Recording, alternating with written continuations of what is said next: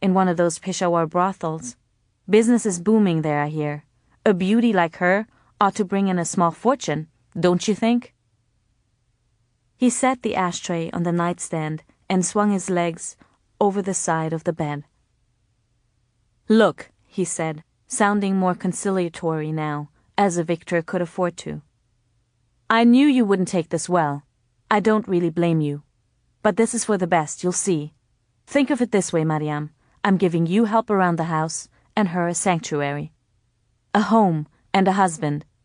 These days, times being what they are, a woman needs a husband. Haven't you noticed all the widows sleeping on the streets? They would kill for this chance. In fact, this is, well, I'd say this is downright charitable of me. He smiled. The way I see it, I deserve a medal. Later in the dark, Mariam told the girl. For a long time, the girl said nothing.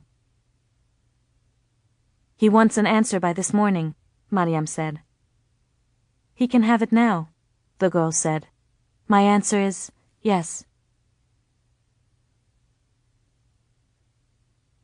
Laila. The next day, Laila stayed in bed. She was under the blanket in the morning when Rasheed poked his head in and said he was going to the barber. She was still in bed when he came home late in the afternoon, when he showed her his new haircut, his new used suit, blue with cream pinstripes, and the wedding band he'd bought her. Rasheed sat on the bed beside her, made a great show of slowly undoing the ribbon, of opening the box and plucking out the ring delicately. He let on that he traded in Mariam's old wedding ring for it. She doesn't care, believe me. She won't even notice. Laila pulled away to the far end of the bed. She could hear Mariam downstairs, the hissing of her iron.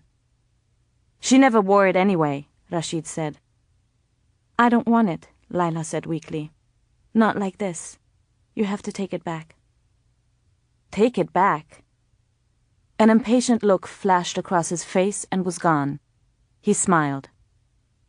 I had to add some cash, too. Quite a lot, in fact. This is a better ring, 22-karat gold. Feel how heavy? Go on, feel it. No? He closed the box. How about flowers? That would be nice. You like flowers? Do you have a favorite?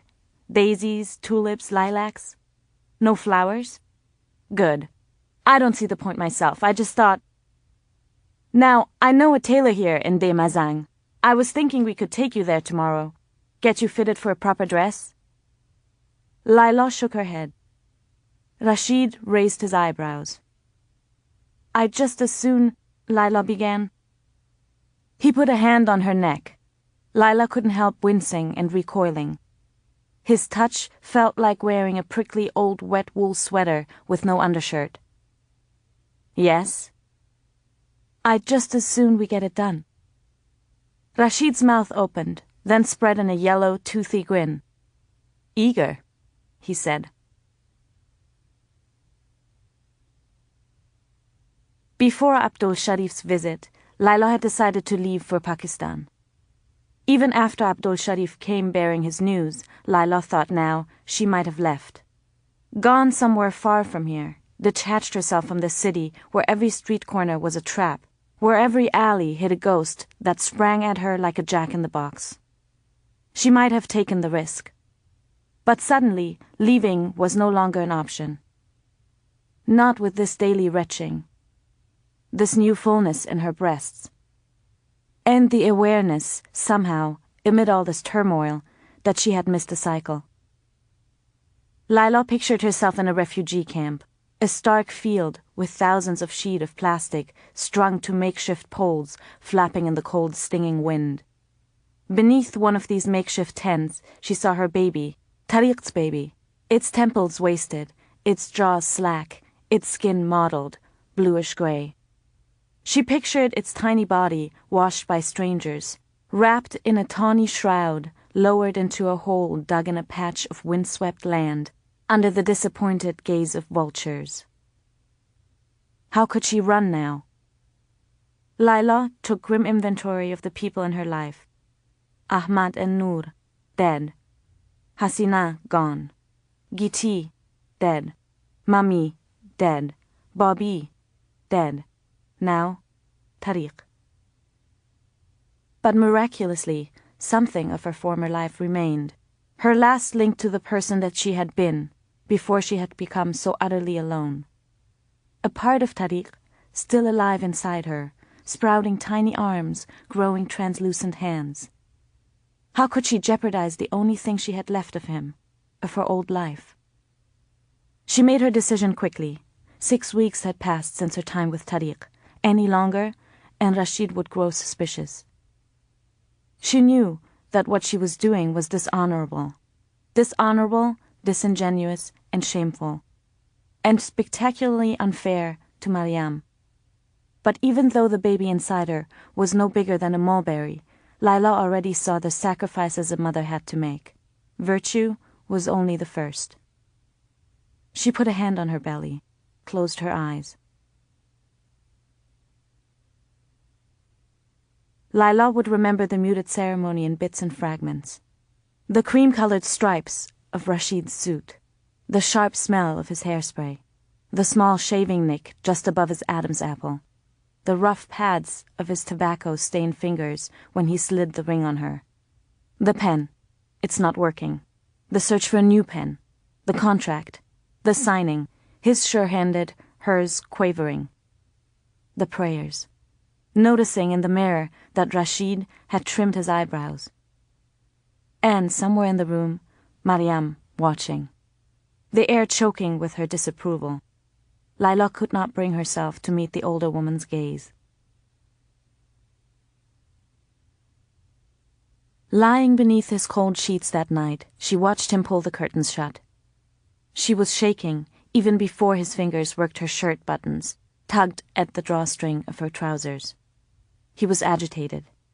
His fingers fumbled endlessly with his own shirt, with undoing his belt. Laila had a full view of his sagging breasts, his protruding belly button, the small blue vein in the center of it, the tufts of thick white hair on his chest, his shoulders and upper arms. She felt his eyes crawling all over her. "God help me, I think I love you," he said. Through chattering teeth, she asked him to turn out the lights.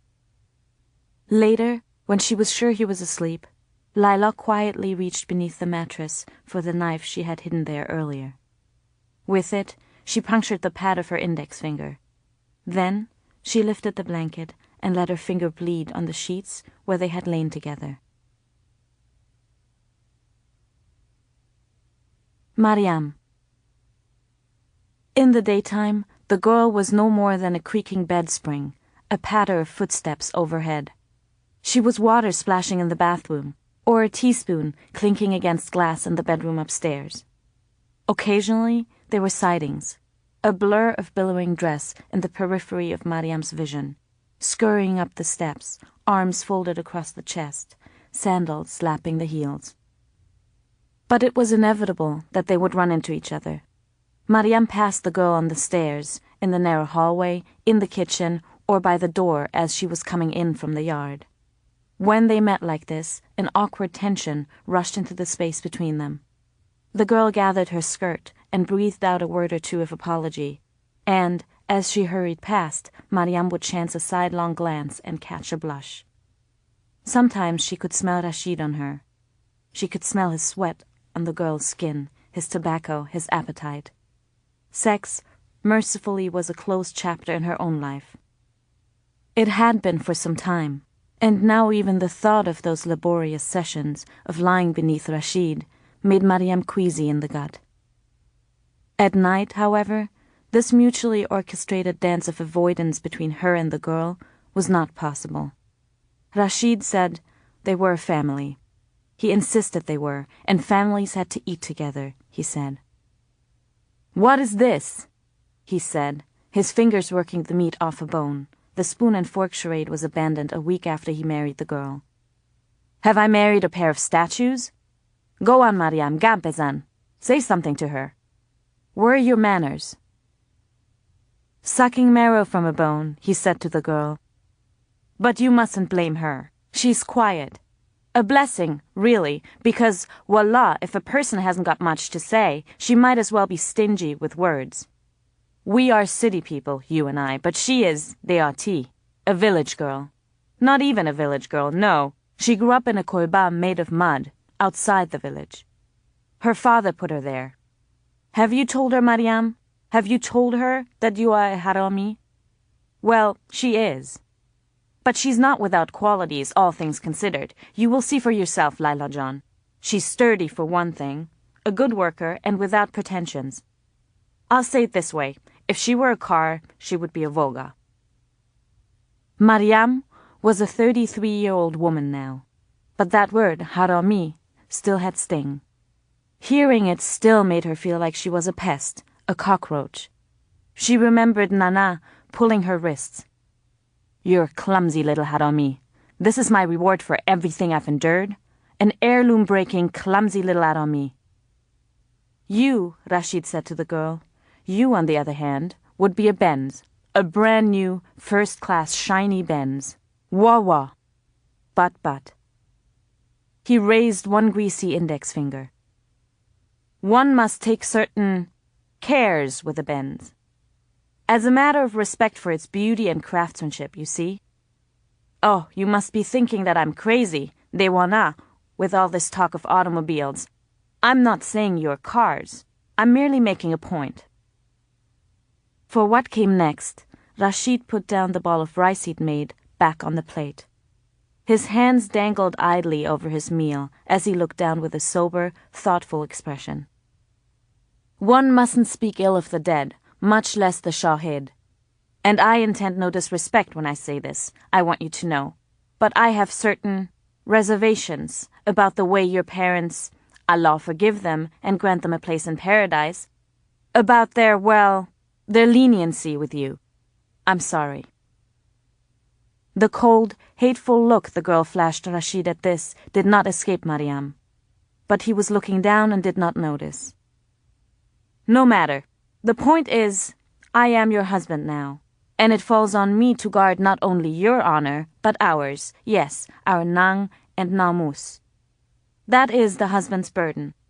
You let me worry about that, please. As for you, you're the queen, the malika, and this house is your palace. Anything you need done, you ask Mariam, and she will do it for you. Won't you, Mariam? And if you fancy something, I will get it for you. You see, that is the sort of husband I am. All I ask in return, well, it is a simple thing. I ask that you avoid leaving this house without my company. That's all. Simple, no? If I am away and you need something urgently, I mean absolutely need it, and it cannot wait for me, then you can send Mariam and she will go out and get it for you. You've noticed a discrepancy, surely.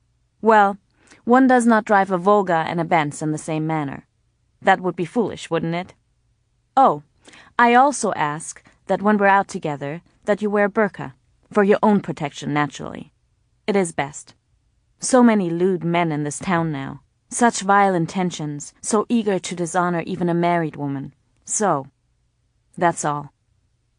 He coughed. I should say that Mariam will be my eyes and ears when I'm away. Here, he shot Mariam a fleeting look that was as hard as a steel toad kicked to the temple. Not that I'm mistrusting. Quite the contrary. Frankly, you strike me as far wiser than your years. But you're still a young woman, Laila John.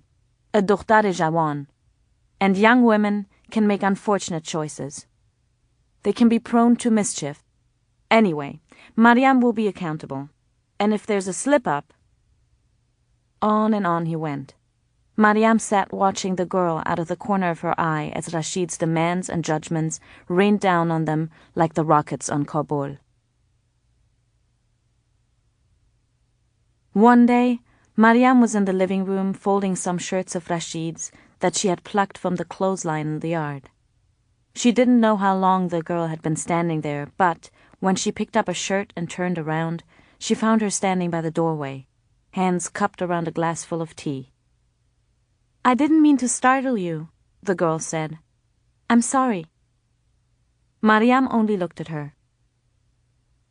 The sun fell on the girl's face.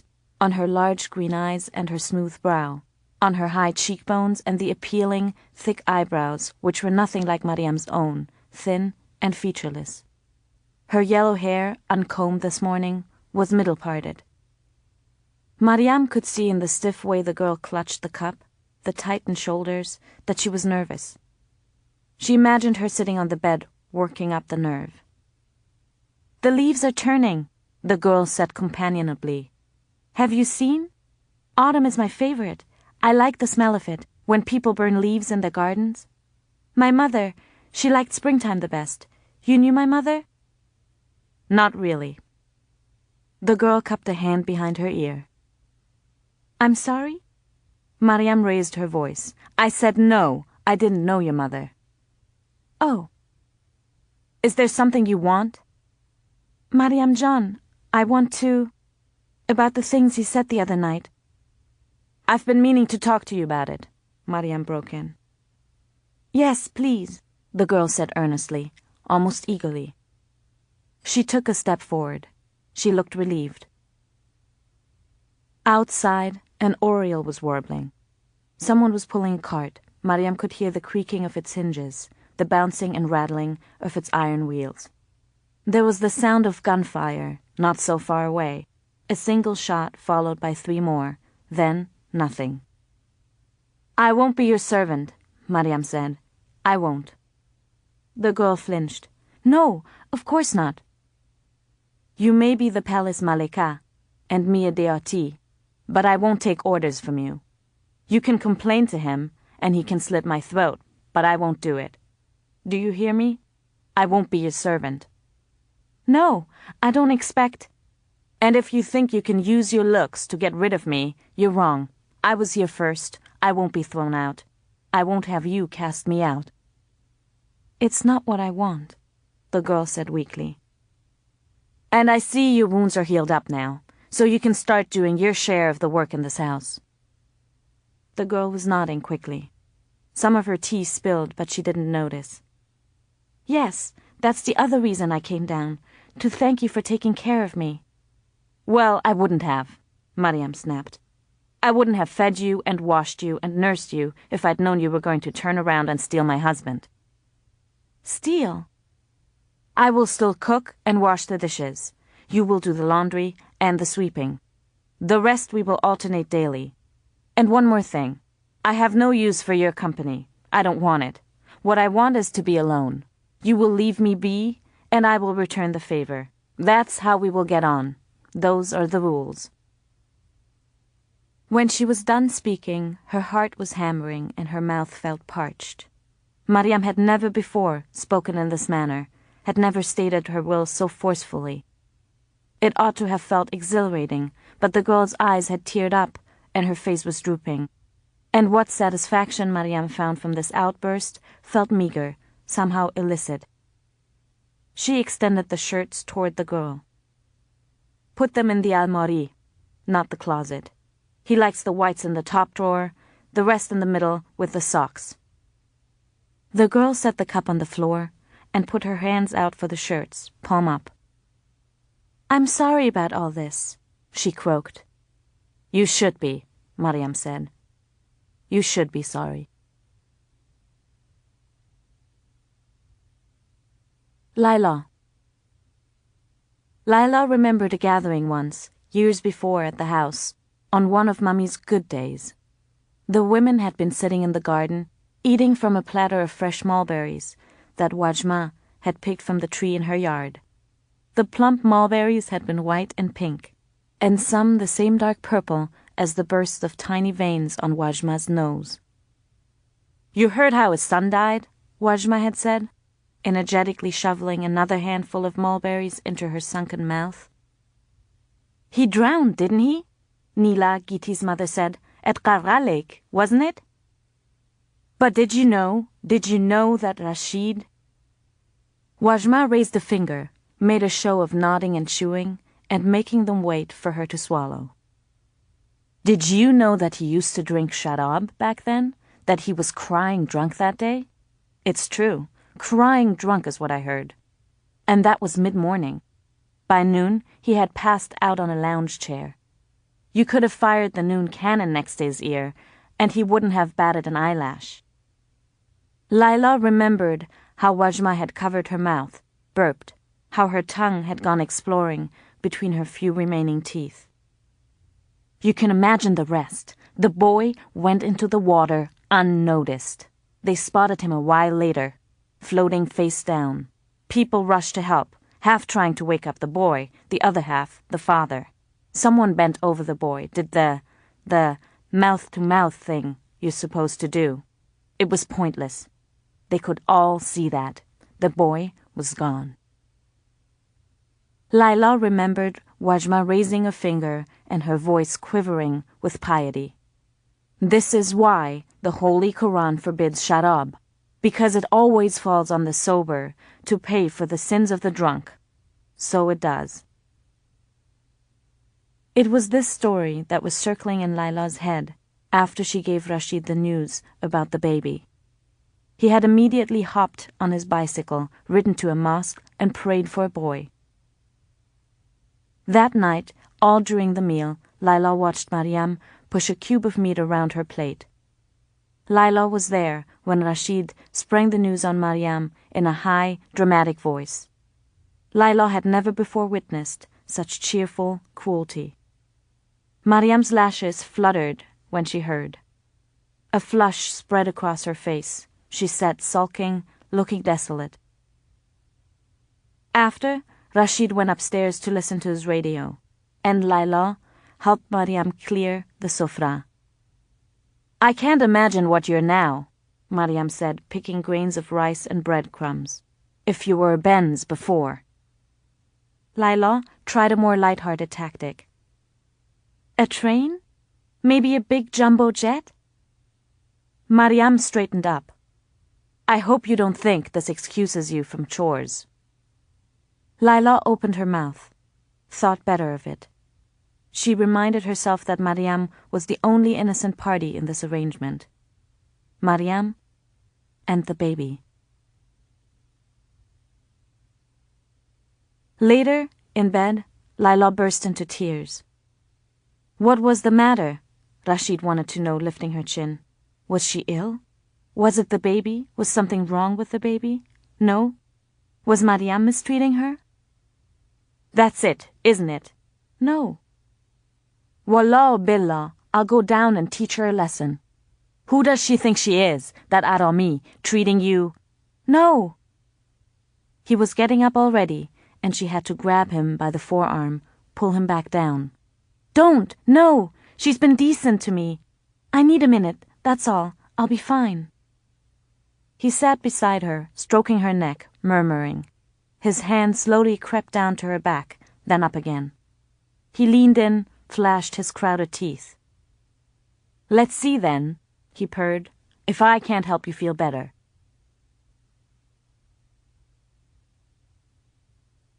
First the trees, those that hadn't been cut down for firewood, shed their spotty, yellow and copper leaves. Then came the winds, cold and raw, ripping through the city. They tore off the last of the clinging leaves and left the trees looking ghostly against the muted brown of the hills. The season's first snowfall was light, the flakes no sooner fallen than melted. Then the roads froze, and snow gathered in heaps on the rooftops, piled halfway up frost-caked windows. With snow came the kites, once the rulers of Kabul's winter skies, now timid trespassers in territory claimed by streaking rockets and fighter jets. Rasheed kept bringing home news of the war, and Laila was baffled by the allegiances that Rasheed tried to explain to her. Sayyaf was fighting the Hazaras, he said. The Hazaras were fighting Masood. And he's fighting Hikmatyar, of course, who has the support of the Pakistanis. Mortal enemies, those two, Masood and Hikmatyar. Sayyaf, he's siding with Masood, and Hikmatyar supports the Hazaras for now. As for the unpredictable Uzbek commander Dostum, Rasheed said no one knew where he would stand. Dostum had fought the Soviets in the 1980s alongside the Mujahideen, but had defected and joined Najibullah's communist puppet regime after the Soviets had left. He had even earned a medal, presented by Najibullah himself, before defecting once again and returning to the Mujahideen's side. For the time being, Rasheed said, Dostum was supporting Massoud. In Kabul, particularly in western Kabul, fires raged and black palls of smoke mushroomed over snow-clad buildings. Embassies closed down, schools collapsed. In hospital waiting rooms, Rasheed said, the wounded were bleeding to death. In operating rooms, limbs were being amputated without anesthesia. But don't worry, he said. You're safe with me, my flower, my gol. Anyone tries to harm you, I'll rip out their liver and make them eat it. That winter, everywhere Laila turned, walls blocked her way. She thought longingly of the wide-open skies of her childhood, of her days of going to Bozkashi tournaments with Bobby and shopping at Mandai with Mami, of her days of running free in the streets and gossiping about boys with Giti and Hasina, her days of sitting with Tariq in the bed of clover on the banks of a stream somewhere, trading riddles and candy, watching the sun go down. But thinking of Tariq was treacherous because, before she could stop, she saw him lying on a bed, far from home, tubes piercing his burned body. Like the bile that kept burning her throat these days, a deep, paralyzing grief would come rising up Laila's chest. Her legs would turn to water. She would have to hold on to something. Laila passed that winter of 1992, sweeping the house, scrubbing the pumpkin-colored walls of the bedroom she shared with Rasheed, washing clothes outside in a big copper lagan. Sometimes she saw herself as if hovering above her own body, saw herself squatting over the rim of the lagan. Sleeves rolled up to the elbows, pink hands wringing soapy water from one of Rasheed's undershirts.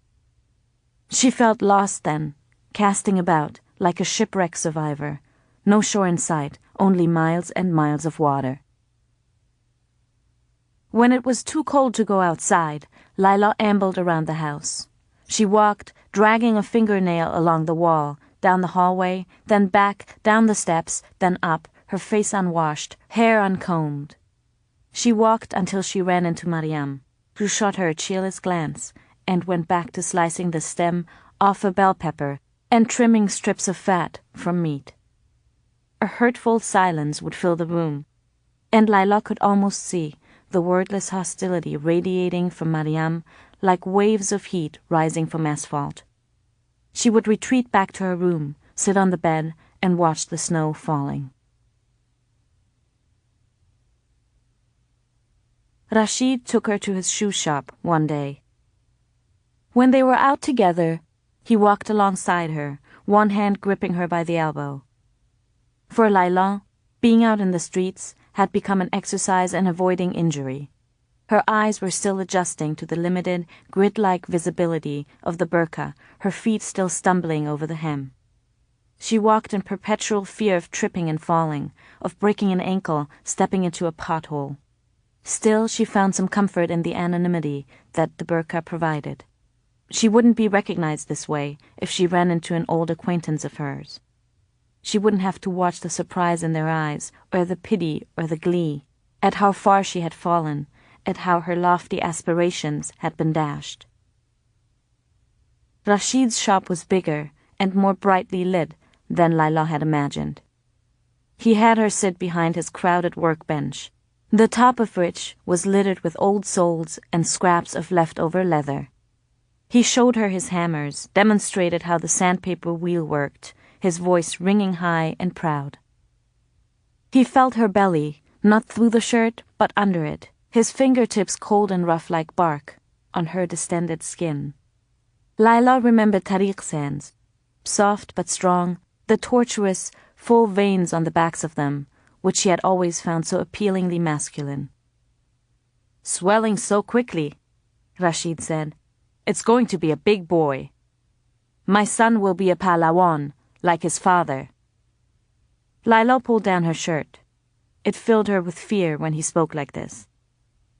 "How are things with Mariam?" She said they were fine. Good, good. She didn't tell him that they'd had their first true fight. It had happened a few days earlier.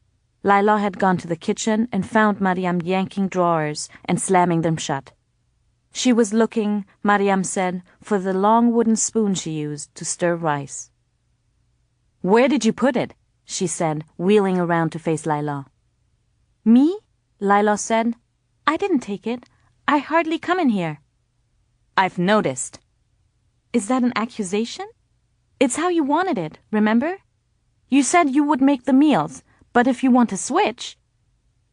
"So you're saying it grew little legs and walked out, teep, teep, teep, teep? Is that what happened, Dega?" "I'm saying," Laila said, trying to maintain control. Usually, she could will herself to absorb Mariam's derision and finger-pointing. But her ankles had swollen, her head hurt, and the heartburn was vicious that day. "I'm saying that maybe you've misplaced it." "Misplaced it?" Mariam pulled a drawer. The spatulas and knives inside it clanked. "How long have you been here? A few months? I've lived in this house for 19 years, Dr. Joe. I've kept that spoon in this drawer since you were shitting your diapers." "Still," Laila said, on the brink now, teeth clenched. "It's possible you put it somewhere and forgot."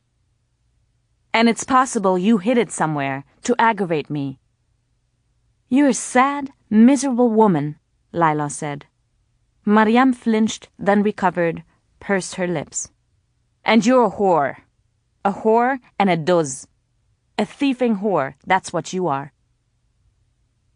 Then there was shouting, pots raised, though not hurled. They'd called each other names, names that made Laila blush now. They hadn't spoken since.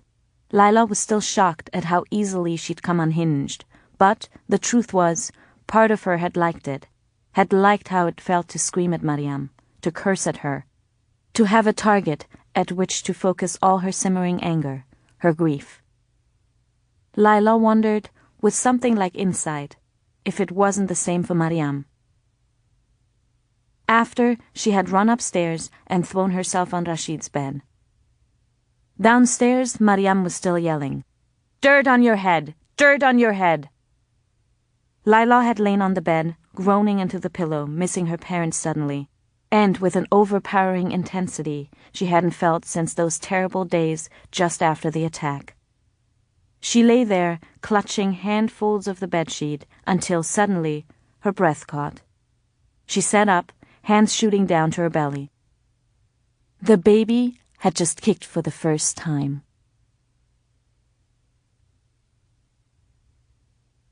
Mariam. Early one morning the next spring of 1993, Mariam stood by the living room window and watched Rasheed escort the girl out of the house. The girl was tottering forward, bent at the waist, one arm draped protectively across the taut drum of her belly, the shape of which was visible through her burqa. Rasheed, anxious and overly attentive, was holding her elbow, directing her across the yard like a traffic policeman. He made a "wait here" gesture, rushed to the front gate, then motioned for the girl to come forward, one foot propping the gate open. When she reached him, he took her by the hand, helped her through the gate. Mariam could almost hear him say, "Watch your step now, my flower, my gul."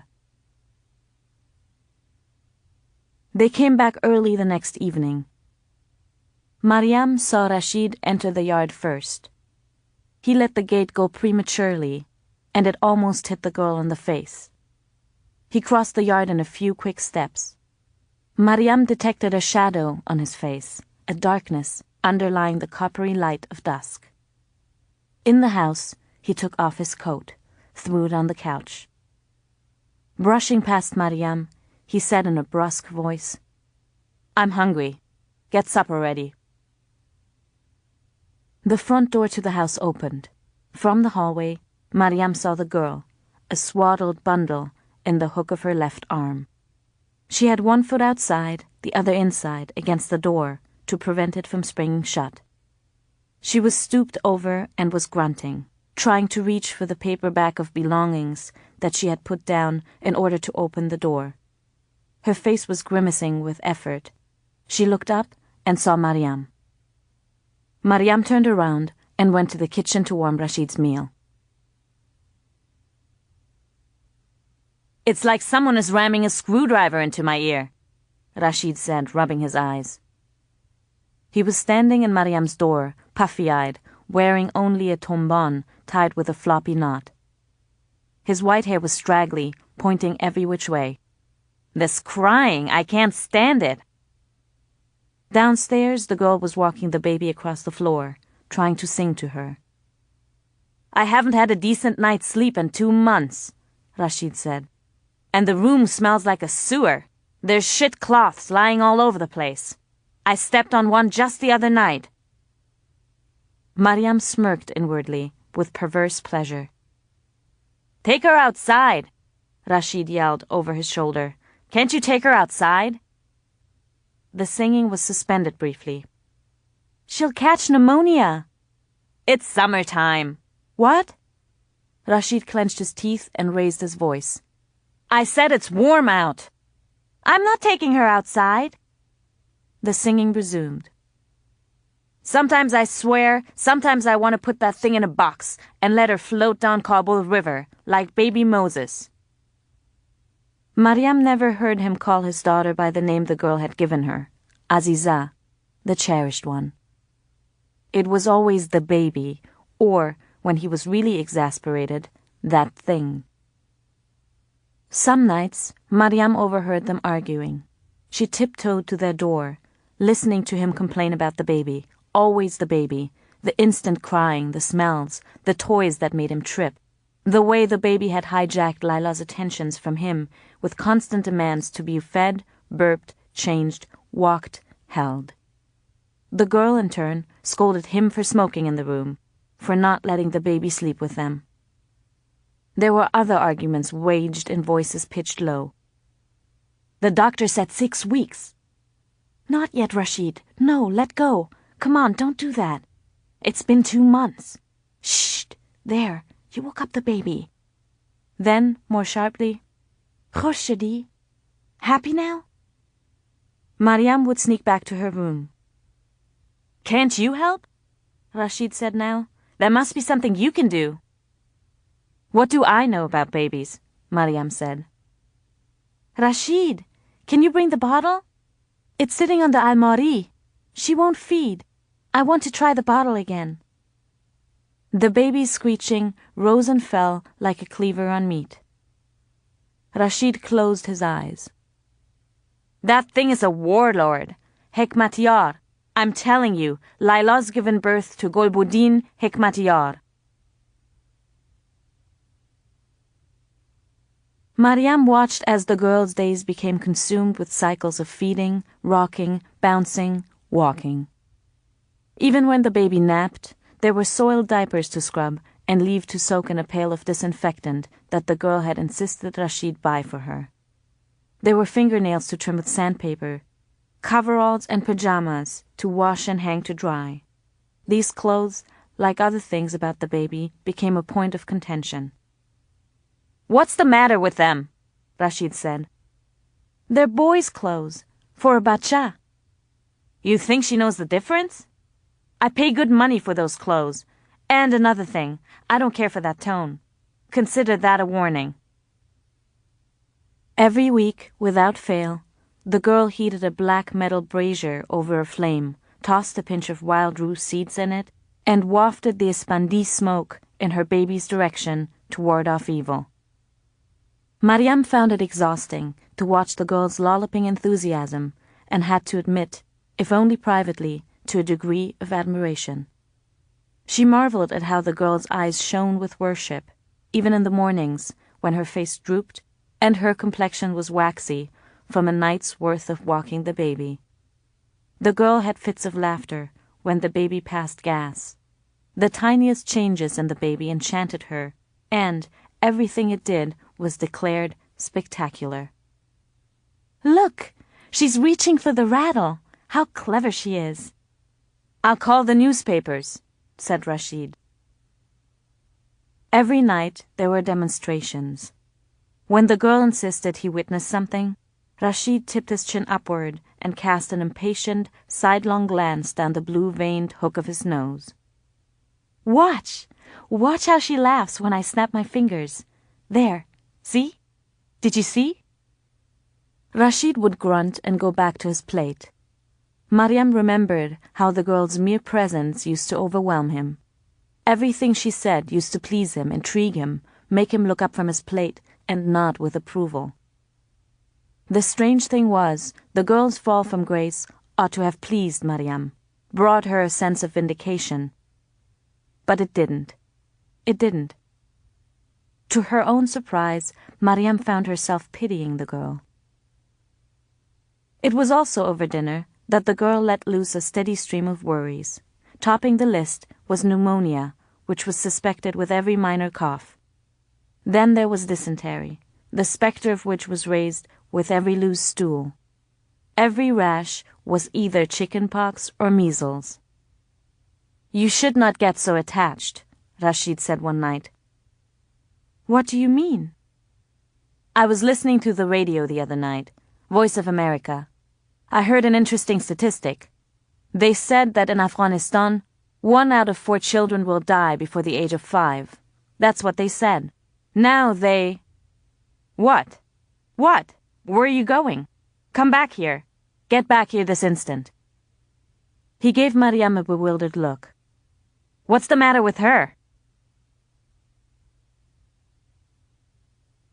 That night, Mariam was lying in bed when the bickering started again.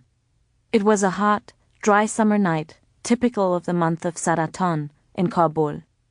Mariam had opened her window, then shut it when no breeze came through to temper the heat, only mosquitoes. She could feel the heat rising from the ground outside, through the wheat-brown, splintered planks of the outhouse and the yard, up through the walls and into her room. Usually, the bickering ran its course after a few minutes, but half an hour had passed, and not only was it still going on, it was escalating. Mariam could hear Rasheed shouting now. The girl's voice underneath his was tentative and shrill. Soon, the baby was wailing. Then Mariam heard their door open violently. In the morning, she would find the doorknob's circular impression in the hallway wall. She was sitting up in bed when her own door slammed open and Rasheed came through. He was wearing white underpants and a matching undershirt, stained yellow in the underarms with sweat. On his feet, he wore flip-flops. He held a belt in his hand, the brown leather one he'd bought for his niqab with the girl, and was wrapping the perforated end around his fist. "It's your doing. I know it is," he snarled, advancing on her. Mariam slid out of her bed and began backpedaling, her arms instinctively crossed over her chest, where he often struck her first. "What are you talking about?" she stammered. "Her denying me. You're teaching her to."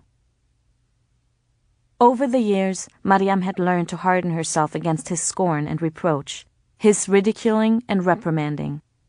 But this fear she had no control over. All these years, and still she shivered with fright when he was like this, sneering, tightening the belt around his fist, the creaking of the leather, the glint in his bloodshot eyes. It was the fear of the goat, released in the tiger's cage, when the tiger first looks up from its paws, begins to growl. Now the girl was in the room, her eyes wide, her face contorted. "I should have known that you'd corrupt her," Rasheed spat at Mariam. He swung the belt, testing it against his own thigh. The buckle jingled loudly. "Stop it! Bas!" the girl said. "Rasheed, you can't do this." "Go back to the room." Mariam backpedaled again. "No! Don't do this!" "Now!" Rasheed raised the belt again, and this time came at Mariam. Then an astonishing thing happened. The girl lunged at him. She grabbed his arm with both hands and tried to drag him down, but she could do no more than dangle from it. She did succeed in slowing Rasheed's progress toward Mariam. "Let go!" Rasheed cried. "You win! You win! Don't do this! Please, Rasheed, no beating! Please don't do this!" They struggled like this, the girl hanging on, pleading, Rasheed trying to shake her off, keeping his eyes on Mariam, who was too stunned to do anything. In the end, Mariam knew that there would be no beating, not that night. He'd made his point.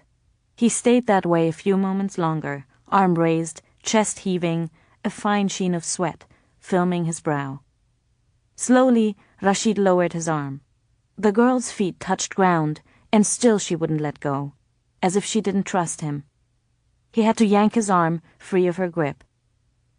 "I'm on to you," he said, slinging the belt over his shoulder. "I'm on to you both. I won't be made an ahmaq, a fool in my own house."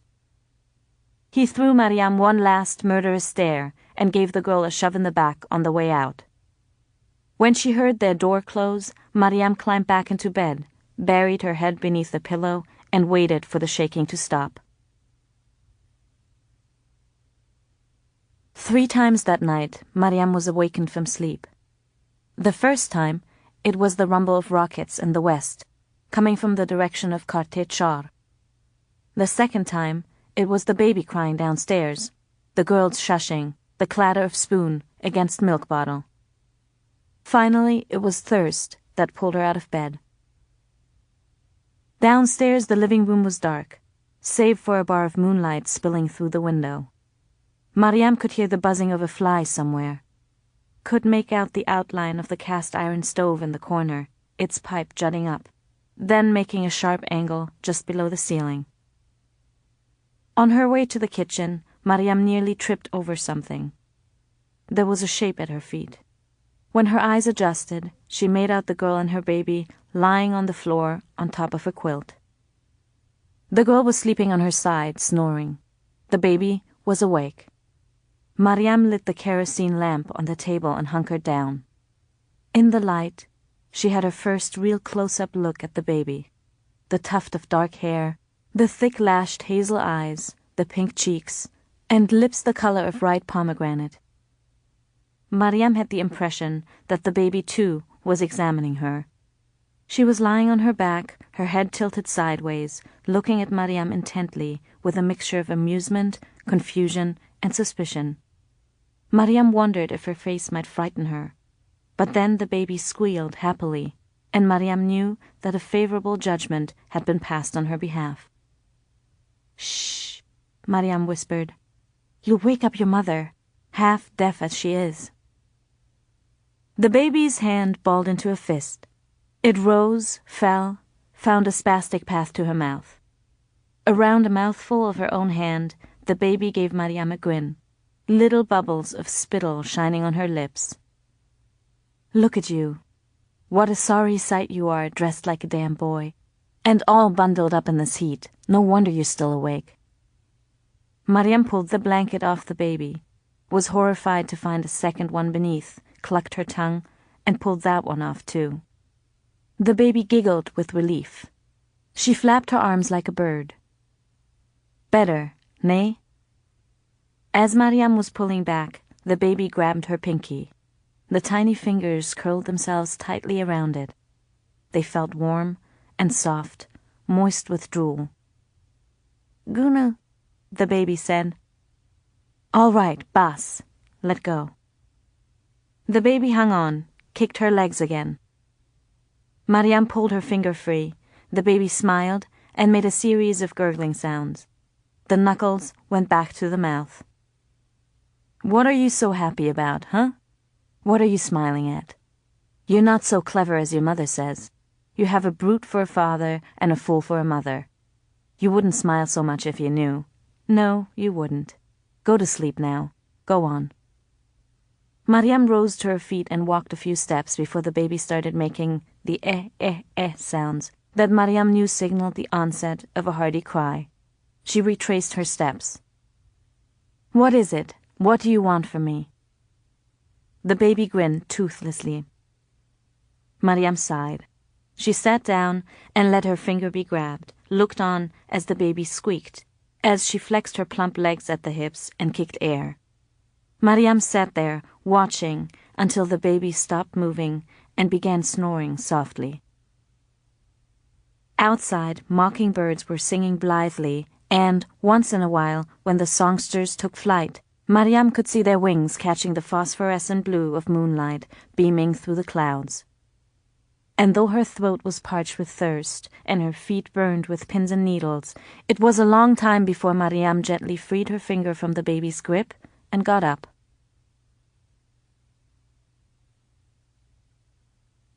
Laila. Of all earthly pleasures, Laila's favorite was lying next to Aziza, her baby's face so close that she could watch her big pupils dilate and shrink. Laila loved running her fingers over Aziza's pleasing, soft skin, over the dimpled knuckles, the folds of fat at her elbows. Sometimes she lay Aziza down on her chest and whispered into the soft crown of her head things about Tariq, the father who would always be a stranger to Aziza, whose face Aziza would never know. Laila told her of his aptitude for solving riddles, his trickery and mischief, his easy laugh. He had the prettiest lashes, thick like yours, a good chin, a fine nose, and a round forehead. Oh, your father was handsome, Aziza. He was perfect, perfect like you are. But she was careful never to mention him by name. Sometimes she caught Rasheed looking at Aziza in the most peculiar way. The other night, sitting on the bedroom floor, where he was shaving a corn from his foot, he said quite casually, "So what was it like between you two?" Laila had given him a puzzled look, as though she didn't understand. "Laila and Majnun, you and the Yaklenga, the cripple. What was it you had, he and you?" "He was my friend," she said, careful that her voice not shift too much in key. She busied herself making a bottle. "You know that." "I don't know what I know." Rasheed deposited the shavings on the windowsill and dropped onto the bed. The springs protested with a loud creak. He splayed his legs, picked at his crotch. "And as friends, did the two of you ever do anything out of order?" "Out of order?" Rasheed smiled light-heartedly, but Laila could feel his gaze cold and watchful. "Let me see now. Well, did he ever give you a kiss? Maybe put his hand where it didn't belong?" Laila winced with, she hoped, an indignant air. She could feel her heart drumming in her throat. "He was like a brother to me." "So he was a friend or a brother?" "Both. Which was it?" "He was like both." "But brothers and sisters are creatures of curiosity, yes? Sometimes a brother lets his sister see his pecker, and a sister will—" "You sicken me," Laila said. "So there was nothing?" "I don't want to talk about this anymore." Rasheed tilted his head, pursed his lips, nodded. "People gossiped, you know. I remember. They said all sorts of things about you two. But you're saying there was nothing." She willed herself to glare at him. He held her eyes for an excruciatingly long time in an unblinking way that made her knuckles go pale around the milk bottle, and it took all that Laila could muster to not falter. She shuddered at what he would do if he found out that she had been stealing from him. Every week, since Aziza's birth, she pried his wallet open when he was asleep or in the outhouse, and took a single bill. Some weeks, if the wallet was light, she took only a 5 Afghani bill, or nothing at all, for fear that he would notice. When the wallet was plump, she helped herself to a 10 or a 20, once even risking 2 20s. She hid the money in a pouch she'd sewn, in the lining of her checkered winter coat. She wondered what he would do if he knew that she was planning to run away next spring. Next summer at the latest. Laila hoped to have 1,000 Afghanis or more stowed away, half of which would go to the bus fare from Kabul to Peshawar. She would pawn her wedding ring when the time drew close, as well as the other jewelry that Rasheed had given her the year before when she was still the Malika of his palace. "Anyway," he said at last, fingers drumming his belly, "I can't be blamed. I'm a husband. There are things a husband wonders. But he's lucky he died the way he did, because if he was here now, if I got my hands on him—" He sucked through his teeth and shook his head. What happened to not speaking ill of the dead? I guess some people can't be dead enough, he said. 2 days later, Laila woke up in the morning and found a stack of baby clothes neatly folded outside her bedroom door. There was a twirl dress with little pink fishes sewn around the bodice, a blue floral wool dress with matching socks and mittens, yellow pajamas with carrot-colored polka dots, and green cotton pants with a dotted ruffle on the cuff. There's a rumor, Rasheed said over dinner that night, smacking his lips, taking no notice of Aziza or the pajamas Laila had put on her, that Dostum is going to change sides and join Hekmatyar. Masood will have his hands full then, fighting those two. And we mustn't forget the Hazaras. He took a pinch of the pickled eggplant Mariam had made that summer. Let's hope it's just that, a rumor. Because if that happens, this war, he waved one greasy hand, will seem like a Friday picnic at Parman.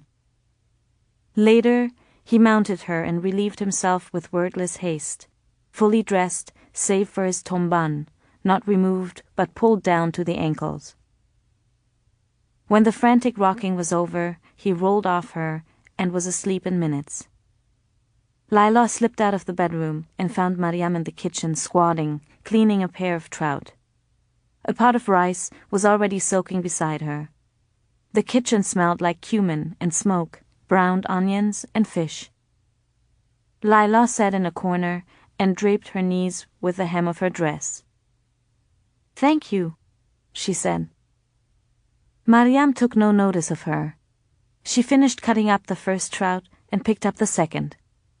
With a serrated knife, she clipped the fins, then turned the fish over, its underbelly facing her, and sliced it expertly from the tail to the gills.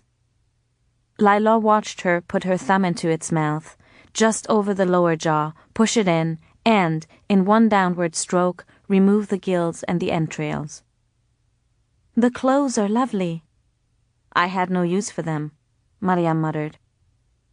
She dropped the fish on a newspaper, smudged with slimy, grey juice, and sliced off its head. "It was either your daughter or the moths." "Where did you learn to clean a fish like that?" "When I was a little girl, I lived by a stream. I used to catch my own fish." "I've never fished." "Not much to it. It's mostly waiting." Laila watched her cut the gutted trout into thirds. "Did you sew the clothes yourself?" Mariam nodded. "When?" Mariam rinsed sections of fish in a bowl of water. "When I was pregnant the first time, or maybe the second time, 18, 19 years ago. Long time, anyhow. Like I said, I never had any use for them." "You're really a good chayat. Maybe you can teach me?" Mariam placed the rinsed chunks of trout into a clean bowl. Drops of water dripping from her fingertips, she raised her head and looked at Laila, looked at her as if for the first time. "The other night when he—" "Nobody's ever stood up for me before," she said. Laila examined Mariam's drooping cheeks, the eyelids that sagged in tired folds, the deep lines that framed her mouth. She saw these things as though she too were looking at someone for the first time. And, for the first time, it was not an adversary's face Laila saw, but a face of grievances unspoken, burdens gone unprotested, a destiny submitted to and endured. If she stayed, would this be her own face, Laila wondered, 20 years from now? "I couldn't let him," Laila said. "I wasn't raised in a household where people did things like that." "This is your household now. You ought to get used to it." "Not to that. I won't." "He'll turn on you too, you know," Mariam said, wiping her hand dry with a rag. "Soon enough. And you gave him a daughter. So you see, your sin is even less forgivable than mine." Laila rose to her feet. "I know it's chilly outside, but what do you say we sinners have us a cup of chai in the yard?" Mariam looked surprised. "I can't. I still have to cut and wash the beans." "I'll help you do it in the morning." And I have to clean up here. We'll do it together. If I'm not mistaken, there's some halwa left over. Awfully good with chai. Mariam put the rag on the counter. Laila sensed anxiety in the way she tugged at her sleeves, adjusted her hijab, pushed back a curl of hair. The Chinese say it's better to be deprived of food for 3 days than tea for 1. Mariam gave a half smile. It's a good saying. It is. But I can't stay long. 1 cup. They sat on folding chairs outside and ate halwa with their fingers from a common bowl. They had a 2nd cup, and when Laila asked her if she wanted a 3rd, Mariam said she did. As gunfire cracked in the hills, they watched the clouds slide over the moon and the last of the season's fireflies charting bright yellow arcs in the dark. And when Aziza woke up crying, and Rasheed yelled for Laila to come up and shut her up, a look passed between Laila and Mariam. An unguarded, knowing look. And in this fleeting, wordless exchange with Mariam, Laila knew that they were not enemies any longer. Mariam. From that night on, Mariam and Laila did their chores together. They sat in the kitchen and rolled dough, chopped green onions, minced garlic, offered bits of cucumber to Aziza, who banged spoons nearby and played with carrots. In the yard, Aziza lay in a wicker bassinet, dressed in layers of clothing, a winter muffler wrapped snugly around her neck. Mariam and Laila kept a watchful eye on her as they did the wash, Mariam's knuckles bumping Laila's as they scrubbed shirts and trousers and diapers. Mariam slowly grew accustomed to this tentative but pleasant companionship. She was eager for the 3 cups of chai she and Laila would share in the yard, a nightly ritual now. In the mornings, Mariam found herself looking forward to the sound of Laila's cracked slippers slapping the steps as she came down for breakfast, and to the tinkle of Aziza's shrill laugh, to the sight of her 8 little teeth, the milky scent of her skin. If Laila and Aziza slept in, Mariam became anxious waiting. She washed dishes that didn't need washing. She rearranged cushions in the living room. She dusted clean windowsills. She kept herself occupied until Laila entered the kitchen, Aziza hoisted on her hip. When Aziza first spotted Mariam in the morning, her eyes always sprang open, and she began mewling and squirming in her mother's grip. She thrust her arms toward Mariam, demanding to be held, her tiny hands opening and closing urgently, on her face a look of both adoration and quivering anxiety. "What a scene you're making!" Laila would say, releasing her to crawl toward Mariam. "What a scene! Calm down. Khala Mariam isn't going anywhere. There she is, your aunt. See? Go on now." As soon as she was in Mariam's arms, Aziza's thumb shot into her mouth and she buried her face in Mariam's neck. Mariam bounced her stiffly, a half-bewildered, half-grateful smile on her lips. Mariam had never before been wanted like this. Love had never been declared to her so guilelessly, so unreservedly. Aziza made Mariam want to weep. "Why have you pinned your little heart to an old, ugly hag like me?" Mariam would murmur into Aziza's hair. "Huh? I am nobody, don't you see? A deity. What have I got to give you?" But Aziza only muttered contentedly and dug her face in deeper. And when she did that, Mariam swooned. Her eyes watered, her heart took flight. And she marveled at how, after all these years of rattling loose, she had found in this little creature the first true connection in her life of false, failed connections.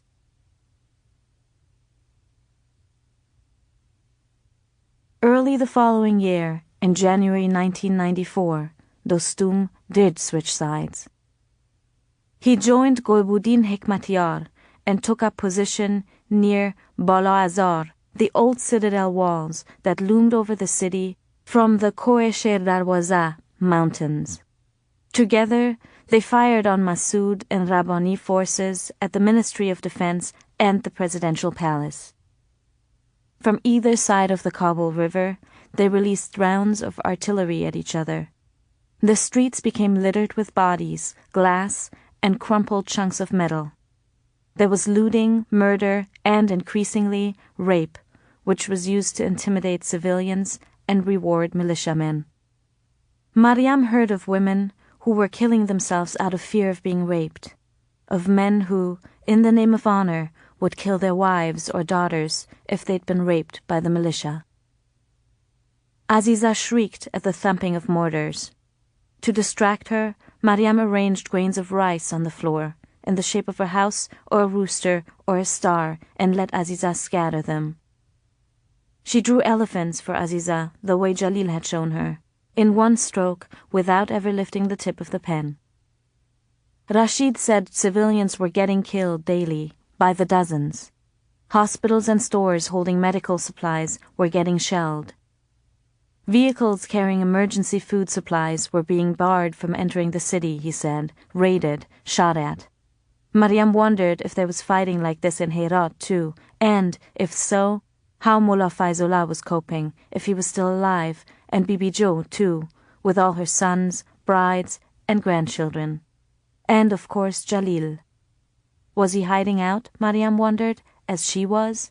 Or had he taken his wives and children and fled the country? She hoped Jalil was somewhere safe, that he'd managed to get away from all this killing. For a week, the fighting forced even Rasheed to stay home.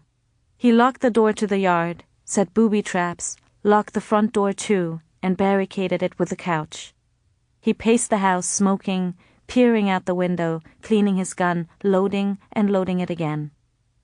Twice he fired his weapon into the street, claiming he'd seen someone trying to climb the wall. "They're forcing young boys to join," he said. "The Mujahideen are. In plain daylight, at gunpoint, they drag boys right off the streets. And when soldiers from the rival militia capture these boys, they torture them. I heard they electrocute them. It's what I heard. That they crush their balls with pliers. They make the boys lead them to their homes. Then they break in, kill their fathers, rape their sisters and mothers." He waved his gun over his head. "Let's see them try to break into my house. I'll crush their balls. I'll blow their heads off. Do you know how lucky you are to have a man who's not afraid of Shaitan himself?" He looked down at the ground, noticed Aziza at his feet. "Get off my heels," he snapped, making a shooing motion with his gun. "Stop following me. And you can stop twirling your wrists like that. I'm not picking you up. Go on before you get stepped on." Aziza flinched. She crawled back to Mariam, looking bruised and confused. In Mariam's lap, she sucked her thumb cheerlessly and watched Rasheed in a sullen, pensive way. Occasionally, she looked up, Mariam imagined, with a look of wanting to be reassured. But when it came to fathers, Mariam had no assurances to give. Mariam was relieved when the fighting subsided again, mostly because they no longer had to be cooped up with Rasheed, with his sour temper infecting the household. And he'd frightened her badly, waving that loaded gun near Aziza. One day that winter, Laila asked to braid Mariam's hair.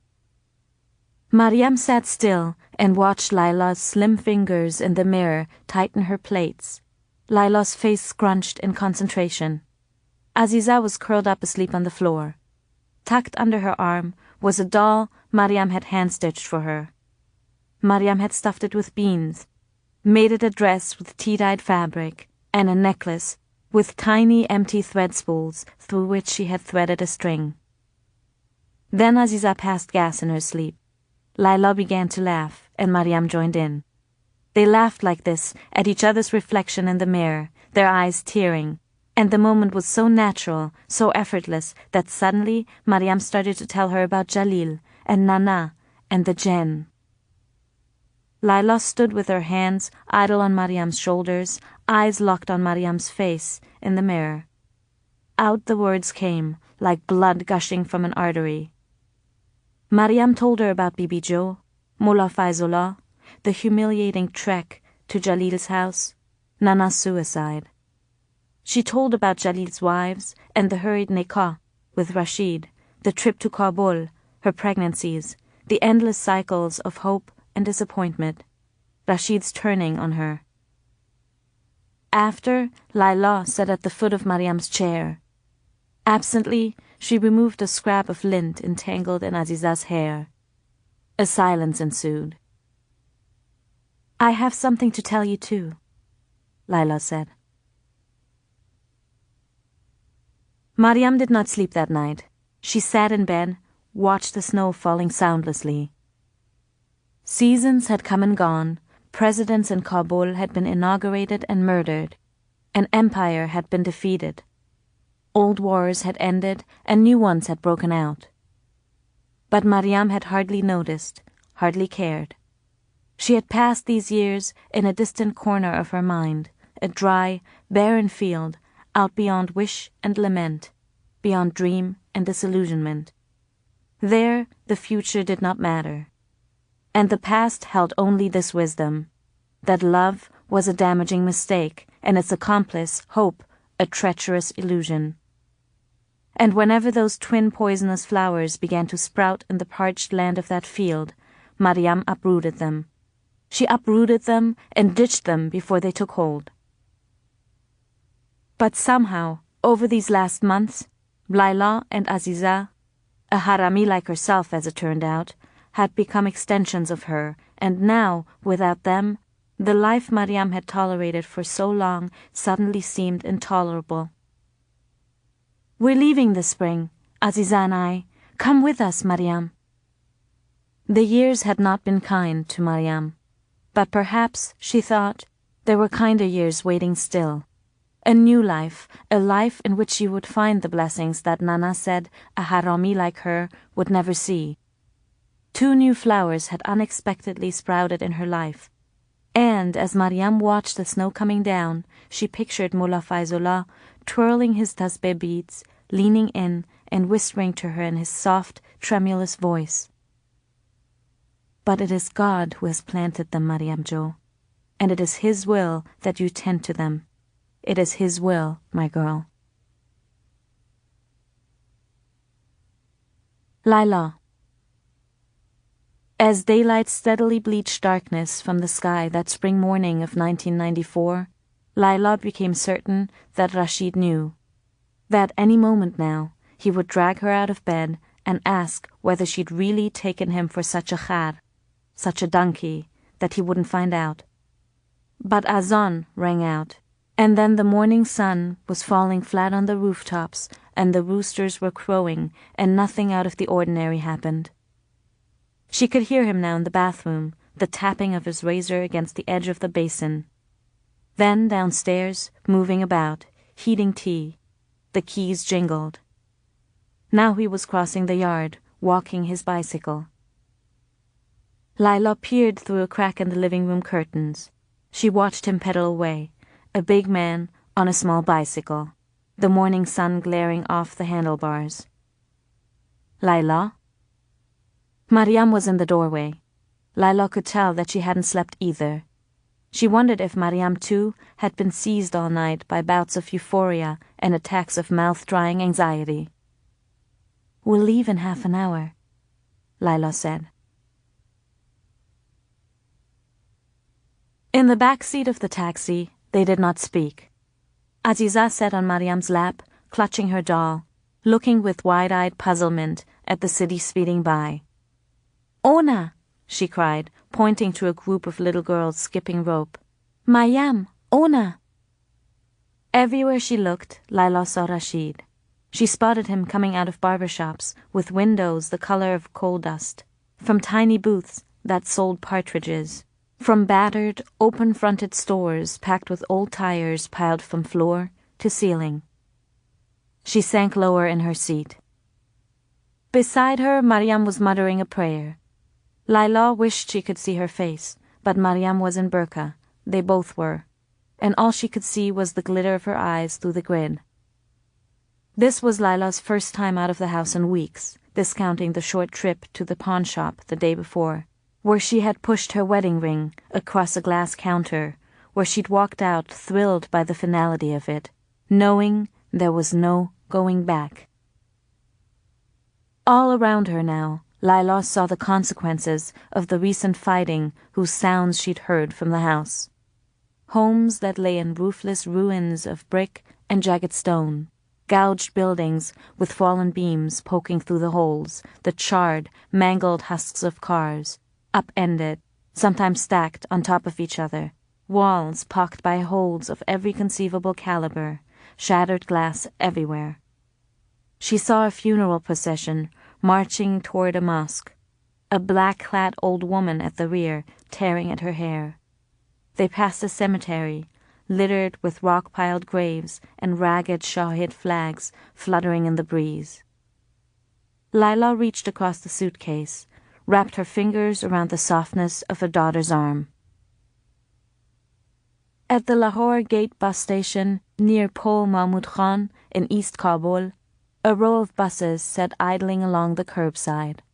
Men in turbans were busy heaving bundles and crates onto bus tops, securing suitcases down with ropes.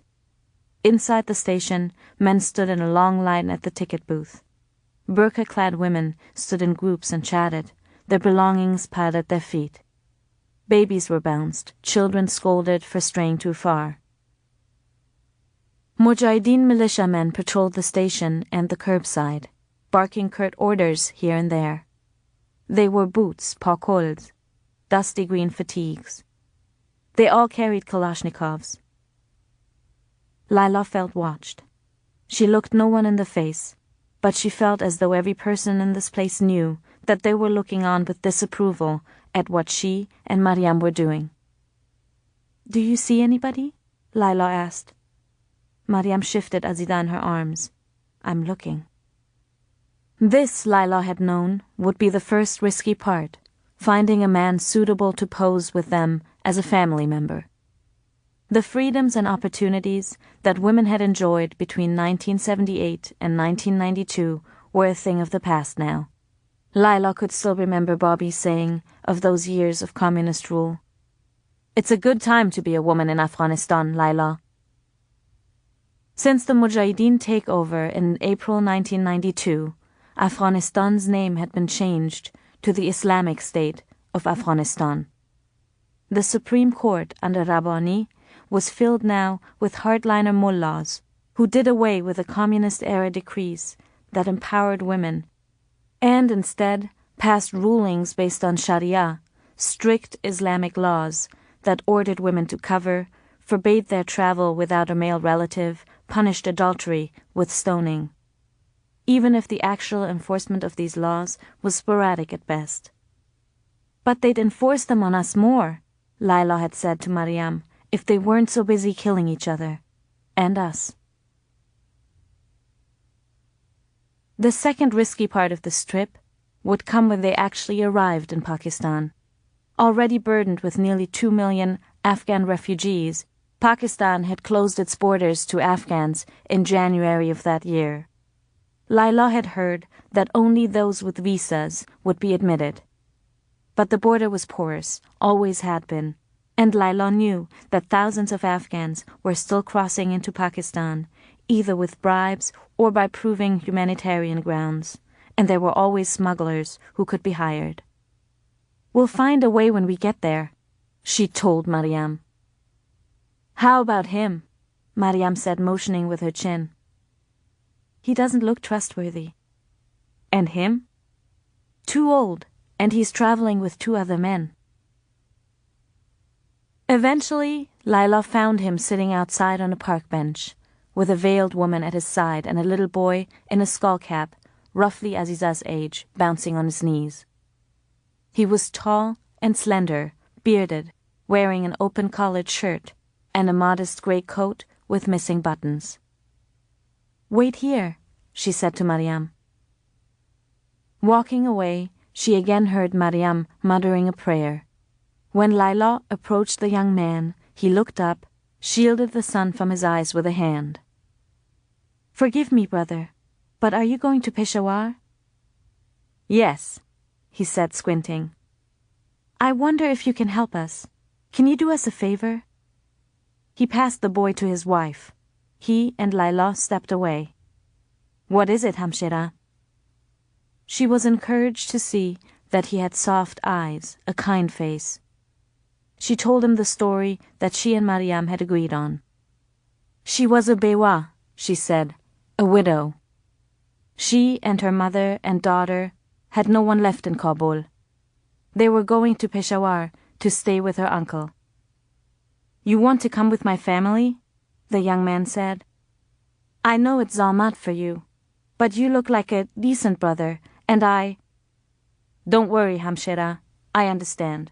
It's no trouble. Let me go and buy your tickets." "Thank you, brother. This is sawab, a good deed. God will remember." She fished the envelope from her pocket beneath the burqa and passed it to him. In it was 1,100 Afghanis, or about half of the money she'd stashed over the past year, plus the sale of the ring. He slipped the envelope in his trouser pocket.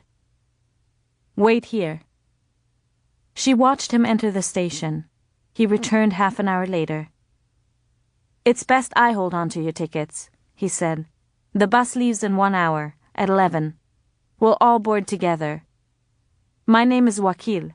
If they ask, and they shouldn't, I'll tell them you're my cousin."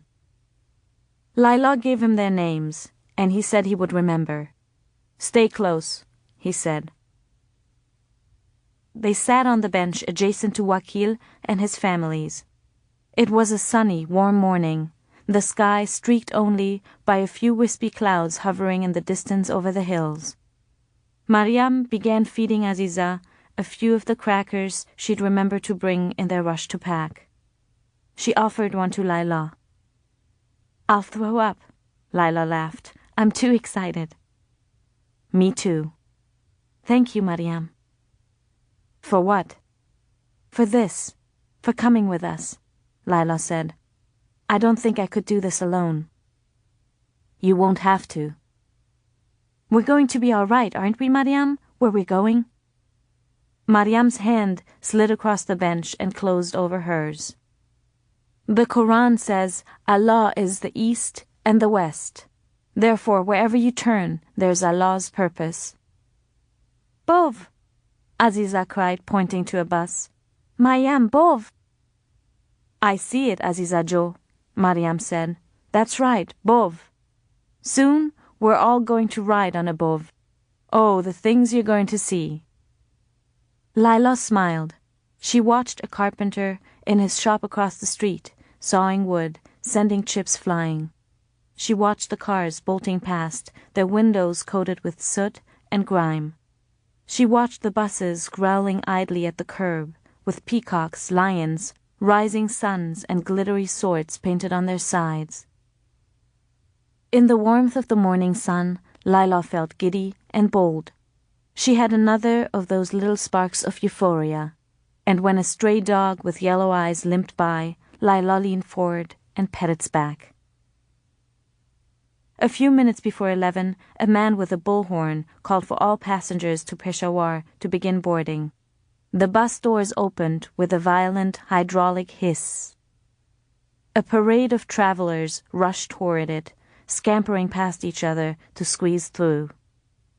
Wakil motioned toward Laila as he picked up his son. "We're going," Laila said. Wakil led the way. As they approached the bus, Laila saw faces appear in the windows, noses and palms pressed to the glass. All around them, farewells were yelled. A young militia soldier was checking tickets at the bus door. "Bov!"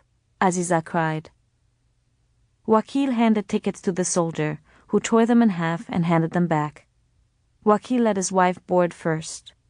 Laila saw a look pass between Wakil and the militiaman. Wakil, perched on the first step of the bus, leaned down and said something in his ear. The militiaman nodded. Laila's heart plummeted. "You two, with the child, step aside," the soldier said. Laila pretended not to hear. She went to climb the steps, but he grabbed her by the shoulder and roughly pulled her out of the line. "You too," he called to Mariam. "Hurry up. you're holding up the line. What's the problem, brother? Laila said through numb lips. We have tickets. Didn't my cousin hand them to you? He made a shh motion with his finger and spoke in a low voice to another guard. The second guard, a rotund fellow with a scar down his right cheek, nodded. Follow me, this one said to Laila. We have to board this bus, Laila cried, aware that her voice was shaking. We have tickets. Why are you doing this? You're not going to get on this bus. You might as well accept that. You will follow me. Unless you want your little girl to see you dragged. As they were led to a truck, Laila looked over her shoulder and spotted Wakil's boy at the rear of the bus. The boy saw her too and waved happily. At the police station, at Torabas Khan intersection, they were made to sit apart, on opposite ends of a long, crowded corridor, between them a desk, behind which a man smoked one cigarette after another and clacked occasionally on a typewriter. 3 hours passed this way. Aziza tottered from Laila to Mariam, then back. She played with a paperclip that the man at the desk gave her. She finished the crackers. Eventually, she fell asleep in Mariam's lap. At around 3 o'clock, Laila was taken to an interview room.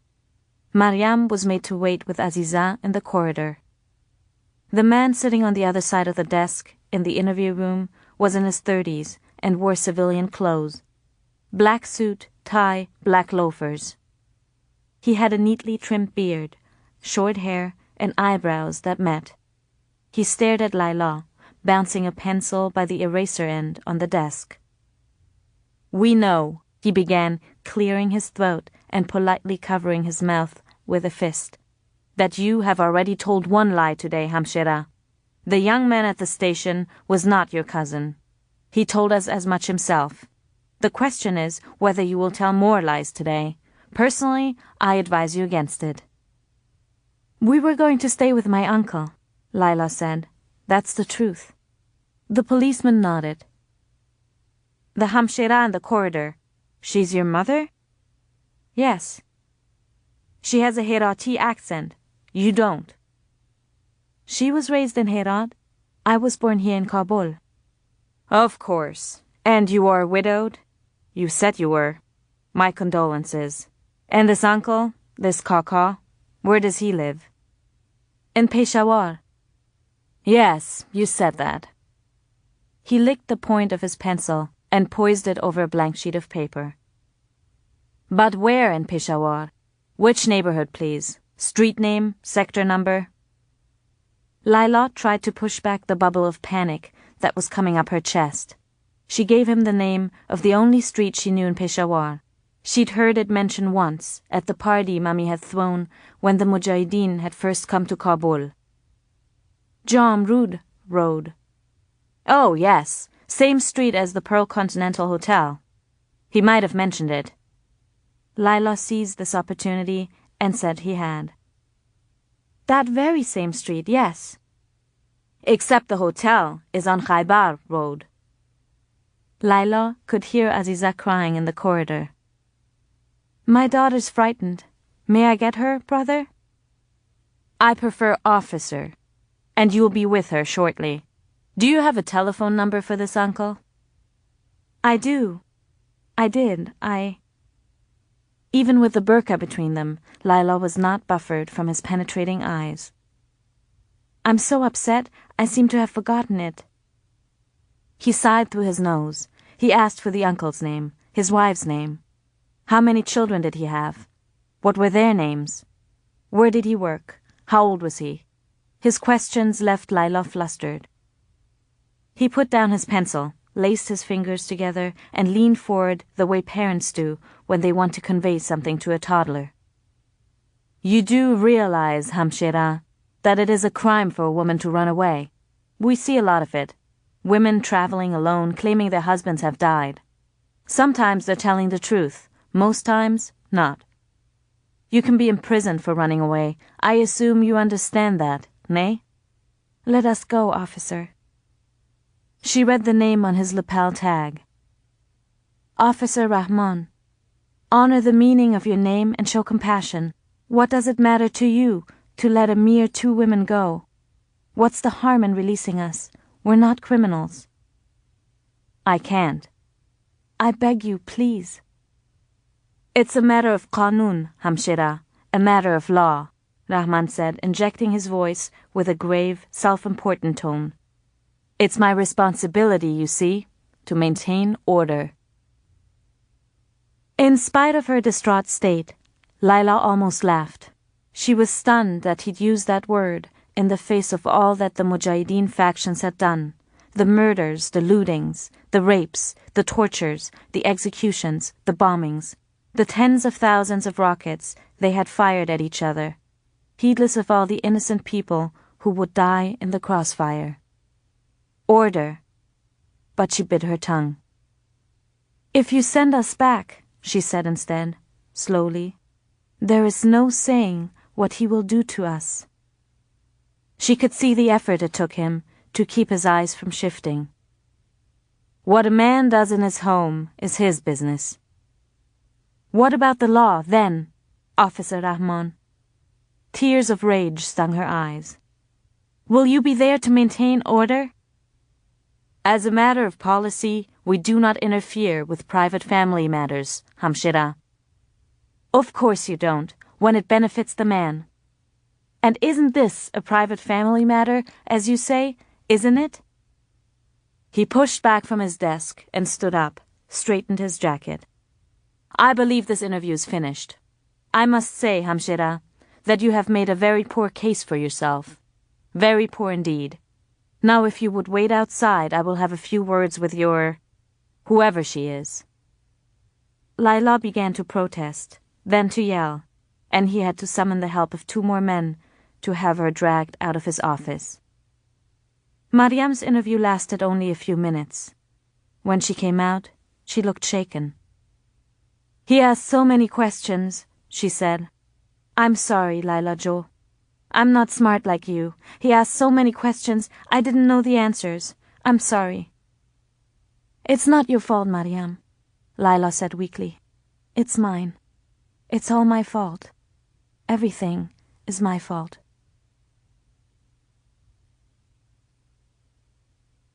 It was past 6 o'clock when the police car pulled up in front of the house. Laila and Mariam were made to wait in the back seat, guarded by a Mujahid soldier in the passenger seat. The driver was the one who got out of the car, who knocked on the door, who spoke to Rasheed. It was he who motioned for them to come. Welcome home, the man in the front seat said, lighting a cigarette. You, he said to Mariam, you wait here. Mariam quietly took a seat on the couch. You two, upstairs.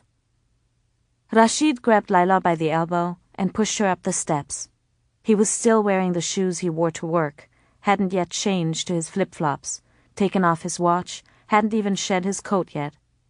Laila pictured him, as he must have been an hour or maybe minutes earlier, rushing from one room to another, slamming doors furious and incredulous, cursing under his breath. At the top of the stairs, Laila turned to him. She didn't want to do it, she said. I made her do it. She didn't want to go. Laila didn't see the punch coming. One moment she was talking, and the next she was on all fours, wide-eyed and red-faced, trying to draw a breath. It was as if a car had hit her at full speed, in the tender place between the lower tip of the breastbone and the belly button. She realized she had dropped Aziza, that Aziza was screaming. She tried to breathe again and could only make a husky, choking sound. Dribble hung from her mouth. Then she was being dragged by the hair. She saw Aziza lifted, saw her sandals slip off, her tiny feet kicking. Hair was ripped from Laila's scalp, and her eyes watered with pain. She saw his foot kick open the door to Mariam's room, saw Aziza flung onto the bed. He let go of Laila's hair, and she felt the toe of his shoe connect with her left buttock. She howled with pain as he slammed the door shut. A key rattled in the lock. Aziza was still screaming. Laila lay curled up on the floor, gasping. She pushed herself up on her hands, crawled to where Aziza lay on the bed. She reached for her daughter. Downstairs, the beating began. To Laila, the sounds she heard were those of a methodical, familiar proceeding. There was no cursing, no screaming, no pleading, no surprised yelps, only the systematic business of beating and being beaten, the thump, thump of something solid repeatedly striking flesh, someone hitting a wall with a thud, cloth ripping. Now and then Laila heard running footsteps, a wordless chase, furniture turning over, glass shattering, then the thumping once more. Laila took Aziza in her arms, a warmth spread down the front of her dress when Aziza's bladder let go. Downstairs, the running and chasing finally stopped. There was a sound now like a wooden club repeatedly slapping a side of beef. Laila rocked Aziza until the sound stopped, and, when she heard the screen door creak open and slam shut, she lowered Aziza to the ground and peeked out the window. She saw Rasheed leading Mariam across the yard by the nape of her neck. Mariam was barefoot and doubled over.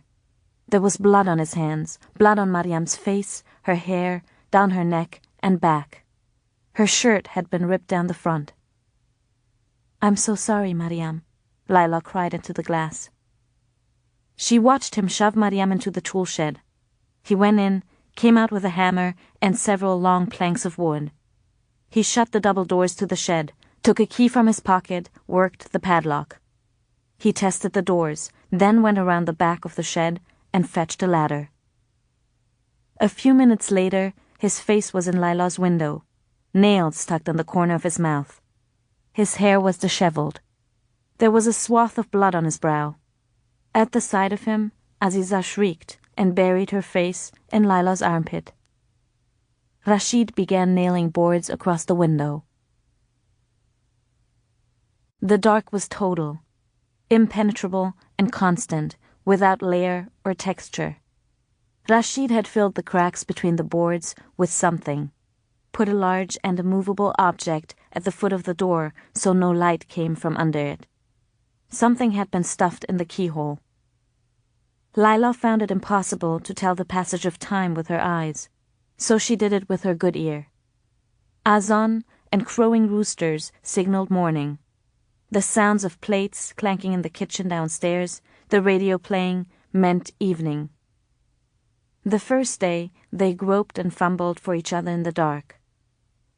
Laila couldn't see Aziza when she cried, when she went crawling. "Aishi," Aziza mewed. "Aishi."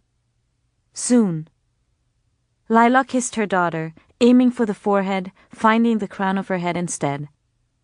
"We'll have milk soon. You just be patient. Be a good, patient little girl for Mami, and I'll get you some aishi." Laila sang her a few songs. Azan rang out again, and still Rasheed had not given them any food, and worse, no water. That day, a thick, suffocating heat fell on them.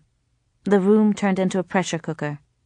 Laila dragged a dry tongue over her lips, thinking of the well outside, the water cold and fresh. Aziza kept crying, and Laila noticed with alarm that when she wiped her cheeks, her hands came back dry. She stripped the clothes off Aziza, tried to find something to fan her with, settled for blowing on her until she became lightheaded. Soon, Aziza stopped crawling around. She slipped in and out of sleep. Several times that day, Laila banged her fist against the walls, used up her energy screaming for help, hoping that a neighbor would hear her. But no one came, and her shrieking only frightened Aziza, who began to cry again, a weak, croaking sound. Laila slid to the ground.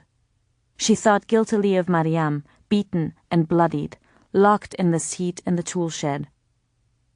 Laila fell asleep at some point, her body baking in the heat. She had a dream that she and Aziza had run into Tariq. He was across a crowded street from them, beneath the awning of a tailor's shop. He was sitting on his haunches and sampling from a crate of figs. "That's your father," Laila said. That man there, you see him? He's your real Baba." She called his name, but the street noise drowned her voice and Tariq didn't hear. She woke up to the whistling of rockets streaking overhead. Somewhere, the sky she couldn't see erupted with blasts and the long, frantic hammering of machine gun fire. Laila closed her eyes. She woke again to Rasheed's heavy footsteps in the hallway. She dragged herself to the door, slapped her palms against it. "Just one glass, Rasheed. Not for me. Do it for her. You don't want her blood on your hands."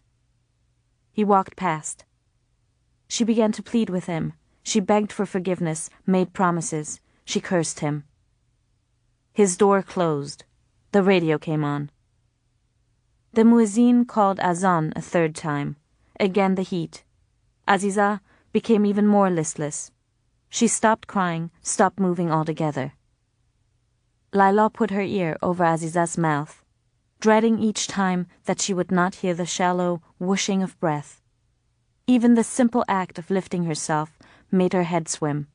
She fell asleep, had dreams she could not remember. When she woke up, she checked on Aziza, felt the parched cracks of her lips, the faint pulse at her neck, lay down again. They would die here. Of that, Laila was sure now. But what she really dreaded was that she would outlast Aziza, who was young and brittle. How much more could Aziza take? Aziza would die in this heat, and Laila would have to lie beside her stiffening little body and wait for her own death. Again, she fell asleep. Woke up. Fell asleep. The line between dream and wakefulness blurred. It wasn't roosters or azan that woke her up again, but the sound of something heavy being dragged. She heard a rattling. Suddenly, the room was flooded with light. Her eyes screamed in protest. Laila raised her head, winced, and shielded her eyes. Through the cracks between her fingers, she saw a big, blurry silhouette standing in a rectangle of light. The silhouette moved. Now there was a shape crouching beside her, looming over her, and a voice by her ear. "You try this again, and I will find you. I swear in the Prophet's name that I will find you. And when I do, there isn't a court in this God-forsaken country that will hold me accountable for what I will do. To Mariam first, then to her, and you last. I'll make you watch. You understand me? I'll make you watch." And with that, he left the room, but not before delivering a kick to the flank that would have Laila pissing blood for days. Mariam. September 1996. 2.5 years later, Mariam awoke on the morning of September 27 to the sounds of shouting and whistling, firecrackers and music. She ran to the living room, found Laila already at the window, Aziza mounted on her shoulders. Laila turned and smiled. "The Taliban are here," she said. Mariam had first heard of the Taliban 2 years before, in October 1994, when Rasheed had brought home news that they had overthrown the warlords in Kandahar and taken the city. They were a guerrilla force, he said, made up of young Pashtun men whose families had fled to Pakistan during the war against the Soviets. Most of them had been raised, some even born, in refugee camps along the Pakistani border, and in Pakistani madrasas, where they were schooled in Sharia by mullahs. Their leader was a mysterious, illiterate, one-eyed recluse named Mullah Omar, who, Rasheed said with some amusement, called himself Amir-o-Mu'minin, leader of the faithful. "It's true that these boys have no risha, no roots," Rasheed said, addressing neither Mariam nor Laila. Ever since the failed escape 2.5 years ago, Mariam knew that she and Laila had become one and the same being to him, equally wretched, equally deserving of his distrust, his disdain, and disregard. When he spoke, Mariam had the sense that he was having a conversation with himself, or with some invisible presence in the room who, unlike her and Laila, was worthy of his opinions.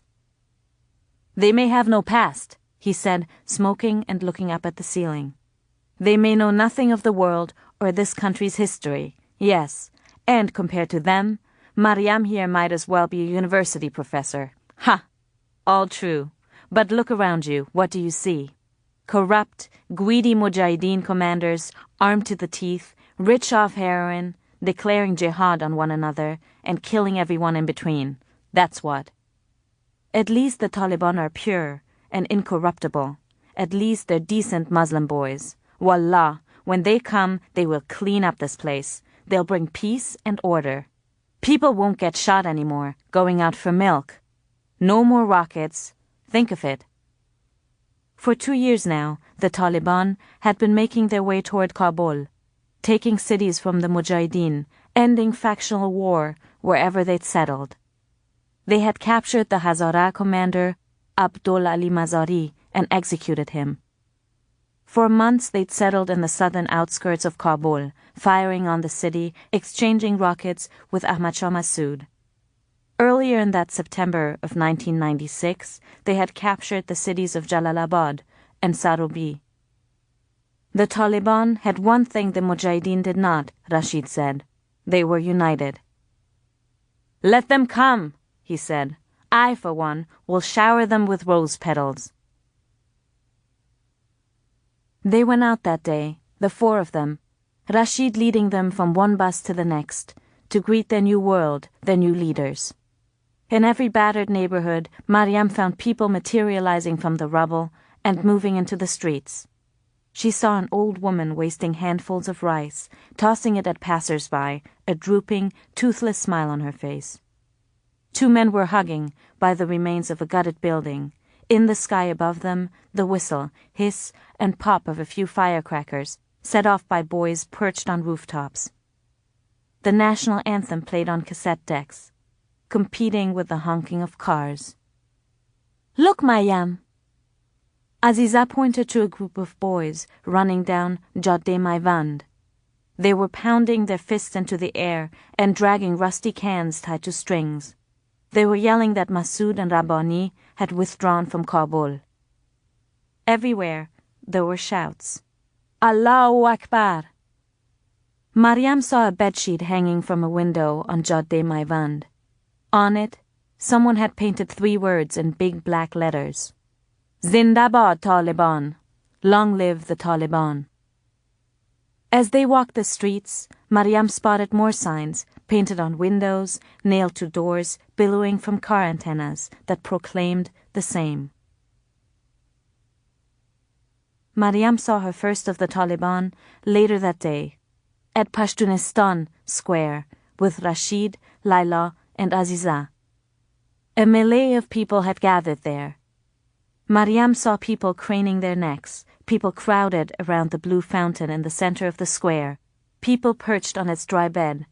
They were trying to get a view of the end of the square, near the old Khaybar restaurant. Rasheed used his size to push and shove past the onlookers and led them to where someone was speaking through a loudspeaker. When Aziza saw, she let out a shriek and buried her face in Mariam's burqa. The loudspeaker voice belonged to a slender, bearded young man who wore a black turban. He was standing on some sort of makeshift scaffolding. In his free hand, he held a rocket launcher. Beside him, 2 bloodied men hung from ropes tied to traffic light posts. Their clothes had been shredded. Their bloated faces had turned purple-blue. "I know him," Mariam said. "The one on the left." A young woman in front of Mariam turned around and said it was Najibullah. The other man was his brother. Mariam remembered Najibullah's plump, mustachioed face, beaming from billboards and storefront windows during the Soviet years. She would later hear that the Taliban had dragged Najibullah from his sanctuary at the UN headquarters near Dar-Laman Palace. That they had tortured him for hours, then tied his legs to a truck and dragged his lifeless body through the streets. "He killed many, many Muslims," the young Talib was shouting through the loudspeaker. He spoke Farsi with a Pashto accent, then would switch to Pashto. He punctuated his words by pointing to the corpses with his weapon. His crimes are known to everybody. He was a communist and a kafir. This is what we do with infidels who commit crimes against Islam. Rasheed was smirking. In Mariam's arms, Aziza began to cry. The following day, Kabul was overrun by trucks. In Khairkhana, in Sharinau, in Karte Parwan, in Wazir Akbar Khan and Taimani, red Toyota trucks weaved through the streets. Armed, bearded men in black turbans sat in their beds. From each truck, a loudspeaker blared announcements, first in Farsi, then Pashto. The same message played from loudspeakers perched atop mosques and on the radio, which was now known as the Voice of Sharia. The message was also written in flyers, tossed into streets. Mariam found one in the yard. Our Vatan is now known as the Islamic Emirate of Afghanistan. These are the laws that we will enforce and you will obey. All citizens must pray 5 times a day. If it is prayer time and you're caught doing something other, you will be beaten. All men will grow their beards. The correct length is at least 1 clenched fist beneath the chin. If you do not abide by this, you will be beaten. All boys will wear turbans. Boys in grade 1 through 6 will wear black turbans. Higher grades will wear white. All boys will wear Islamic clothes. Shirt collars will be buttoned. Singing is forbidden. Dancing is forbidden. Playing cards, playing chess, gambling, and kite flying are forbidden. Writing books, watching films, and painting pictures are forbidden. If you keep parakeets, you will be beaten. Your birds will be killed. If you steal, your hand will be cut off at the wrist. If you steal again, your foot will be cut off. If you are not Muslim, do not worship where you can be seen by Muslims. If you do, you will be beaten and imprisoned. If you are caught trying to convert a Muslim to your faith, you will be executed. Attention women. You will stay inside your homes at all times. It is not proper for women to wander aimlessly about the streets. If you go outside, you must be accompanied by a mahram, a male relative. If you are caught alone on the street, you will be beaten and sent home. You will not, under any circumstance, show your face. You will cover with burqa when outside. If you do not, you will be severely beaten. Cosmetics are forbidden. Jewelry is forbidden. You will not wear charming clothes. You will not speak unless spoken to. You will not make eye contact with men. You will not laugh in public. If you do, you will be beaten. You will not paint your nails. If you do, you will lose a finger. Girls are forbidden from attending school. All schools for girls will be closed immediately. Women are forbidden from working. If you are found guilty of adultery, you will be stoned to death. Listen well, obey. Allahu Akbar. Rasheed turned off the radio. They were sitting on the living room floor, eating dinner less than a week after they'd seen Najibullah's corpse hanging by a rope. They can't make half the population stay home and do nothing, Laila said. Why not? Rasheed said. For once Mariam agreed with him. He'd done the same to her and Laila, in effect, had he not? Surely Laila saw that. This isn't some village. This is Kabul. Women here used to practice law and medicine. They held office in the government. Rasheed grinned. Spoken like the arrogant daughter of a poetry-reading university man that you are. How urbane, how Tajik of you. You think this is some new radical idea the Taliban are bringing? Have you ever lived outside of your precious little shell in Kabul, my gul? Ever cared to visit the real Afghanistan? The south, the east, along the tribal border with Pakistan? No? I have. And I can tell you that there are many places in this country that have always lived this way, or close enough anyhow. Not that you would know. I refuse to believe it, Laila said. They're not serious. What the Taliban did to Najibullah looked serious to me, Rasheed said. Wouldn't you agree? He was a communist. He was the head of the secret police. Rasheed laughed.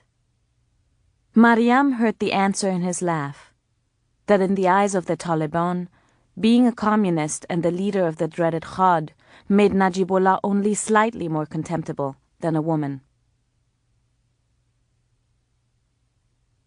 Laila.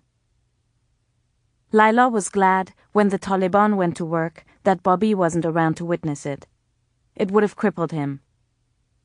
Men wielding pickaxes swarmed the dilapidated Kabul museum and smashed pre-Islamic statues to rubble.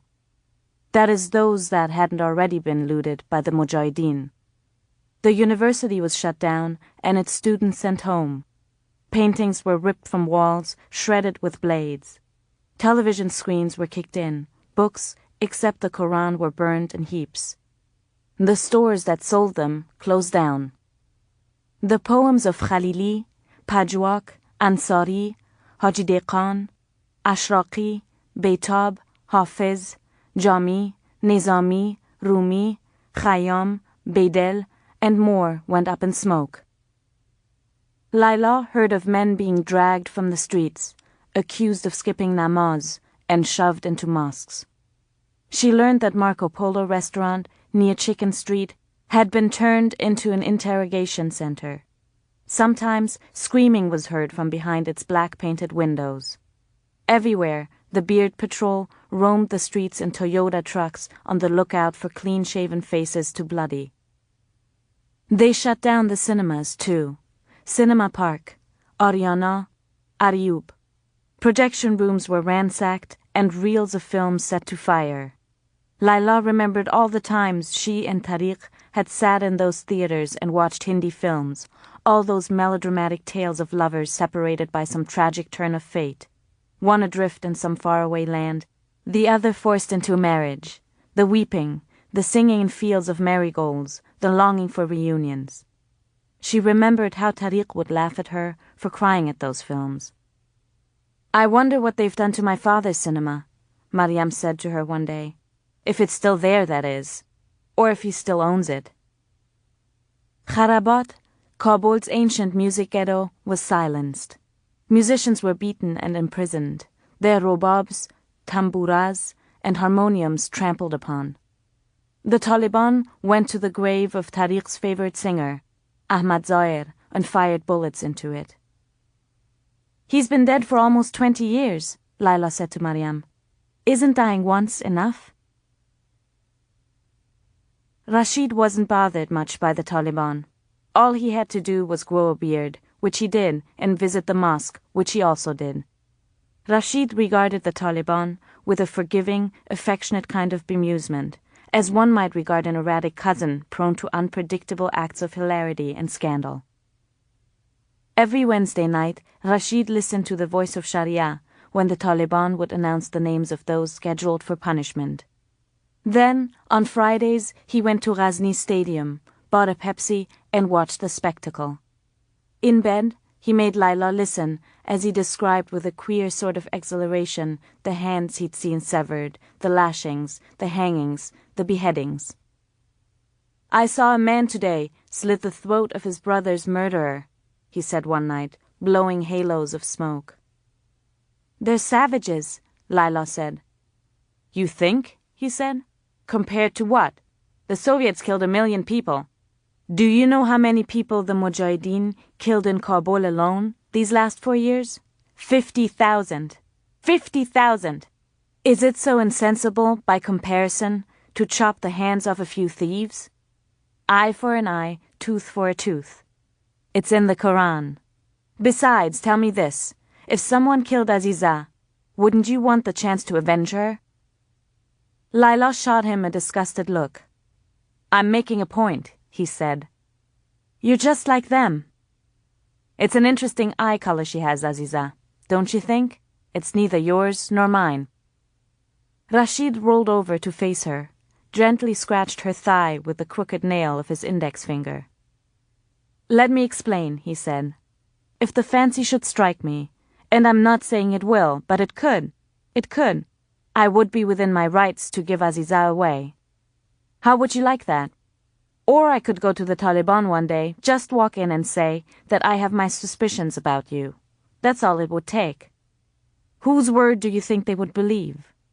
What do you think they'd do to you? Laila pulled her thigh from him. Not that I would, he said. I wouldn't. Nay, probably not. You know me.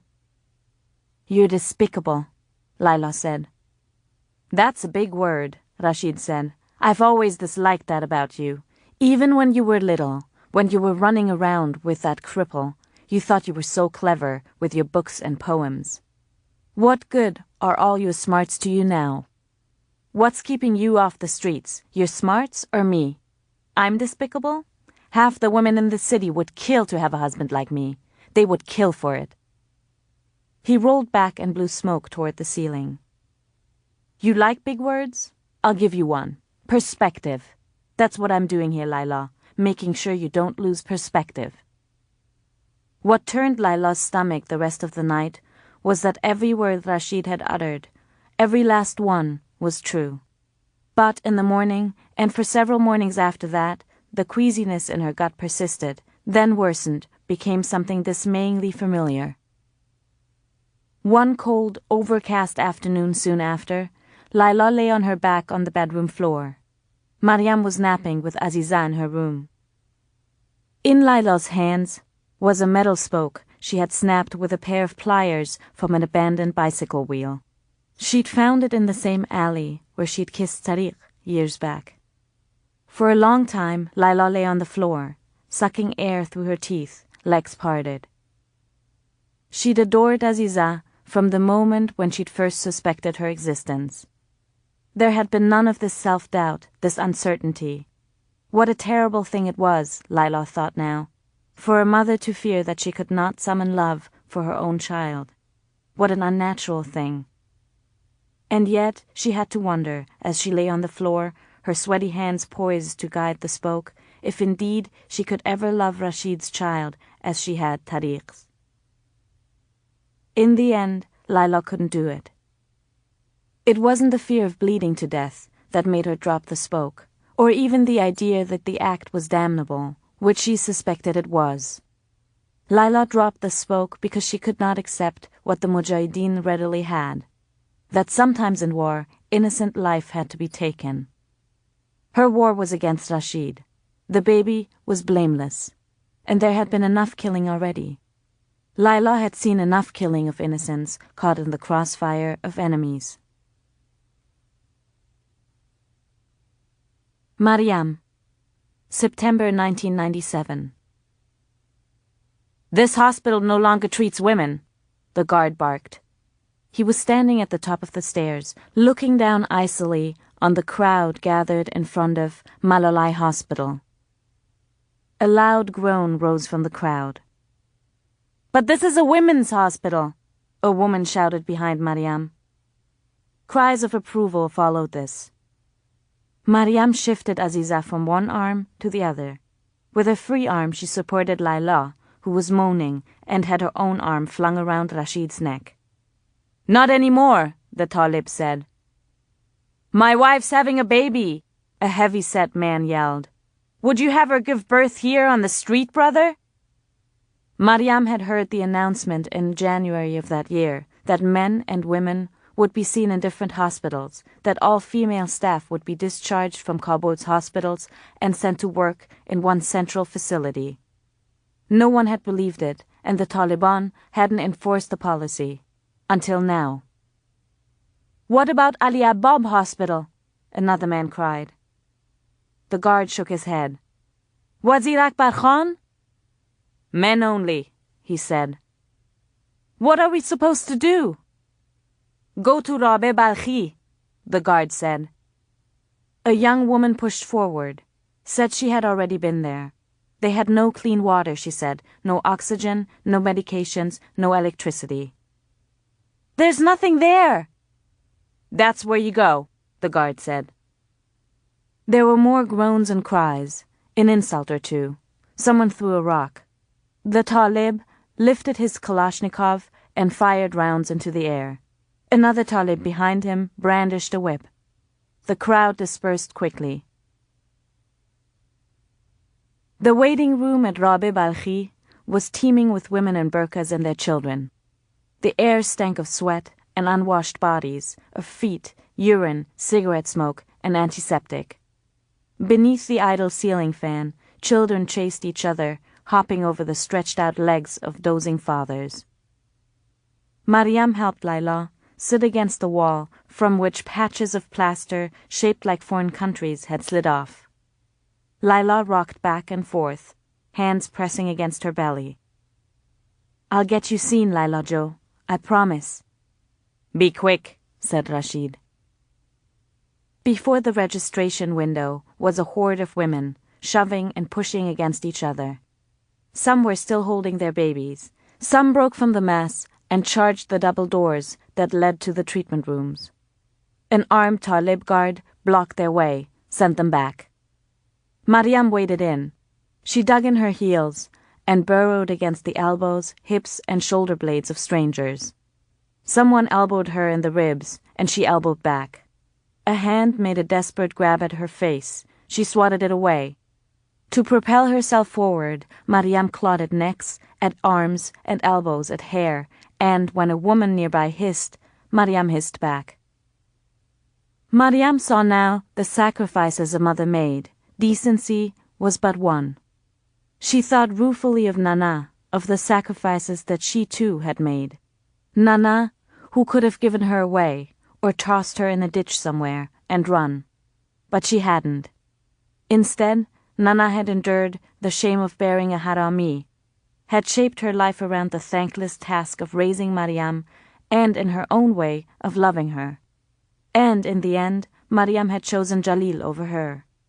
As she fought her way with impudent resolve to the front of the melee, Mariam wished she had been a better daughter to Nana.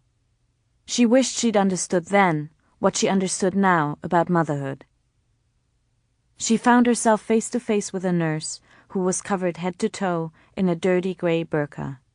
The nurse was talking to a young woman whose burqa headpiece had soaked through with a patch of matted blood. "My daughter's water broke, and the baby won't come," Mariam called. "I'm talking to her," the bloodied young woman cried. "Wait your turn!" The whole mass of them swayed side to side, like the tall grass around the kolba when the breeze swept across the clearing. A woman behind Mariam was yelling that her girl had broken her elbow falling from a tree. Another woman cried that she was passing bloody stools. "Does she have a fever?" the nurse asked. It took Mariam a moment to realize she was being spoken to. "No," Mariam said. "Bleeding?" "No. Where is she?" Over the covered heads, Mariam pointed to where Laila was sitting with Rasheed. "We'll get to her," the nurse said. "How long?" Mariam cried.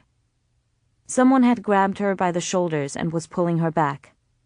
"I don't know," the nurse said. She said they had only 2 doctors, and both were operating at the moment. "She's in pain," Mariam said. "Me too," the woman with the bloodied scalp cried. "Wait your turn!" Mariam was being dragged back. Her view of the nurse was blocked now by shoulders and the backs of heads. She smelled a baby's milky burp.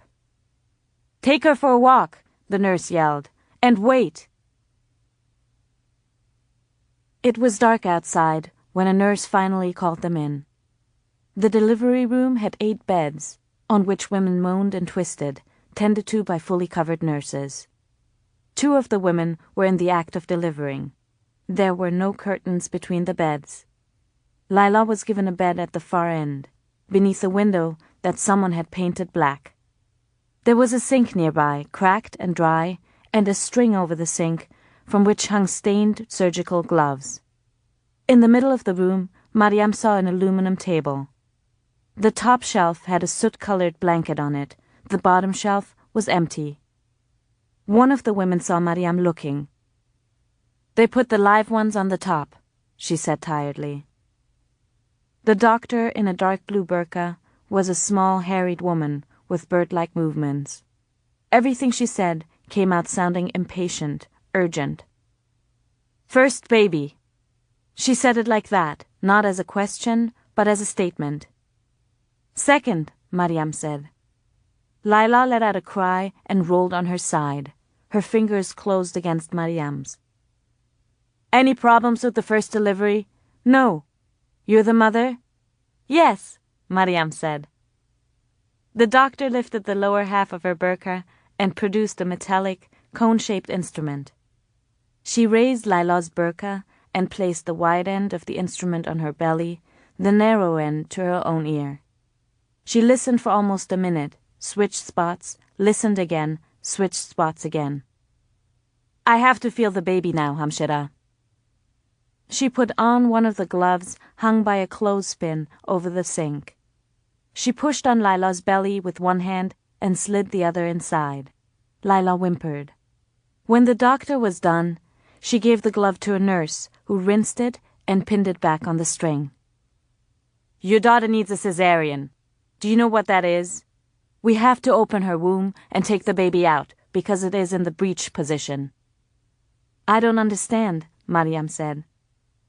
The doctor said the baby was positioned so it wouldn't come out on its own.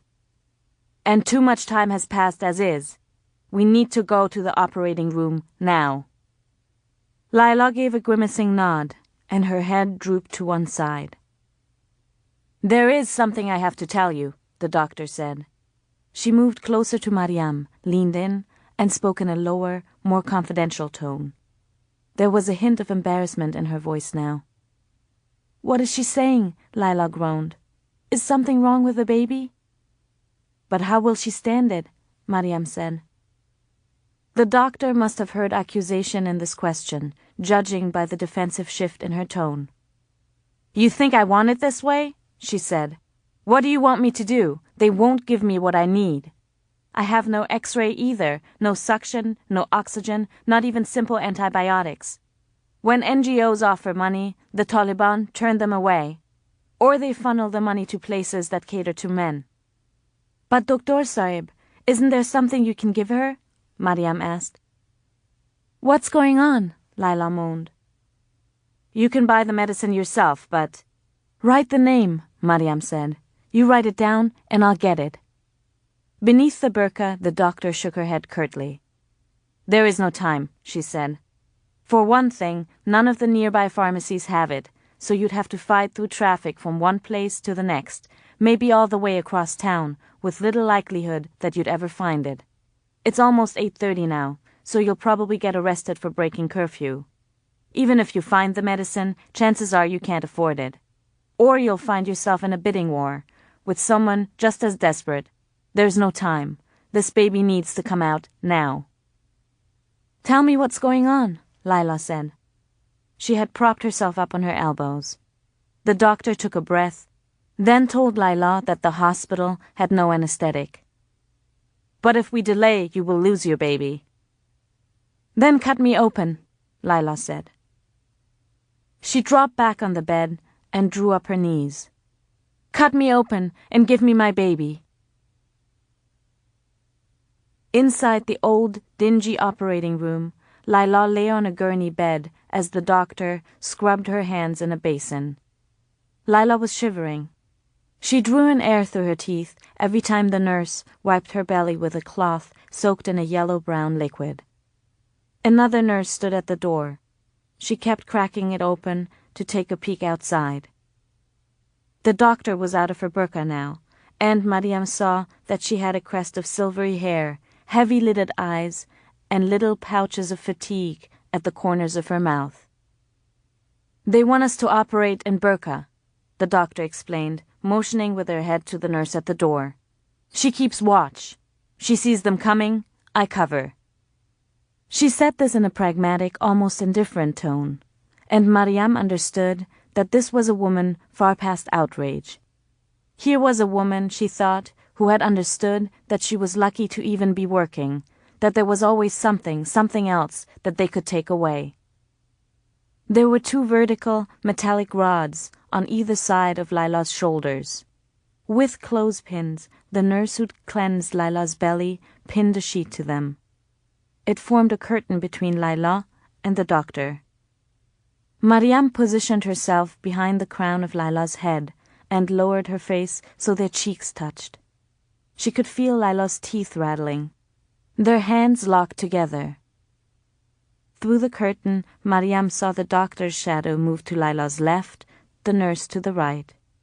Laila's lips had stretched all the way back. Spit bubbles formed and popped on the surface of her clenched teeth.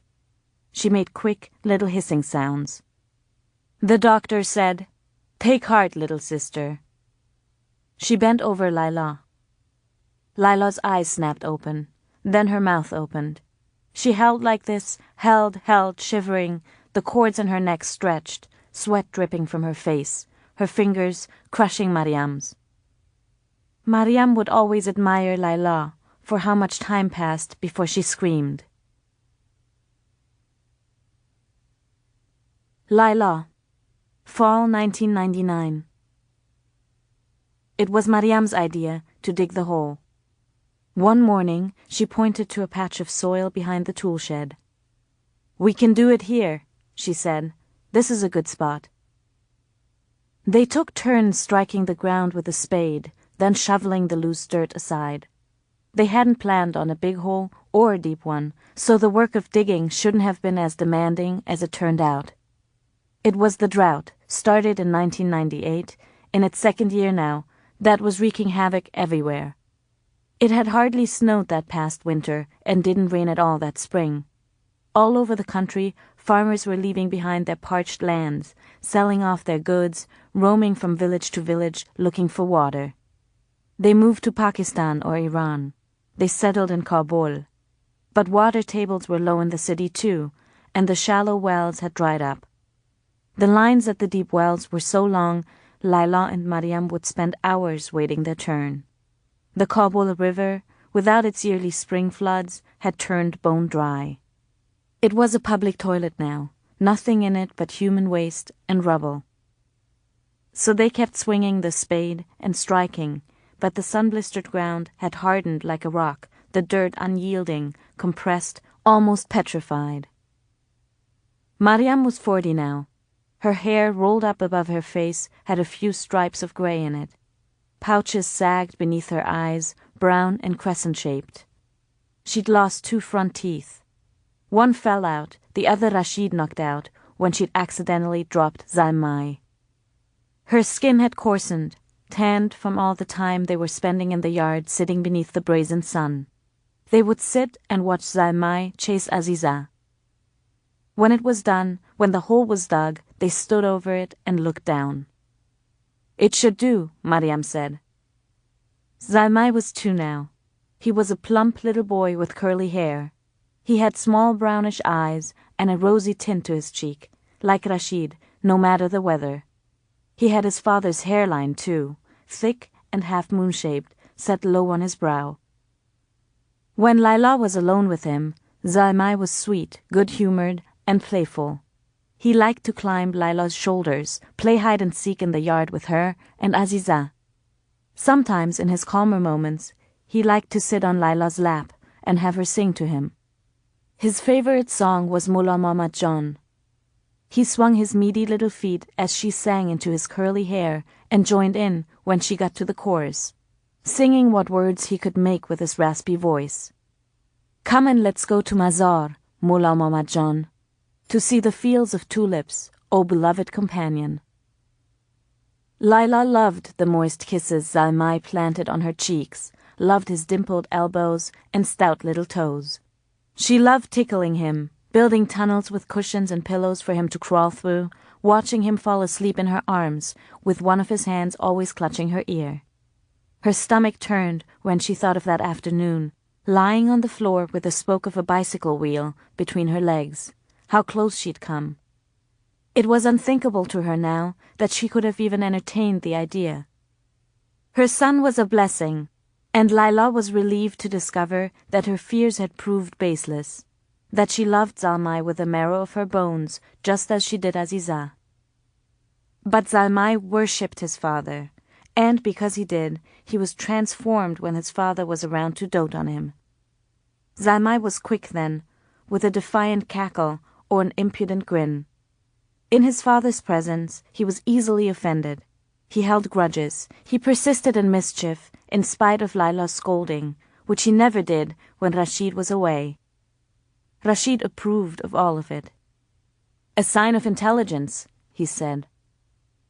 He said the same as Zalmai's recklessness when he swallowed, then pooped marbles, when he lit matches, when he chewed on Rasheed's cigarettes. When Zalmai was born, Rasheed had moved him into the bed he shared with Laila. He had bought him a new crib and had lions and crouching leopards painted on the side panels. He'd paid for new clothes, new rattles, new bottles, new diapers, even though they could not afford them and Aziza's old ones were still serviceable.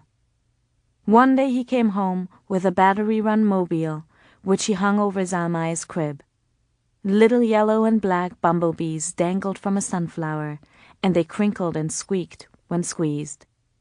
A tune played when it was turned on. "I thought you said business was slow," Laila said. "I have friends I can borrow from," he said dismissively. "How will you pay them back?" "Things will turn around, they always do. Look, he likes it, see?" Most days Laila was deprived of her son. Rasheed took him to the shop, let him crawl around under his crowded workbench, play with old rubber soles and spare scraps of leather. Rasheed drove in his iron nails and turned the sandpaper wheel and kept a watchful eye on him. If Zalmai toppled a rack of shoes, Rasheed scolded him gently in a calm, half-smiling way. If he did it again, Rasheed put down his hammer, sat him up on his desk, and talked to him softly.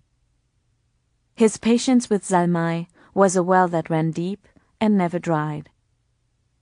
They came home together in the evening, Zalmai's head bouncing on Rasheed's shoulder, both of them smelling of glue and leather. They grinned the way people who share a secret do, slyly, like they'd sat in that dim shoe shop all day, not making shoes at all, but devising secret plots. Zalmai liked to sit beside his father at dinner, where they played private games, as Mariam, Laila, and Aziza set plates on the sofra.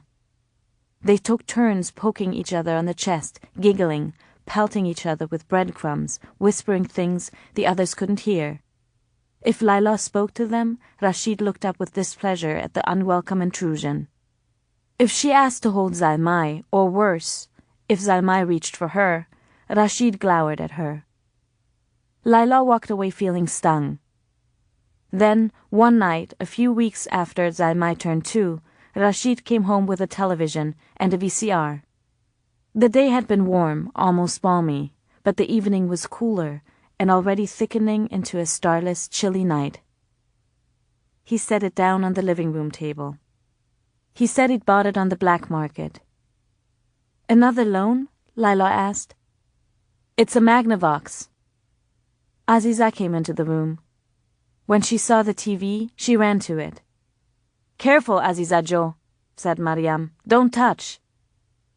Aziza's hair had become as light as Laila's. Laila could see her own dimples on her cheeks. Aziza had turned into a calm, pensive little girl with a demeanor that to Laila seemed beyond her 6 years.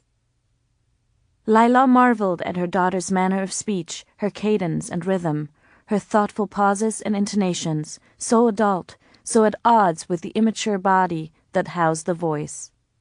It was Aziza who, with light-hearted authority, had taken it upon herself to wake Zalmai every day, to dress him, feed him his breakfast, comb his hair. She was the one who put him down to nap, who played even-tempered peacemaker to her volatile sibling. Around him, Aziza had taken to giving an exasperated, queerly adult headshake. Aziza pushed the TV's power button. Rasheed scowled, snatched her wrist and set it on the table, not gently at all. "This is Zalmai's TV," he said.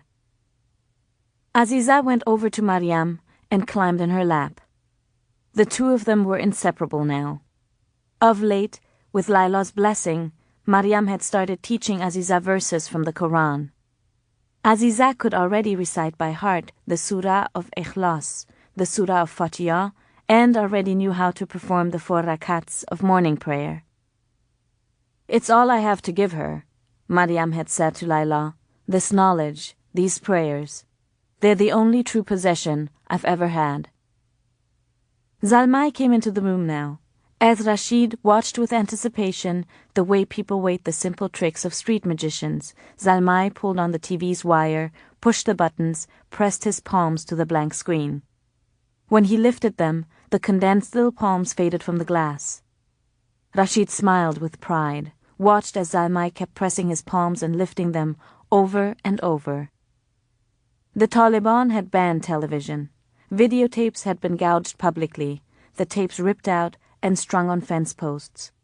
Satellite dishes had been hung from lampposts, but Rasheed said just because things were banned didn't mean you couldn't find them. "I'll start looking for some cartoon videos tomorrow," he said. "It won't be hard. You can buy anything in underground bazaars." "Then maybe you'll buy us a new well," Laila said, and this won her a scornful gaze from him.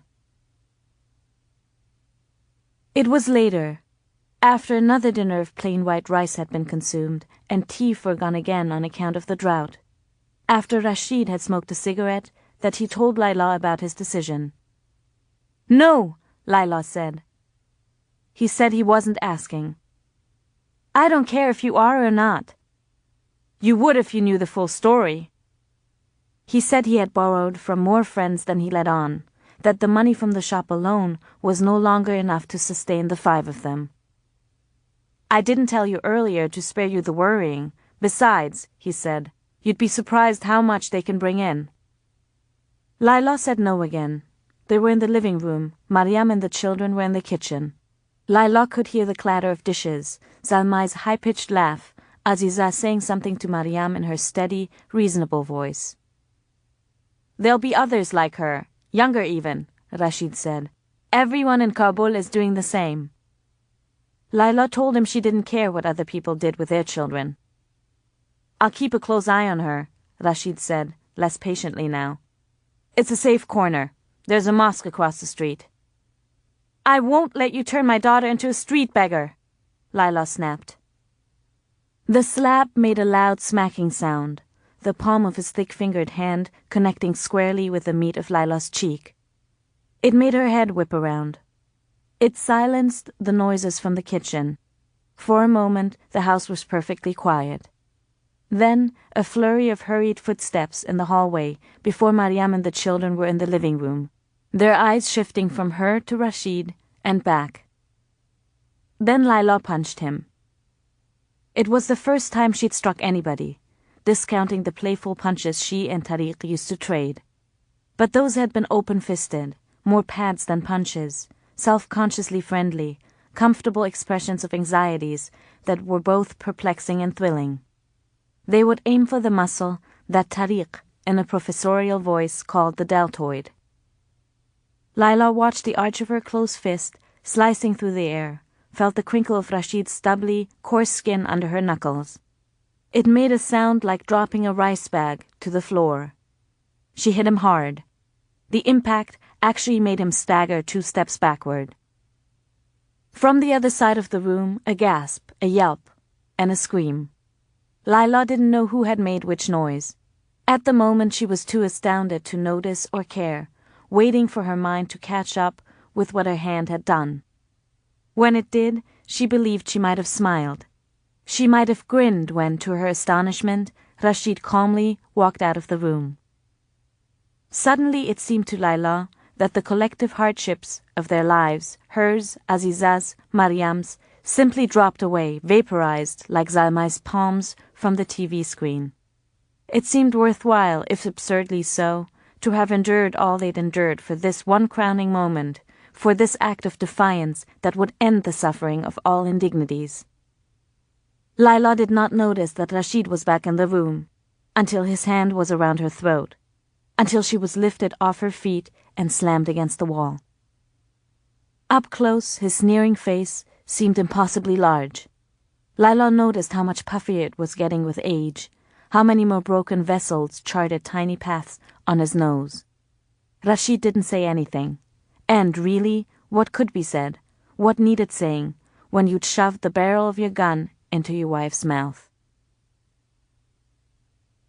It was the raids, the reason they were in the yard digging. Sometimes monthly raids, sometimes weekly. Of late, almost daily.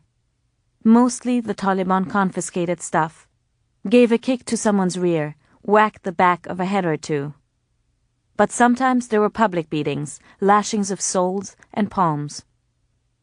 Gently, Mariam said now, her knees over the edge. They lowered the TV into the hole by each clutching one end of the plastic sheet in which it was wrapped. That should do it, Mariam said. They patted the dirt when they were done, filling the hole up again. They tossed some of it around so it wouldn't look conspicuous. There, Mariam said, wiping her hands on her dress. When it was safer, they'd agreed, when the Taliban cut down on their raids, in a month or 2 or 6 or maybe longer, they would dig the TV up. In Laila's dream, she and Mariam are out behind the tool shed, digging again. But this time, it's Aziza they're lowering into the ground. Aziza's breath fogs the sheet of plastic in which they have wrapped her. Laila sees her panicked eyes, the whiteness of her palms as they slap and push against the sheet. Aziza pleads. Laila can't hear her screams. Only for a while, she calls down. It's only for a while. It's the raids, don't you know, my love? When the raids are over, Mami and Khala Mariam will dig you out, I promise, my love. Then we can play. We can play all you want. She fills the shovel. Laila woke up out of breath, with a taste of soil in her mouth, when the first granular lumps of dirt hit the plastic. Mariam. In the summer of 2000, the drought reached its 3rd and worst year. In Helmand, Zabul, Kandahar, villages turned into herds of nomadic communities, always moving, searching for water and green pastures for their livestock. When they found neither, when their goats and sheep and cows died off, they came to Kabul. They took to the Karte Ariana hillside, living in makeshift slums, packed in huts, 15 or 20 at a time. That was also the summer of Titanic, the summer that Mariam and Aziza were a tangle of limbs rolling and giggling, Aziza insisting she get to be Jack. Quiet, Aziza Jo. Jack! Say my name, Khala Mariam. Say it, Jack! Your father will be angry if you wake him. Jack, and you're Rose. It would end with Mariam on her back, surrendering, agreeing again to be Rose. Fine, you be Jack, she relented. You die young, and I get to live to a ripe old age. Yes, but I die a hero, said Aziza. While you, Rose, you spend your entire miserable life longing for me. Then, straddling Mariam's chest, she'd announce, Now we must kiss. Mariam whipped her head side to side, and Aziza, delighted with her own scandalous behavior, cackled through puckered lips. Sometimes Zalmai would saunter in and watch this game. What did he get to be, he asked. You can be the iceberg, said Aziza. That summer, Titanic fever gripped Kabul. People smuggled pirated copies of the film from Pakistan, sometimes in their underwear. After curfew, everyone locked their doors, turned out the lights, turned down the volume, and reaped tears for Jack and Rose and the passengers of the doomed ship. If there was electrical power, Mariam, Laila, and the children watched it too. A dozen times or more, they unearthed the TV from behind the tool shed late at night with the lights out and quilts pinned over the windows. At the Kabul River, vendors moved into the parched riverbed. Soon, from the river's sun-baked hollows, it was possible to buy Titanic carpets and Titanic cloth from bolts arranged in wheelbarrows. There was Titanic deodorant, Titanic toothpaste, Titanic perfume, Titanic parcours, even Titanic burqa. A particularly persistent beggar began calling himself Titanic Beggar. Titanic City was born. It's the song, they said. No, the sea, the luxury, the ship. It's the sex, they whispered. Leo, said Aziza sheepishly. It's all about Leo. Everybody wants Jack, Laila said to Mariam. That's what it is. Everybody wants Jack to rescue them from disaster. But there is no Jack. Jack is not coming back. Jack is dead. Then, late that summer, a fabric merchant fell asleep and forgot to put out his cigarette. He survived the fire, but his store did not. The fire took the adjacent fabric store as well, a second-hand clothing store, a small furniture shop, a bakery.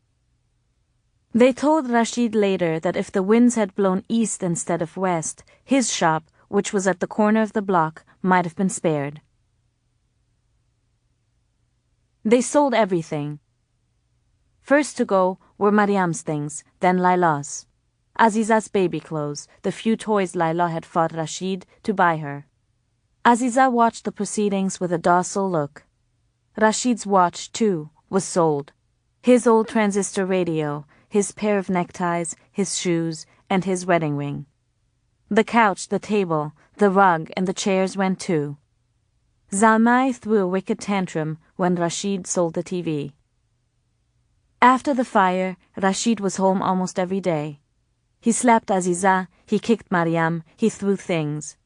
He found fault with Laila, the way she smelled, the way she dressed, the way she combed her hair, her yellowing teeth. "What's happening to you?" he said. "I married a Pari, and now I'm saddled with a hag. You're turning into Mariam." He got fired from the kebab house near Haji Yaqub Square because he and a customer got into a scuffle. The customer complained that Rasheed had rudely tossed the bread on his table. Harsh words had passed. Rasheed had called the customer a monkey-faced Uzbek. A gun had been brandished. A skewer pointed in return. In Rasheed's version, he held the skewer. Mariam had her doubts. Fired from the restaurant in Taimani because customers complained about the long waits, Rasheed said the cook was slow and lazy. "You were probably out back napping," said Laila. "Don't provoke him, Laila Jo," Mariam said. "I'm warning you, woman," he said. "Either that or smoking." "I swear to God." "You can't help being what you are." And then he was on Laila, pummeling her chest, her head, her belly with fists, tearing at her hair, throwing her to the wall. Aziza shrieking, pulling at his shirt. Zalmai was screaming too, trying to get him off his mother. Rasheed shoved the children aside, pushed Laila to the ground, and began kicking her. Mariam threw herself on Laila. He went on kicking Mariam now, spittle flying from his mouth, his eyes glittering with murderous intent, kicking until he couldn't anymore. "I swear you're going to make me kill you, Laila," he said, panting. Then he stormed out of the house. When the money ran out, hunger began to cast a pall over their lives. It was stunning to Mariam how quickly alleviating hunger became the crux of their existence. Rice, boiled, plain and white, with no meat or sauce, was a rare treat now. They skipped meals with increasing and alarming regularity. Sometimes Rasheed brought home sardines in a can and brittle, dried bread that tasted like sawdust. Sometimes a stolen bag of apples, at the risk of getting his hand sawed off. In grocery stores he carefully pocketed canned ravioli, which they split 5 ways, Zalmai getting the lion's share. They ate raw turnips sprinkled with salt, limp leaves of lettuce and blackened bananas for dinner. Death from starvation suddenly became a distinct possibility. Some chose not to wait for it. Mariam heard of a neighborhood widow who had ground some dry bread, laced it with rat poison, and fed it to all 7 of her children. She had saved the biggest portion for herself. Aziza's ribs began to push through the skin, and the fat from her cheeks vanished. Her calves thinned, and her complexion turned the color of weak tea. When Mariam picked her up, she could feel her hip bone poking through the taut skin. Zalmai lay around the house, eyes dulled and half closed, or in his father's lap, limp as a rag. He cried himself to sleep when he could muster the energy, but his sleep was fitful and sporadic.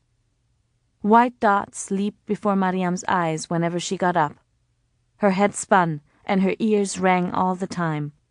She remembered something Mullah Faizullah used to say about hunger when Ramadan started. Even the snake-bitten man finds sleep, but not the hungry. "My children are going to die," Laila said, "right before my eyes."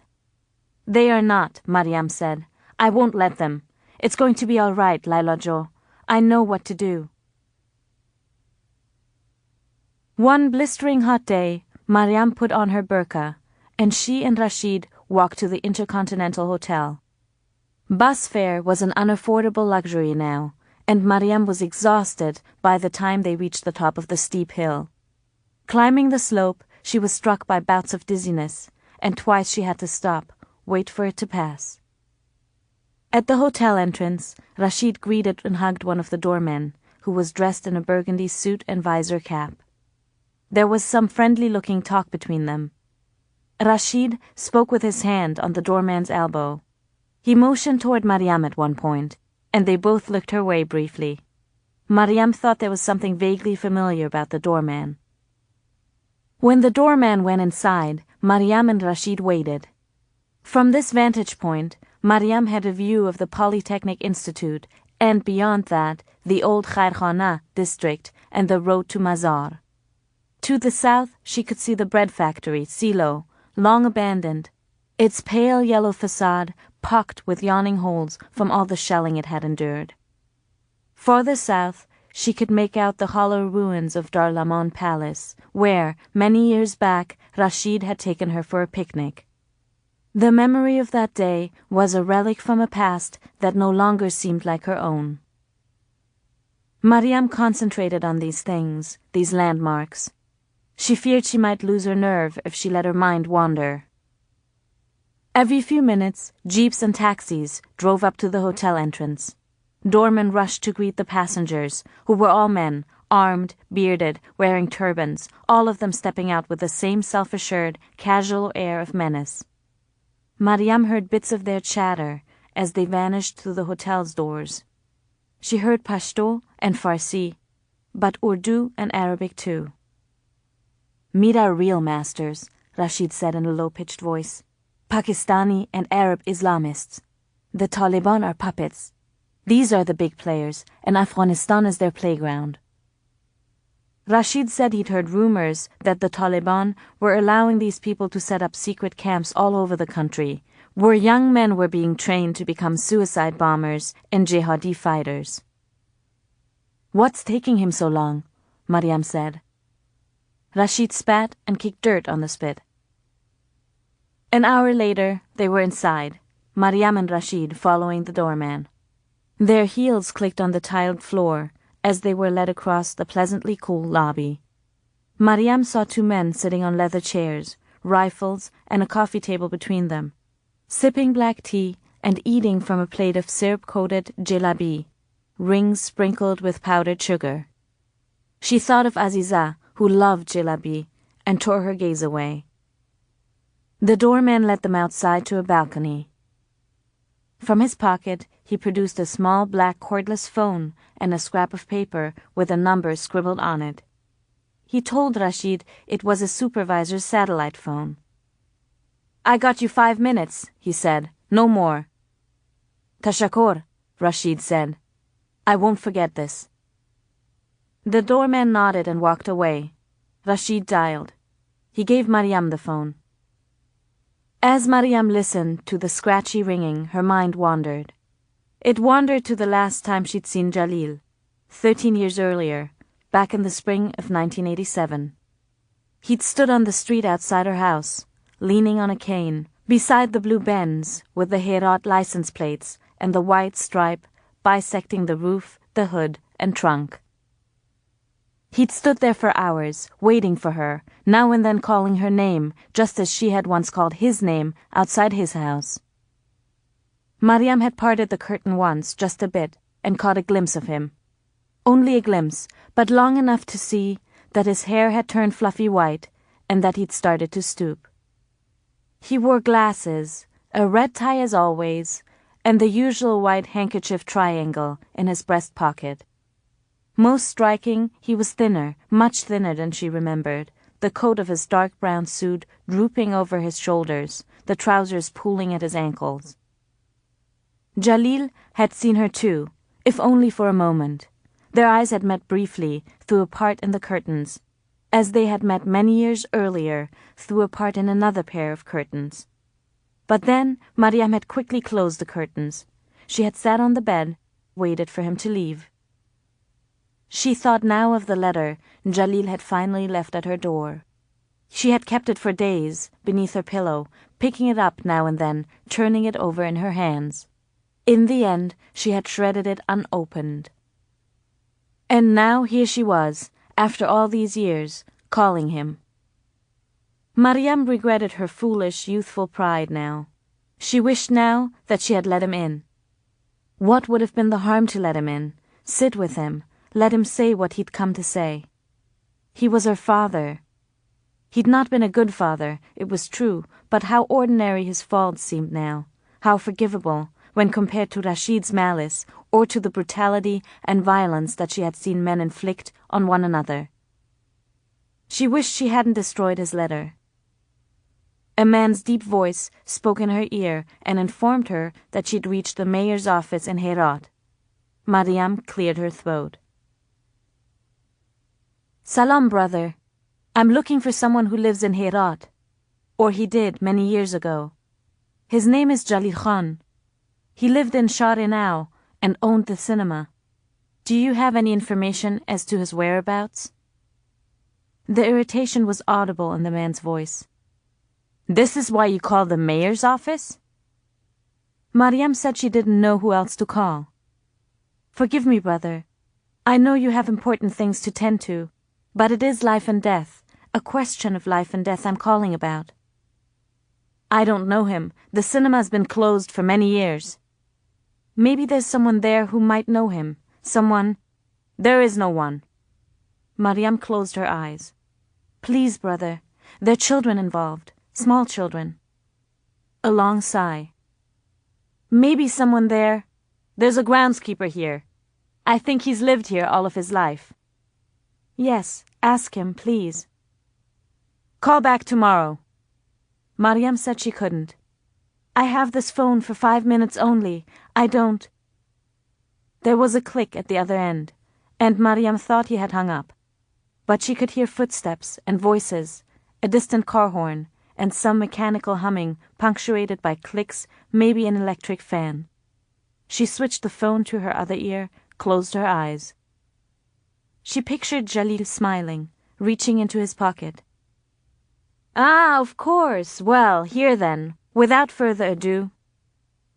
A leaf-shaped pendant, tiny coins etched with moons and stars hanging from it. Try it on, Mariam Jo. What do you think? I think you look like a queen. A few minutes passed, then footsteps, a creaking sound, and a click. He does know him. He does? It's what he says. Where is he? Mariam said. Does this man know where Jalil Khan is? There was a pause. He says he died years ago, back in 1987. Mariam's stomach fell. She considered the possibility, of course. Jalil would have been in his mid to late 70s by now, but 1987.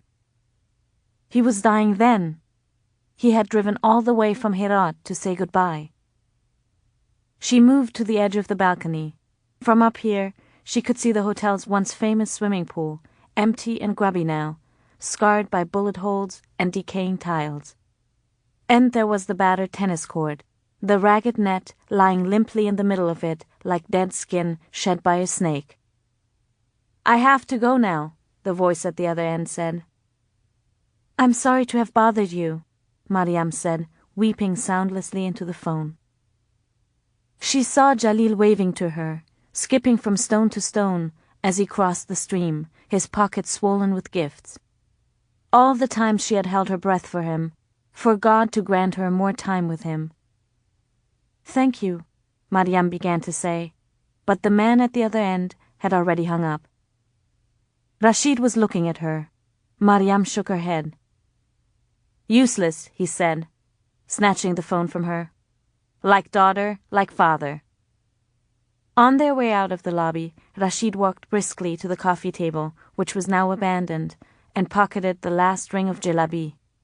He took it home and gave it to Zalmay. Laila. In a paper bag, Aziza packed these things: her flowered shirt and her lone pair of socks, her mismatched wool gloves, an old pumpkin-colored blanket dotted with stars and comets, a splintered plastic cup, a banana, her set of dice. It was a cool morning in April 2001, shortly before Laila's 23rd birthday.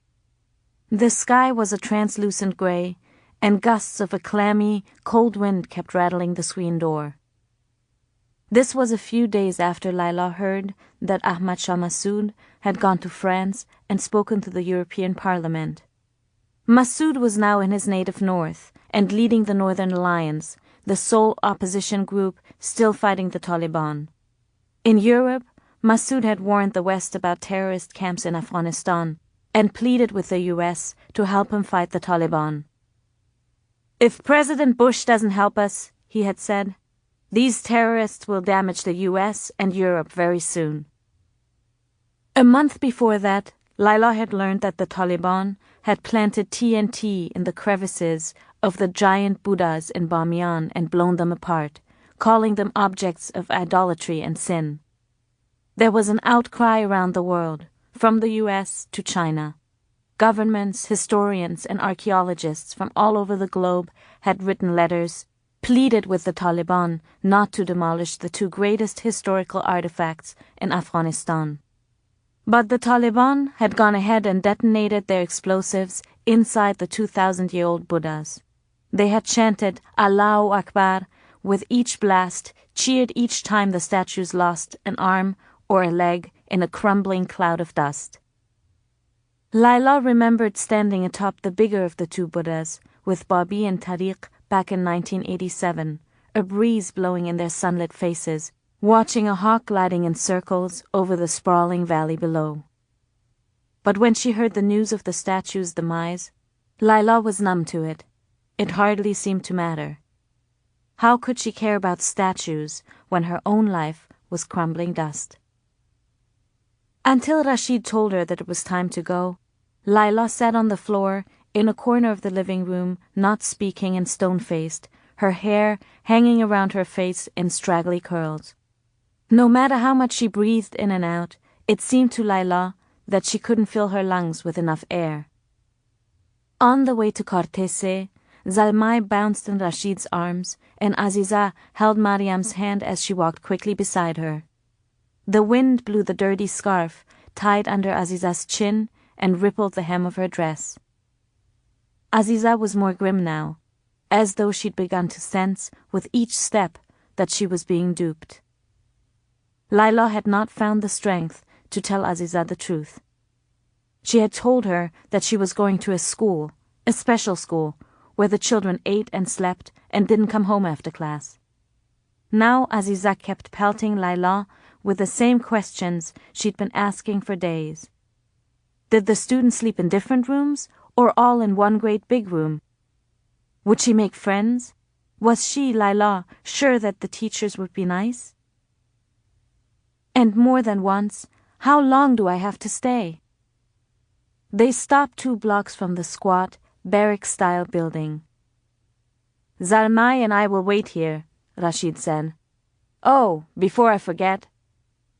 He fished a stick of gum from his pocket, a parting gift, and held it out to Aziza with a stiff, magnanimous air. Aziza took it and muttered a thank you.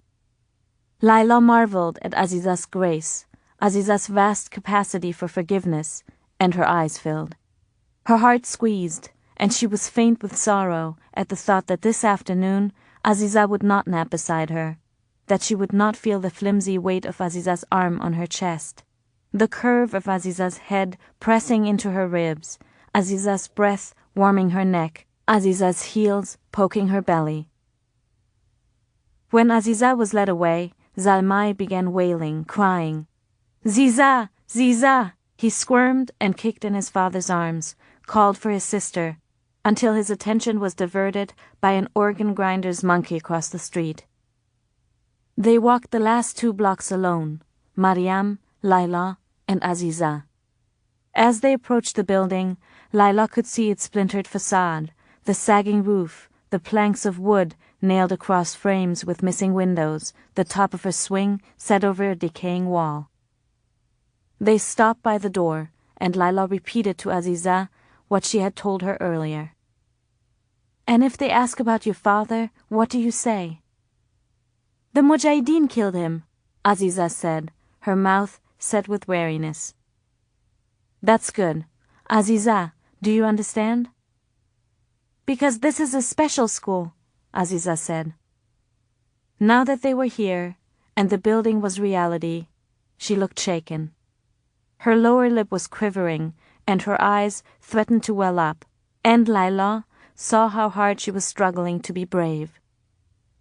"If we tell the truth," Aziza said in a thin, breathless voice, "they won't take me. It's a special school. I want to go home." "I'll visit all the time," Laila managed to say. "I promise." "Me too," said Mariam. "We'll come to see you, Aziza Jo, and we'll play together, like always. It's only for a while, until your father finds work." "They have food here," Laila said shakily.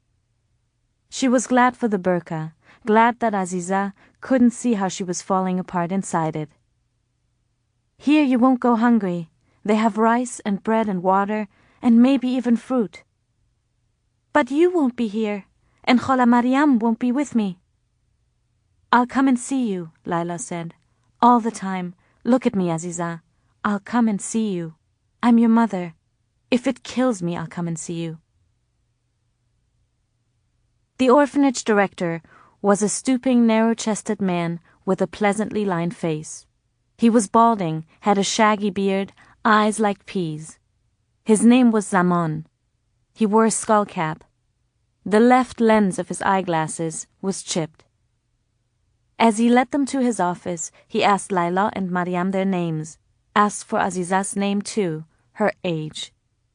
They passed through poorly lit hallways where barefoot children stepped aside and watched. They had disheveled hair or shaved scalps. They wore sweaters with frayed sleeves, ragged jeans whose knees had worn down to strings, coats patched with duct tape. Laila smelled soap and talcum, ammonia and urine, and rising apprehension in Aziza, who had begun whimpering. Laila had a glimpse of the yard, weedy lot, rickety swing set, old tires, a deflated basketball. The rooms they passed were bare, the windows covered with sheets of plastic. A boy darted from one of the rooms and grabbed Laila's elbow and tried to climb up into her arms. An attendant, who was cleaning up what looked like a puddle of urine, put down his mop and pried the boy off. Zaman seemed gently proprietary with the orphans. He patted the heads of some as he passed by, said a cordial word or two to them, tousled their hair without condescension. The children welcomed his touch. They all looked at him, Laila thought, in hope of approval. He showed them into his office, a room with only 3 folding chairs and a disorderly desk with piles of paper scattered atop it. "You're from Herat," Zaman said to Mariam. "I can tell from your accent." He leaned back in his chair and laced his hands over his belly and said he had a brother-in-law who used to live there. Even in these ordinary gestures, Laila noted a laborious quality to his movements. And though he was smiling faintly, Laila sensed something troubled and wounded beneath. Disappointment and defeat glossed over with a veneer of good humor. "He was a glassmaker," Zaman said. "He made these beautiful jade-green swans. You held them up to sunlight, and they glittered inside, like the glass was filled with tiny jewels. Have you been back?" Mariam said she hadn't. "I'm from Kandahar myself. Have you ever been to Kandahar, Hamshira?" "No. It's lovely. What gardens, and the grapes, oh, the grapes. They bewitch the palate." A few children had gathered by the door and were peeking in. Zaman gently shooed them away in Pashto. "Of course I love Herat too. City of artists and writers, Sufis and mystics. You know the old joke that you can't stretch a leg in Herat without poking a poet in the rear. Next to Laila, Aziza snorted. Zaman feigned a gasp. Ah, there, I've made you laugh, little Hamshira. That's usually the hard part. I was worried there for a while. I thought I'd have to cluck like a chicken or bray like a donkey. But there you are, and so lovely you are. He called in an attendant to look after Aziza for a few moments. Aziza leaped onto Mariam's lap and clung to her. We're just going to talk, my love, Laila said. I'll be right here. All right? Right here. Why don't you go outside for a minute, Aziza Jo? Mariam said. Your mother needs to talk to Kaka Zaman here. Just for a minute. Now come on. When they were alone, Zaman asked for Aziza's date of birth, history of illnesses, allergies. He asked about Aziza's father, and Laila had the strange experience of telling a lie that was really the truth. Zaman listened, his expression revealing neither belief nor skepticism. He ran the orphanage on an honor system, he said. If a Hamshira said that her husband was dead and she couldn't care for her children, he didn't question it. Laila began to cry. Zaman put down his pen. I'm ashamed, Laila croaked, her palm pressed to her mouth. Look at me, Hamshira. What kind of mother abandons her own child? Look at me. Laila raised her gaze. It isn't your fault. Do you hear me? Not you. It's those savages, those wahshis, who are to blame. They bring shame on me as a Pashtun. They've disgraced the name of my people. And you're not alone, Hamshira. We get mothers like you all the time. Mothers who come here who can't feed their children because the Taliban won't let them go out and make a living. So you don't blame yourself. No one here blames you. I understand. He leaned forward. Hamshira, I understand. Laila wiped her eyes with a cloth of her burqa. As for this place, Zaman sighed, motioning with his hand. You can see that it's in dire state. We're always underfunded, always scrambling, improvising. We get little or no support from the Taliban, but we manage. Like you, we do what we have to do. Allah is good and kind, and Allah provides. And as long as He provides, I will see to it that Aziza is fed and clothed. That I promise you. Laila nodded. All right? He was smiling companionably. But don't cry, Hamshira. Don't let her see you cry. Laila wiped her eyes again. God bless you, she said thickly. God bless you, brother. But when the time for goodbyes came, the scene erupted precisely as Laila had dreaded. Aziza panicked. All the way home, leaning on Mariam, Laila heard Aziza's shrill cries. In her head, she saw Zaman's thick, calloused hands close around Aziza's arms. She saw them pull, gently at first, then harder, then with force, to pry Aziza loose from her. She saw Aziza kicking in Zaman's arms as he hurriedly turned the corner, heard Aziza screaming as though she were about to vanish from the face of the earth. And Laila saw herself running down the hallway, head down, a howl rising up her throat. I smell her, she told Mariam at home. Her eyes swam unseeingly past Mariam's shoulder, past the yard, the walls, to the mountains, brown as smoker's spit. I smell her sleep smell. Do you? Do you smell it? Oh, Laila Jo, said Mariam. Don't. What good is this? What good?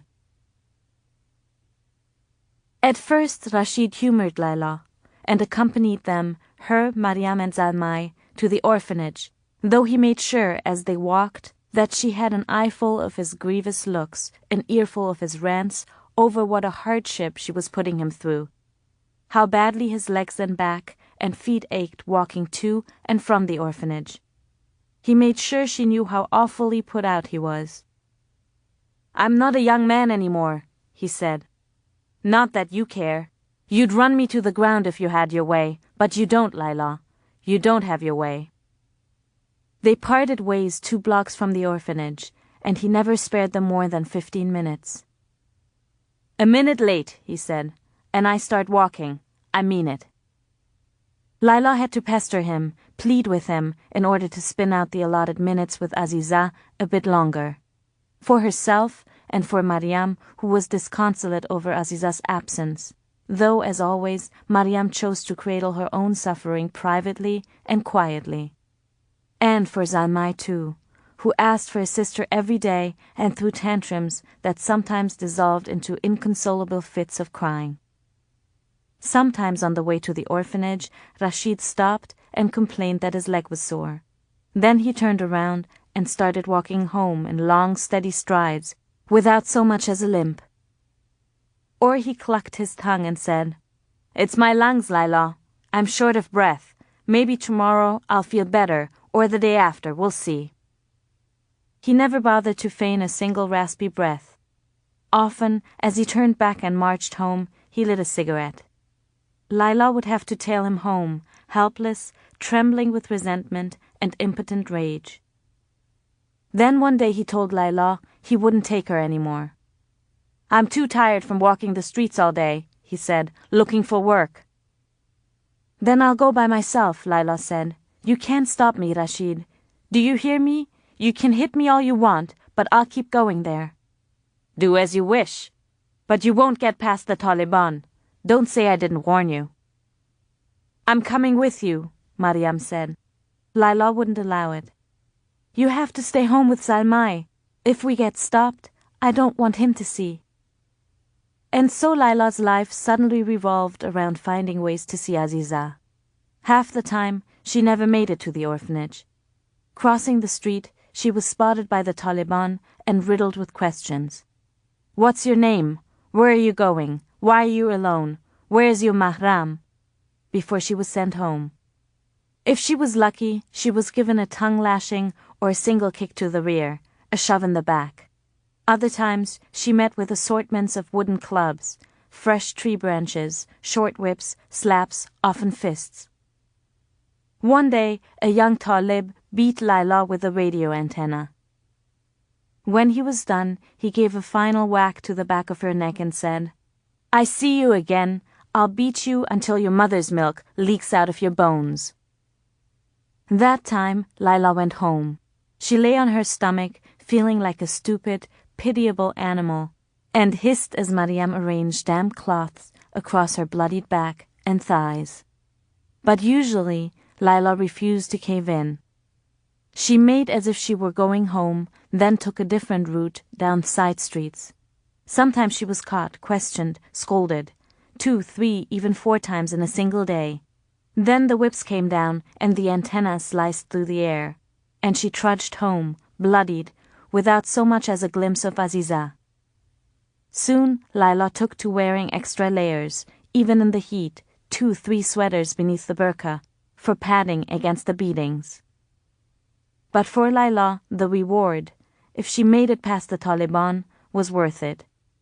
She could spend as much time as she liked then, hours even, with Aziza. They sat in the courtyard, near the swing set, among other children and visiting mothers, and talked about what Aziza had learned that week. Aziza, said Kaka Zaman, made it a point to teach them something every day, reading and writing most days, sometimes geography, a bit of history or science, something about plants, animals. "But we have to pull the curtains," Aziza said, "so the Taliban don't see us." Kaka Zaman had knitting needles and balls of yarn ready, she said, in case of a Taliban inspection. "We put the books away and pretend to knit." One day, during a visit with Aziza, Laila saw a middle-aged woman, her burqa pushed back, visiting with 3 boys and a girl. Laila recognized the sharp face, the heavy eyebrows, if not the sunken mouth and grey hair. She remembered the shawls, the black skirts, the curt voice, how she used to wear her jet-black hair tied in a bun so that you could see the dark bristles on the back of her neck.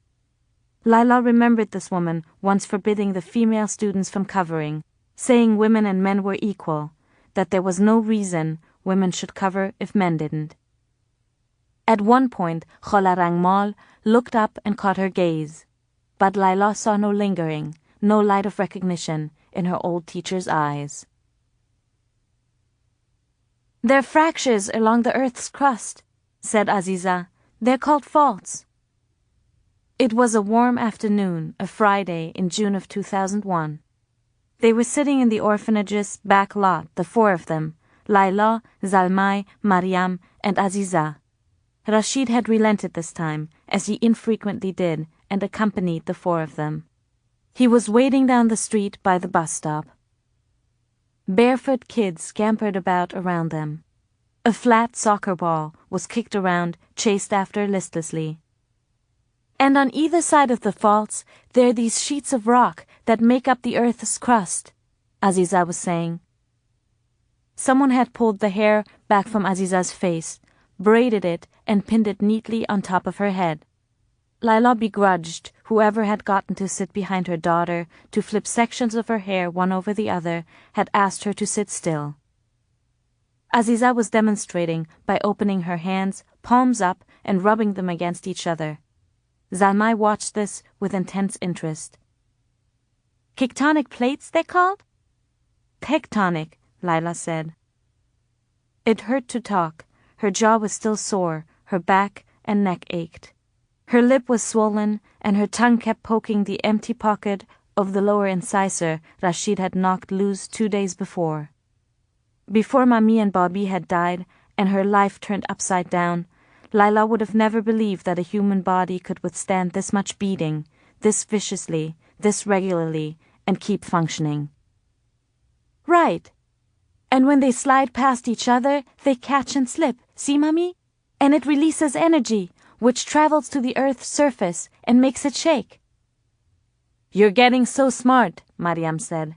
"So much smarter than your dam khala." Aziza's face glowed, broadened. "You're not dam khala, Mariam. And Kaka Saman said that, sometimes, the shifting of rocks is deep, deep below, and it's powerful and scary down there, but all we feel on the surface is a slight tremor. Only a slight tremor." The visit before this one, it was oxygen atoms in the atmosphere, scattering the blue light from the sun. If the earth had no atmosphere, Aziza had said a little breathlessly, the sky wouldn't be blue at all, but a pitch-black sea, and the sun a big bright star in the dark. "Is Aziza coming home with us this time?" Zalmay said. "Soon, my love," Laila said. "Soon." Laila watched him wander away, walking like his father, stooping forward, toes turned in.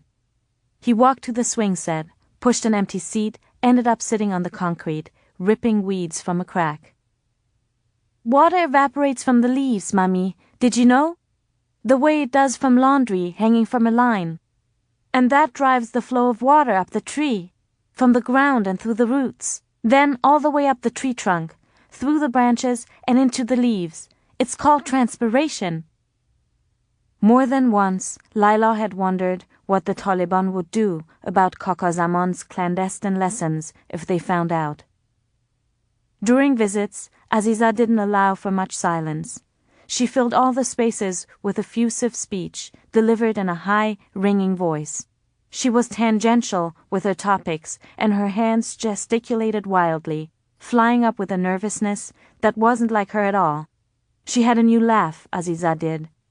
Not so much a laugh, really, as nervous punctuation, meant Laila suspected to reassure. And there were other changes. Laila would notice the dirt under Aziza's fingernails, and Aziza would notice her noticing and bury her hands under her thighs. Whenever a kid cried in their vicinity, snot oozing from his nose, or if a kid walked by bare-assed, hair clumped with dirt, Aziza's eyelids fluttered and she was quick to explain it away. She was like a hostess embarrassed in front of her guests by the squalor of her home, the untidiness of her children.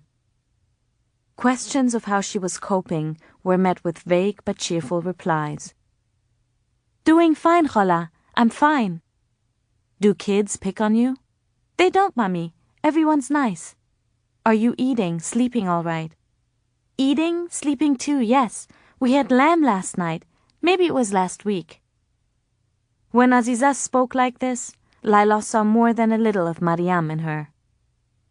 Aziza stammered now. Mariam noticed it first. It was subtle but perceptible, and more pronounced with words that began with T. Laila asked Amon about it. He frowned and said, I thought she'd always done that. They left the orphanage with Aziza that Friday afternoon for a short outing and met Rasheed, who was waiting for them by the bus stop. When Zalmai spotted his father, he uttered an excited squeak and impatiently wriggled from Laila's arms. Aziza's greeting to Rasheed was rigid but not hostile. Rasheed said they should hurry. He only had 2 hours before he had to report back to work. This was his first week as a doorman for the Intercontinental. From noon to 8, 6 days a week, Rasheed opened car doors, carried luggage, mopped up the occasional spill. Sometimes, at day's end, the cook at the buffet-style restaurant let Rasheed bring home a few leftovers, as long as he was discreet about it. Cold meatballs, sloshing in oil, fried chicken wings, the crust gone hard and dry, stuffed pasta shells turned chewy, stiff gravelly rice. Rasheed had promised Laila that once he had some money saved up, Aziza could move back home. Rasheed was wearing his uniform, a burgundy red polyester suit, white shirt, clip-on tie, visor cap pressing down on his white hair. In this uniform, Rasheed was transformed. He looked vulnerable, pitiably bewildered, almost harmless, like someone who had accepted without a sigh of protest the indignities life had doled out to him. Someone both pathetic and admirable in his docility. They rode the bus to Titanic City. They walked into the riverbed, flanked on either side by the makeshift stalls clinging to the dry banks. Near the bridge, as they were descending the steps, a barefoot man dangled dead from a crane, his ears cut off, his neck bent at the end of a rope. In the river, they melted into the horde of shoppers milling about, the money changers and bored-looking NGO workers, the cigarette vendors, the covered women who thrust fake antibiotic prescriptions at people and begged for money to fill them. Whip-toting, Naswar-chewing Talibs patrolled Titanic City, on the lookout for the indiscreet laugh, the unveiled face. From a toy kiosk, between a pristine coat vendor and a fake flower stand, Zalmai picked out a rubber basketball with yellow and blue swirls. Pick something, Rasheed said to Aziza. Aziza hedged, stiffened with embarrassment. Hurry, I have to be at work in an hour. Aziza chose a gumball machine. The same coin could be inserted to get candy, then retrieved from the flap door, coin return below. Rasheed's eyebrows shot up when the seller quoted him the price. A round of haggling ensued, at the end of which Rasheed said to Aziza contentiously, as if it were she who'd haggled him, Give it back, I can't afford both. On the way back, Aziza's high-spirited facade waned the closer they got to the orphanage. The hand stopped flying up, her face turned heavy. It happened every time. It was Laila's turn now, with Mariam pitching in, to take up the chattering, to laugh nervously, to fill the melancholy quiet with breathless, aimless banter. Later, after Rasheed had dropped them off and taken a bus to work, Laila watched Aziza wave goodbye and scuff along the wall in the orphanage backlot. She thought of Aziza's stutter, and of what Aziza had said earlier about fractures and powerful collisions deep down, and how sometimes all we see on the surface is a slight tremor. Get away, you! Zalmai cried. Hush, Mariam said. Who are you yelling at? He pointed. There! That man! Laila followed his finger. There was a man at the front door of the house, leaning against it. His head turned when he saw them approaching. He uncrossed his arms, limped a few steps toward them. Laila stopped. A choking noise came up her throat. Her knees weakened. Laila suddenly needed to grope for Mariam's arm, her shoulder, her wrist, something, anything to lean on. But she didn't. She didn't dare. She didn't dare move a muscle. She didn't dare breathe or blink even, for fear that he was nothing but a mirage shimmering in the distance, a brittle illusion that would vanish at the slightest provocation. Laila stood perfectly still and looked at Tariq until her chest screamed for air and her eyes burned to blink. And somehow, miraculously, after she took a breath, closed and opened her eyes, he was still standing there. Tariq was still standing there. Laila allowed herself to take a step toward him, then another, and then she was running. Mariam. Upstairs in Mariam's room, Zalmai was wound up. He bounced his new rubber basketball around for a while, on the floor, against the walls. Mariam asked him not to, but he knew that she had no authority to exert over him, and so he went on bouncing his ball, his eyes holding hers defiantly. For a while they pushed his toy car, an ambulance with bold red lettering on the sides, sending it back and forth between them across the room. Earlier, when they had met Tariq at the door, Zalmai had clutched the basketball close to his chest and stuck a thumb in his mouth, something he didn't do anymore except when he was apprehensive. He had eyed Tariq with suspicion. "Who is that man?" he said now. "I don't like him." Mariam was going to explain, say something about him and Laila growing up together, but Zalmai cut her off and said to turn the ambulance around so the front grille faced him, and, when she did, he said he wanted his basketball again. "Where is it?" he said. "Where's the ball Baba John got me? Where is it? I want it! I want it!" His voice rising and becoming more shrill with each word. "It was just here," Mariam said, and he cried. "No, it's lost, I know it. I just know it's lost. Where is it? Where is it?" "Here," she said, fetching the ball from the closet where it had rolled to. But Zalmai was bawling now and pounding his fists, crying that it wasn't the same ball. It couldn't be, because his ball was lost. And this was a fake one. Where had his real ball gone? Where? Where? He screamed until Laila had to come upstairs to hold him, to rock him and run her fingers through his tight dark curls, to dry his moist cheeks and cluck her tongue in his ear. Mariam waited outside the room. From atop the staircase, all she could see of Tariq were his long legs, the real one and the artificial one, in khaki pants, stretched out on the uncarpeted living room floor. It was then that she realized why the doorman at the Continental had looked familiar the day she and Rasheed had gone there to place the call to Jalil. He'd been wearing a cap and sunglasses. That was why it hadn't come to her earlier. But Mariam remembered now, from 9 years before, remembered him sitting downstairs, patting his brow with a handkerchief, and asking for water.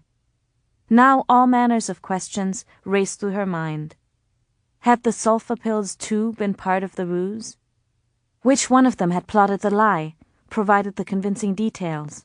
And how much had Rasheed paid Abdul Sharif, if that was even his name, to come and crush Laila with the story of Tariq's death? Laila. Tariq said that one of the men who shared his cell had a cousin who'd been publicly flogged once for painting flamingos. He, the cousin, had a seemingly incurable thing for them. "Entire sketchbooks," Tariq said. "Dozens of oil paintings of them, wading in lagoons, sunbathing in marshlands, flying into sunsets too, I'm afraid." "Flamingos," Laila said. She looked at him sitting against the wall, his good leg bent at the knee. She had an urge to touch him again, as she had earlier by the front gate when she'd run to him. It embarrassed her now to think of how she'd thrown her arms around his neck and wept into his chest, how she'd said his name over and over in a slurring, thick voice. Had she acted too eagerly? She wondered, too desperately? Maybe so. But she hadn't been able to help it, and now she longed to touch him again, to prove to herself again that he was really here, that he was not a dream, an apparition. "Indeed," he said. "Flamingos." When the Taliban had found the paintings, Tariq said, they'd taken offense at the bird's long, bare legs. After they tied the cousin's feet and flogged his soles bloody, they had presented him with a choice: either destroy the paintings or make the flamingos decent. So the cousin had picked up his brush and painted trousers on every last bird. And there you have it, Islamic flamingos, Tariq said. Laughter came up, but Laila pushed it back down. She was ashamed of her yellowing teeth, the missing incisor, ashamed of her withered looks and swollen lip. She wished she'd had the chance to wash her face, at least comb her hair. But he'll have the last laugh, the cousin, Tariq said. He painted those trousers with watercolor. When the Taliban are gone, he'll just wash 'em off. He smiled. Laila noticed that he had a missing tooth of his own, and looked down at his hands. Indeed. He was wearing a pakol on his head, hiking boots, and a black wool sweater tucked into the waist of grey khaki pants. He was half smiling, nodding slowly. Laila didn't remember him saying this before, this word indeed, and this pensive gesture, the fingers making a tent in his lap, the nodding, it was new too. Such an adult word, such an adult gesture, and why should it be so startling? He was an adult now, Tariq, a 25-year-old man with slow movements and a tiredness to his smile. Tall, bearded, slimmer than in her dreams of him, but with strong-looking hands, workman's hands, with tortuous, full veins. His face was still lean and handsome, but not fair-skinned any longer. His brow had a weathered look to it, sunburned, like his neck, the brow of a traveller at the end of a long and wearying journey. His pakol was pushed back on his head, and she could see that he'd started to lose his hair. The hazel of his eyes was duller than she remembered, paler, or perhaps it was merely the light in the room. Laila thought of Tariq's mother, her unhurried manners, the clever smiles, the dull purple wig, and his father, with his squinty gaze, his wry humor. Earlier at the door, with a voice full of tears, tripping over her own words, she told Tariq what she thought had happened to him and his parents, and he had shaken his head. So now she asked him how they were doing, his parents. But she regretted the question when Tariq looked down and said a bit distractedly, "Passed on." "I'm so sorry." "Well, yes, me too. Here." He fished a small paper bag from his pocket and passed it to her. "Compliments of Aliona." Inside was a block of cheese in plastic wrap. "Aliona, it's a pretty name." Laila tried to say this next without wavering. "Your wife?" "My goat." He was smiling at her expectantly, as though waiting for her to retrieve a memory. Then Laila remembered. The Soviet film. Aliona had been the captain's daughter, the girl in love with the first mate. That was the day that she, Tariq, and Hosseini had watched Soviet tanks and jeeps leave Kabul, the day Tariq had worn that ridiculous Russian fur hat. "I had to tie her to a stake in the ground," Tariq was saying, "and build a fence, because of the wolves. In the foothills where I live, there's a wooded area nearby, maybe a quarter-mile away, pine trees mostly, some fir, deodars. They mostly stick to the woods, the wolves do, but a bleeding goat, one that likes to go wandering, that can draw them out. So the fence, the stake." Laila asked him which foothills. "Pir Panjal, Pakistan," he said. "Where I live is called Muri. It's a summer retreat, an hour from Islamabad. It's hilly and green, lots of trees, high above sea level, so it's cool in the summer, perfect for tourists." The British had built it as a hill station, near their military headquarters in Rawalpindi, he said, for the Victorians to escape the heat. You could still spot a few relics of the colonial times, Tariq said, the occasional tea room, tin-roofed bungalows, called cottages, that sort of thing. The town itself was small and pleasant. The main street was called the Mall, where there was a post office, a bazaar, a few restaurants, shops that overcharge tourists for painted glass and hand-knotted carpets. Curiously, the mall's one-way traffic flowed in one direction one week, the opposite direction the next week. The locals say that Ireland's traffic is like that too in places, Tariq said. I wouldn't know. Anyway, it's nice. It's a plain life, but I like it. I like living there. With your goat, with Aliona. Laila meant this less as a joke than as a surreptitious entry into another line of talk, such as who else was there with him, worrying about wolves eating goats. But Tariq only went on nodding.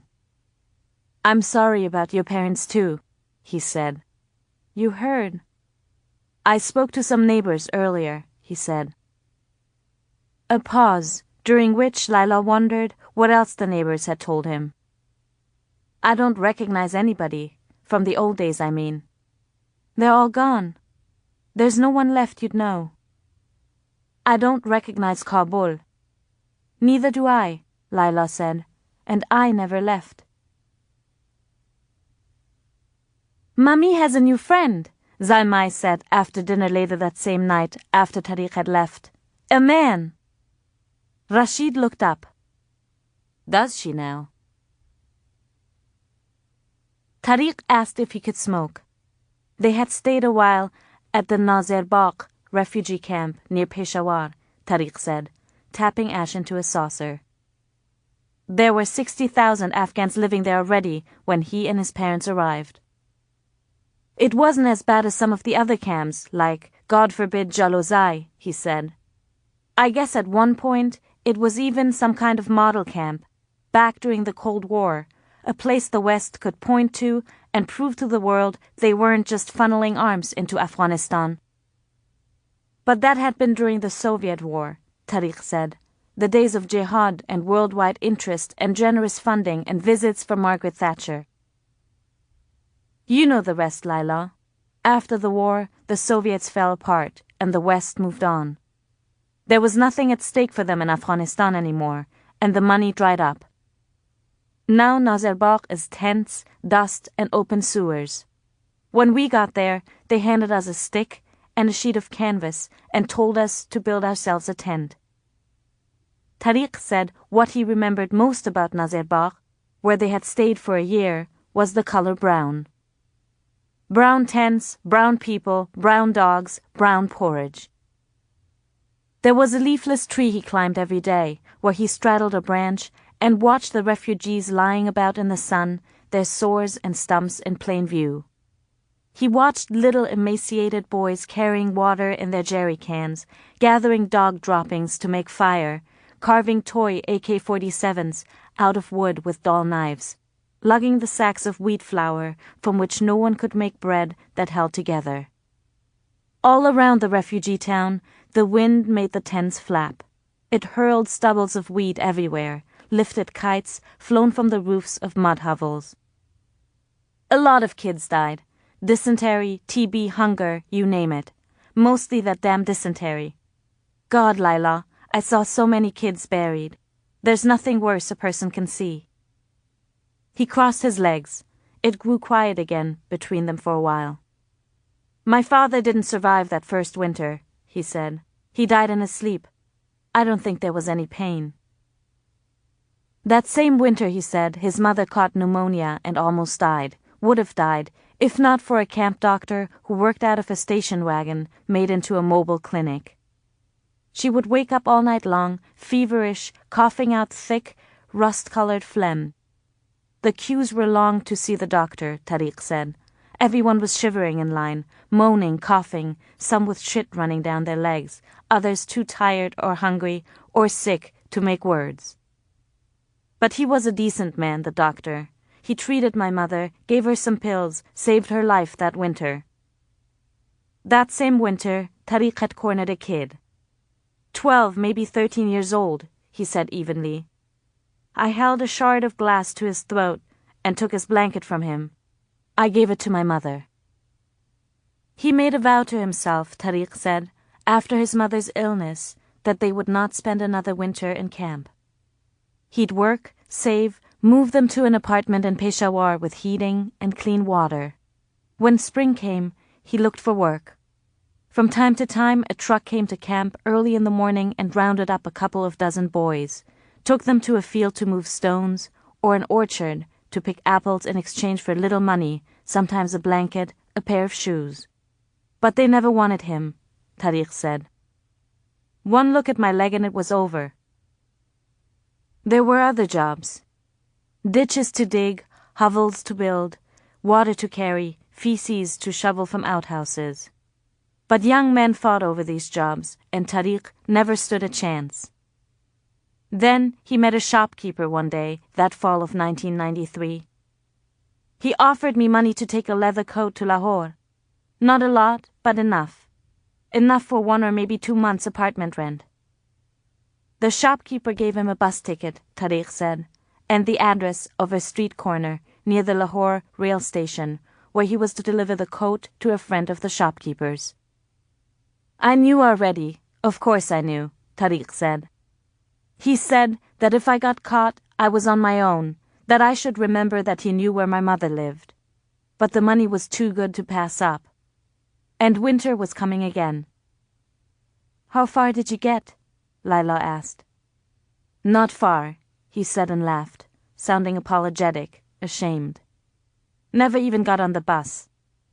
But I thought I was immune, you know, safe. As though there was some accountant up there, somewhere, a guy with a pencil tucked behind his ear, who kept track of these things, who tallied things up, and he'd look down and say, yes, he can have this, we'll let it go. He's paid some dues already, this one. It was in the seams, the hashish, and it spilled all over the street when the police took a knife to the coat. Tariq laughed again when he said this, a climbing, shaky kind of laugh, and Laila remembered how he used to laugh like this when they were little, to cloak embarrassment, to make light of things he'd done that were foolhardy or scandalous. He has a limp, Zalmai said. Is this who I think it is? He was only visiting, Mariam said. Shut up, you, Rasheed snapped, raising a finger. He turned back to Laila. Well, what do you know? Laila and Majnoon reunited, just like old times. His face turned stony. So you let him in, here, in my house. You let him in. He was in here with my son. You duped me. You lied to me, Laila said, gritting her teeth. You had that man sit across from me and... You knew I would leave if I thought he was alive. And you didn't lie to me? Rasheed roared. You think I didn't figure it out? About your had on me? You take me for a fool, you whore? The more Tariq talked, the more Laila dreaded the moment when he would stop. The silence that would follow, the signal that it was her turn to give account, to provide the why and how and when, to make official what he surely already knew. She felt a faint nausea whenever he paused. She avoided his eyes. She looked down at his hands, at the coarse, dark hairs that had sprouted on the back of them in the intervening years. Tariq wouldn't say much about his years in prison, save that he'd learned to speak Urdu there. When Laila asked, he gave an impatient shake of his head. In this gesture, Laila saw rusty bars and unwashed bodies, violent men and crowded halls, and ceilings rotting with moldy deposits. She read in his face that it had been a place of abasement, of degradation and despair. Tariq said his mother tried to visit him after his arrest. 3 times she came, but I never got to see her, he said. He wrote her a letter and a few more after that, even though he doubted that she would receive them. And I wrote you. You did? Oh, volumes, he said. Your friend Rumi would have envied my production.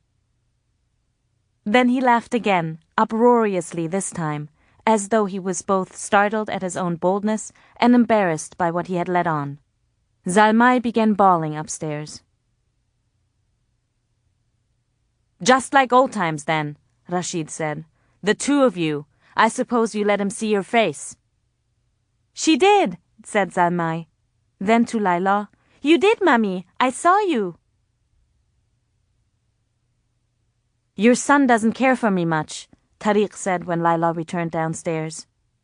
I'm sorry, she said. It's not that, he just... Don't mind him. Then quickly she changed the subject, because it made her feel perverse and guilty to feel that about Zalmai, who was a child, a little boy who loved his father, whose instinctive aversion to the stranger was understandable and legitimate. And I wrote you, volumes. How long have you been in Marie? Less than a year, Tariq said. He befriended an older man in prison, he said, a fellow named Salim, a Pakistani, a former field hockey player who had been in and out of prison for years and who was serving 10 years for stabbing an undercover policeman. Every prison has a man like Salim, Tariq said. There was always someone who was cunning and connected, who worked the system and found you things. Someone around whom the air buzzed with both opportunity and danger. It was Salim who had sent out Tariq's queries about his mother. Salim who had sat him down and told him in a soft fatherly voice that she had died of exposure. Tariq spent 7 years in the Pakistani prison. I got off easy, he said. I was lucky. The judge sitting on my case, it turned out, had a brother who'd married an Afghan woman. Maybe he showed mercy. I don't know.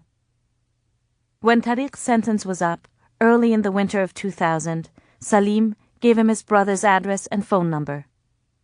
The brother's name was Saeed. He said Saeed owned a small hotel in Marie, Tariq said. 20 rooms and a lounge, a little place to cater to tourists. He said, tell him I sent you.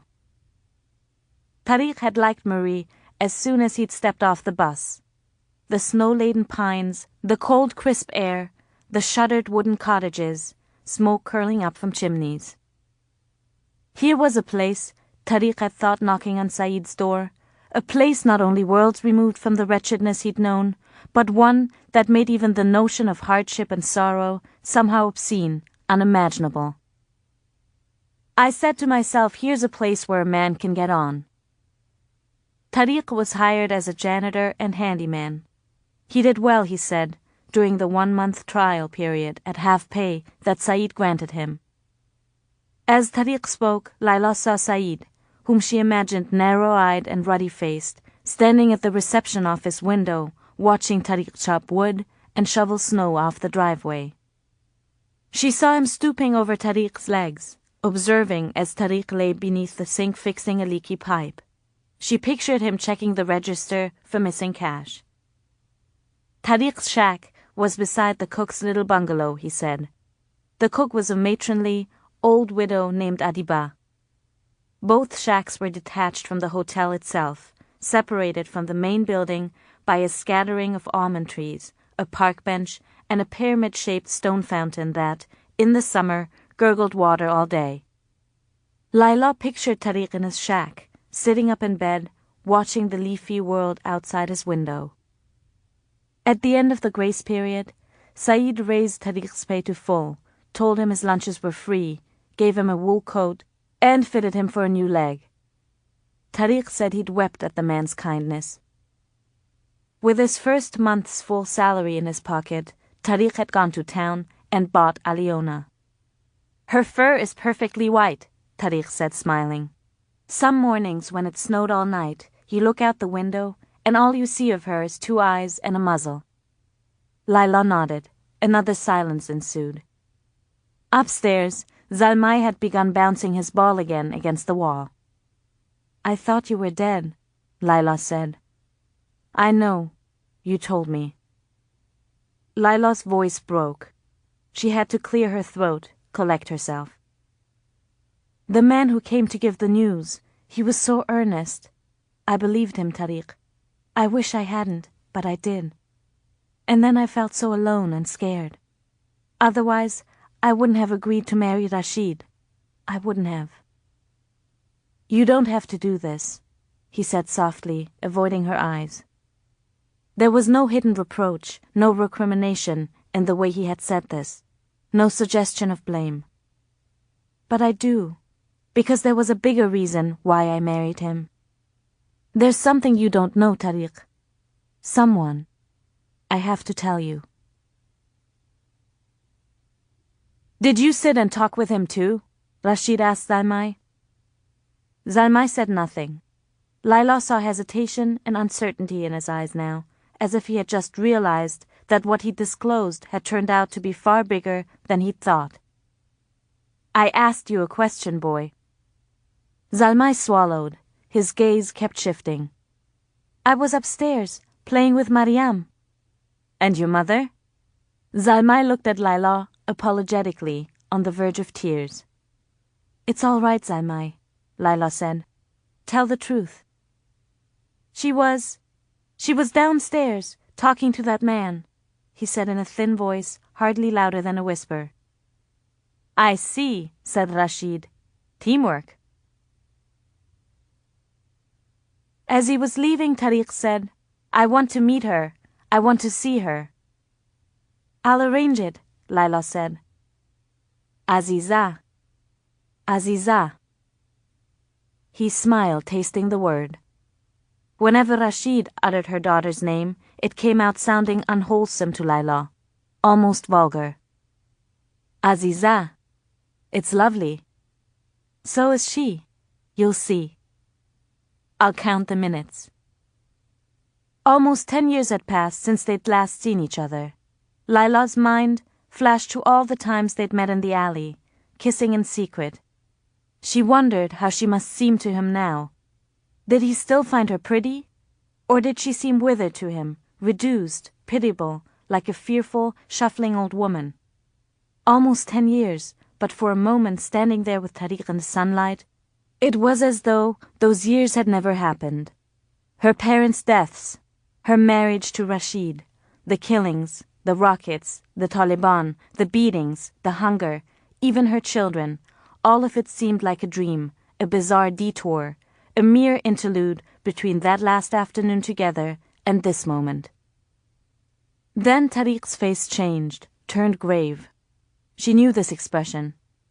It was the same look he'd had on his face that day, all those years ago, when they'd both been children, when he'd unstrapped his leg and gone after Khadim. He reached with one hand now and touched the corner of her lower lip.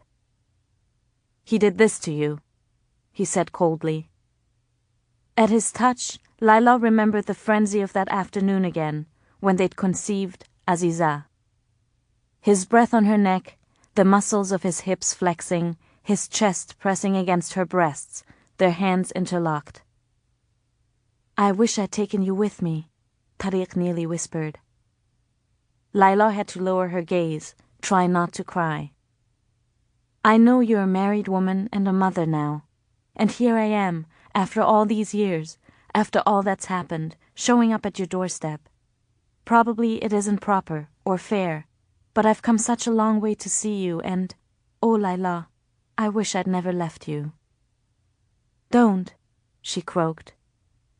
I should have tried harder. I should have married you when I had the chance. Everything would have been different then. Don't talk this way, please. It hurts. He nodded, started to take a step toward her, then stopped himself. I don't want to assume anything, and I don't mean to turn your life upside down, appearing like this out of nowhere. If you want me to leave, if you want me to go back to Pakistan, say the word, Laila. I mean it. Say it and I'll go. I'll never trouble you again. No, Laila said more sharply than she'd intended to. She saw that she'd reached for his arm, that she was clutching it. She dropped her hand. No, don't leave, Tariq. No, please stay. Tariq nodded.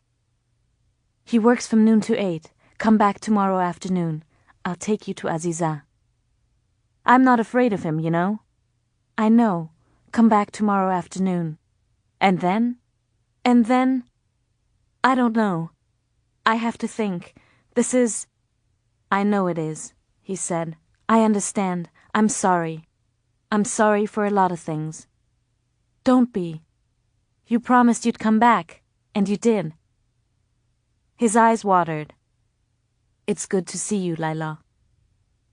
She watched him walk away, shivering where she stood. She thought, volumes, and another shudder passed through her, a current of something sad and forlorn, but also something eager and recklessly hopeful. Mariam. I was upstairs playing with Mariam, Zalmay said. And your mother? She was downstairs, talking to that man. I see, said Rasheed. Teamwork. Mariam watched his face relax, loosen.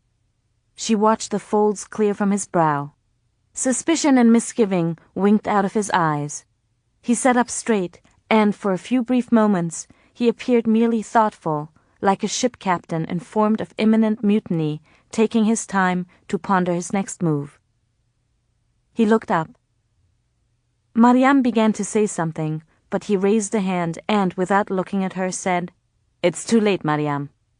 To Zalmay he said coldly, You're going upstairs, boy. On Zalmay's face, Mariam saw alarm. Nervously, he looked around at the three of them. He sensed now that his tattletale game had let something serious, adult serious, into the room. He cast a despondent, contrite glance toward Mariam, then his mother. In a challenging voice, Rasheed said, Now! He took Zalmay by the elbow. Zalmay meekly let himself be led upstairs. They stood frozen, Mariam and Laila, eyes to the ground, as though looking at each other would give credence to the way Rasheed saw things, that while he was opening doors and lugging baggage for people who wouldn't spare him a glance, a lewd conspiracy was shaping behind his back, in his home, in his beloved son's presence. Neither one of them said a word. They listened to the footsteps in the hallway above, one heavy and foreboding, the other the pattering of a skittish little animal.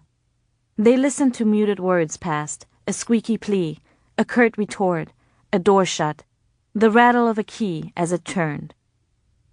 Then one set of footsteps returning, more impatiently now. Mariam saw his feet pounding the steps as he came down. She saw him pocketing the key, saw his belt, the perforated end wrapped tightly around his knuckles. The fake brass buckle dragged behind him, bouncing on the steps. She went to stop him, but he shoved her back and blew by her. Without saying a word, he swung the belt at Laila. He did it with such speed that she had no time to retreat or duck or even raise a protective arm. Laila touched her fingers to her temples, looked at the blood, looked at Rasheed with astonishment. It lasted only a moment or two, this look of disbelief, before it was replaced by something hateful. Rasheed swung the belt again. This time, Laila shielded herself with a forearm and made a grab at the belt. She missed, and Rasheed brought the belt down again. Laila caught it briefly before Rasheed yanked it free and lashed at her again. Then Laila was dashing around the room, and Mariam was screaming words that ran together and imploring Rasheed, as he chased Laila, as he blocked her way and cracked his belt at her. At one point, Laila ducked and managed to land a punch across his ear, which made him spit a curse and pursue her even more relentlessly. He caught her, threw her up against the wall, and struck her with the belt again and again, the buckle slamming against her chest, her shoulder, her raised arms, her fingers, drawing blood wherever it struck. Mariam lost count of how many times the belt cracked, how many pleading words she cried out to Rasheed, how many times she circled around the incoherent tangle of teeth and fists and belt, before she saw fingers clawing at Rasheed's face, chipped nails digging into his jowls and pulling at his hair and scratching his forehead. How long before she realized, with both shock and relish, that the fingers were hers. He let go of Laila and turned on her. At first, he looked at her without seeing her, then his eyes narrowed, appraised Mariam with interest. The look in them shifted from puzzlement to shock, then disapproval, disappointment even, lingering there a moment. Mariam remembered the first time she'd seen his eyes, under the wedding veil, in the mirror with Jalil looking on, how their gazes had slid across the glass and met, his indifferent, hers docile, conceding, almost apologetic. Apologetic. Mariam saw now in those same eyes what a fool she had been. Had she been a deceitful wife? She asked herself. A complacent wife? A dishonorable woman? Discreditable? Vulgar? What harmful thing had she willfully done to this man to warrant his malice, his continual assaults, the relish with which he tormented her? Had she not looked after him when he was ill, fed him and his friends, cleaned up after him dutifully? Had she not given this man her youth? Had she ever justly deserved his meanness? The bell made a thump when Rasheed dropped it to the ground and came for her. Some jobs, that thump said, were meant to be done with bare hands. But just as he was bearing down on her, Mariam saw Laila behind him pick up something from the ground. She watched Laila's hand rise overhead, hold, then come swooping down against the side of his face. Glass shattered. The jagged remains of the drinking glass rained down to the ground. There was blood on Laila's hands, blood flowing from the open gash on Rasheed's cheek, blood down his neck, on his shirt. He turned around, all snarling teeth and blazing eyes. They crashed to the ground, Rasheed and Laila thrashing about. He ended up on top, his hands already wrapped around Laila's neck. Mariam clawed at him. She beat at his chest. She hurled herself against him. She struggled to uncurl his fingers from Laila's neck. She bit them. But they remained tightly clamped around Laila's windpipe, and Mariam saw that he meant to carry this through. Mariam backed away and left the room. She was aware of a thumping sound from upstairs, aware that tiny palms were slapping against the locked door. She ran down the hallway. She burst through the front door, crossed the yard. In the tool shed, Mariam grabbed the shovel. Rasheed didn't notice her coming back into the room. He was still on top of Laila, his eyes wide and crazy, his hands wrapped around her neck. Laila's face was turning blue now, and her eyes had rolled back. Mariam saw that she was no longer struggling. He's going to kill her, she thought. He really means to. And Mariam could not, would not allow that to happen. He'd taken so much from her in 27 years of marriage. She would not watch him take Laila too. Mariam steadied her feet and tightened her grip around the shovel's handle. She raised it. She said his name. She wanted him to see. Rasheed! He looked up. Mariam swung. She hit him across the temple. The blow knocked him off Laila. Rasheed touched his head with the palm of his hand. He looked at the blood on his fingertips. Then at Mariam. She thought she saw his face soften. She imagined that something had passed between them, that maybe she had quite literally knocked some understanding into his head. Maybe he saw something in her face too, Mariam thought, something that made him hedge. Maybe he saw some trace of all the self-denial, all the sacrifice, all the sheer exertion it had taken her to live with him for all these years, live with his continual condescension and violence, his fault-finding and meanness. Was that respect she saw in his eyes? Regret? But then his upper lip curled back into a spiteful sneer, and Mariam knew then the futility, maybe even the irresponsibility, of not finishing this. If she let him walk now, how long before he fetched the key from his pocket and went for that gun of his upstairs in the room where he'd locked Zalmai? Had Mariam been certain that he would be satisfied with shooting only her, that there was a chance he would spare Laila, she might have dropped the shovel. But in Rasheed's eyes, she saw murder for them both. And so Mariam raised the shovel high, raised it as high as she could, arching it so it touched the small of her back. She turned it so the sharp edge was vertical, and as she did, it occurred to her that this was the first time that she was deciding the course of her own life. And with that, Mariam brought down the shovel. This time, she gave it everything she had. Laila. Laila was aware of the face over her, all teeth and tobacco and foreboding eyes. She was dimly aware, too, of Mariam, a presence beyond the face, of her fists raining down. Above them was the ceiling, and it was the ceiling Laila was drawn to. the dark markings of mold spreading across it like ink on a dress, the crack in the plaster that was a stolid smile or a frown, depending on which end of the room you looked at it from.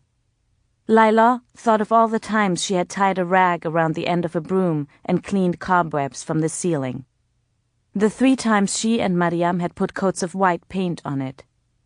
The crack wasn't a smile any longer now, but a mocking leer. And it was receding. The ceiling was shrinking, lifting, rising away from her and towards some hazy dimness beyond. It rose until it shrank to the size of a postage stamp, white and bright, everything around it blotted out by the shuttered darkness. In the dark, Rasheed's face was like a sunspot. Brief little bursts of blinding light before her eyes now, like silver stars exploding. Bizarre geometric forms in the light, worms, egg-shaped things, moving up and down, sideways, melting into each other, breaking apart, morphing into something else, then fading, giving way to blackness. Voices muffled and distant. Behind the lids of her eyes, her children's faces flared and fizzled. Aziza, alert and burdened, knowing, secretive. Zalmai looking up at his father with quivering eagerness. It would end like this then, Laila thought. What a pitiable end. But then the darkness began to lift. She had a sensation of rising up, of being hoisted up.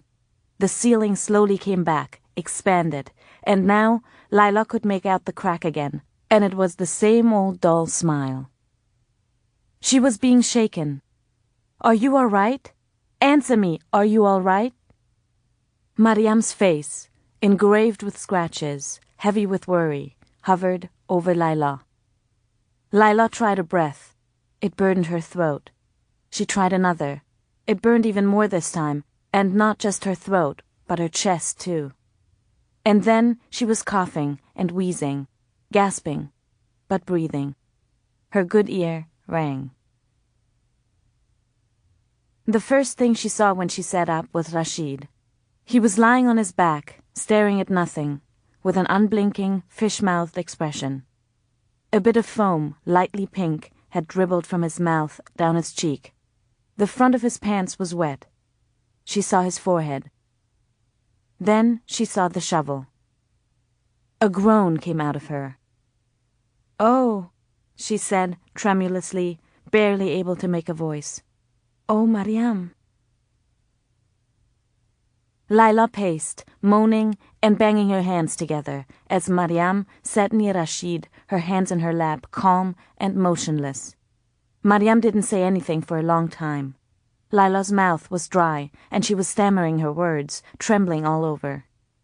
She willed herself not to look at Rasheed, at the rictus of his mouth, his open eyes, at the blood congealing in the hollow of his collarbone. Outside, the light was fading, the shadows deepening. Mariam's face looked thin and drawn in this light. But she did not appear agitated or frightened, merely preoccupied, thoughtful, so self-possessed that when a fly landed on her chin, she paid it no attention.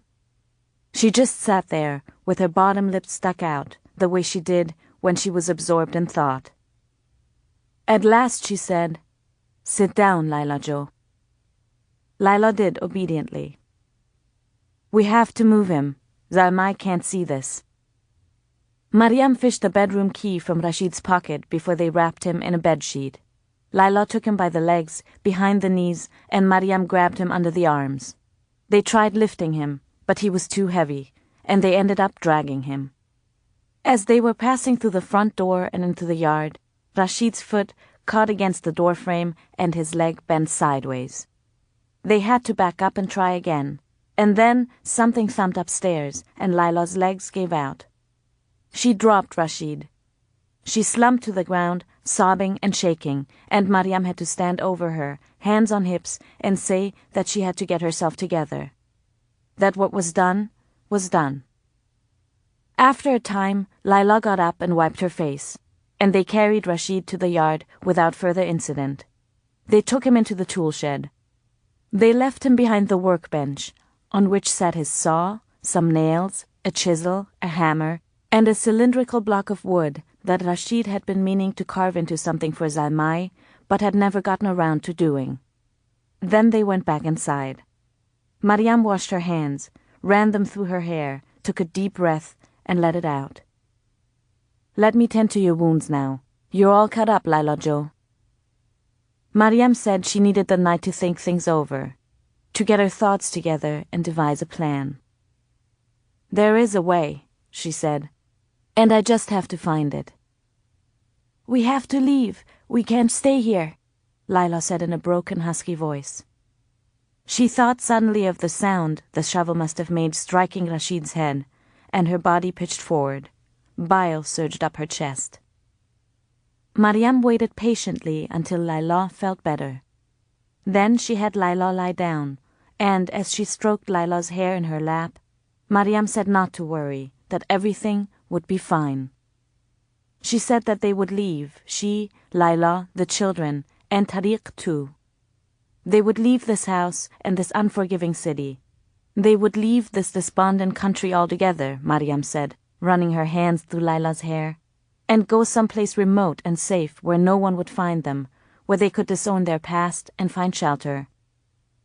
"Somewhere with trees," she said. "Yes, lots of trees." They would live in a small house on the edge of some town they'd never heard of, Mariam said, or in a remote village where the road was narrow and unpaved, but lined with all manner of plants and shrubs.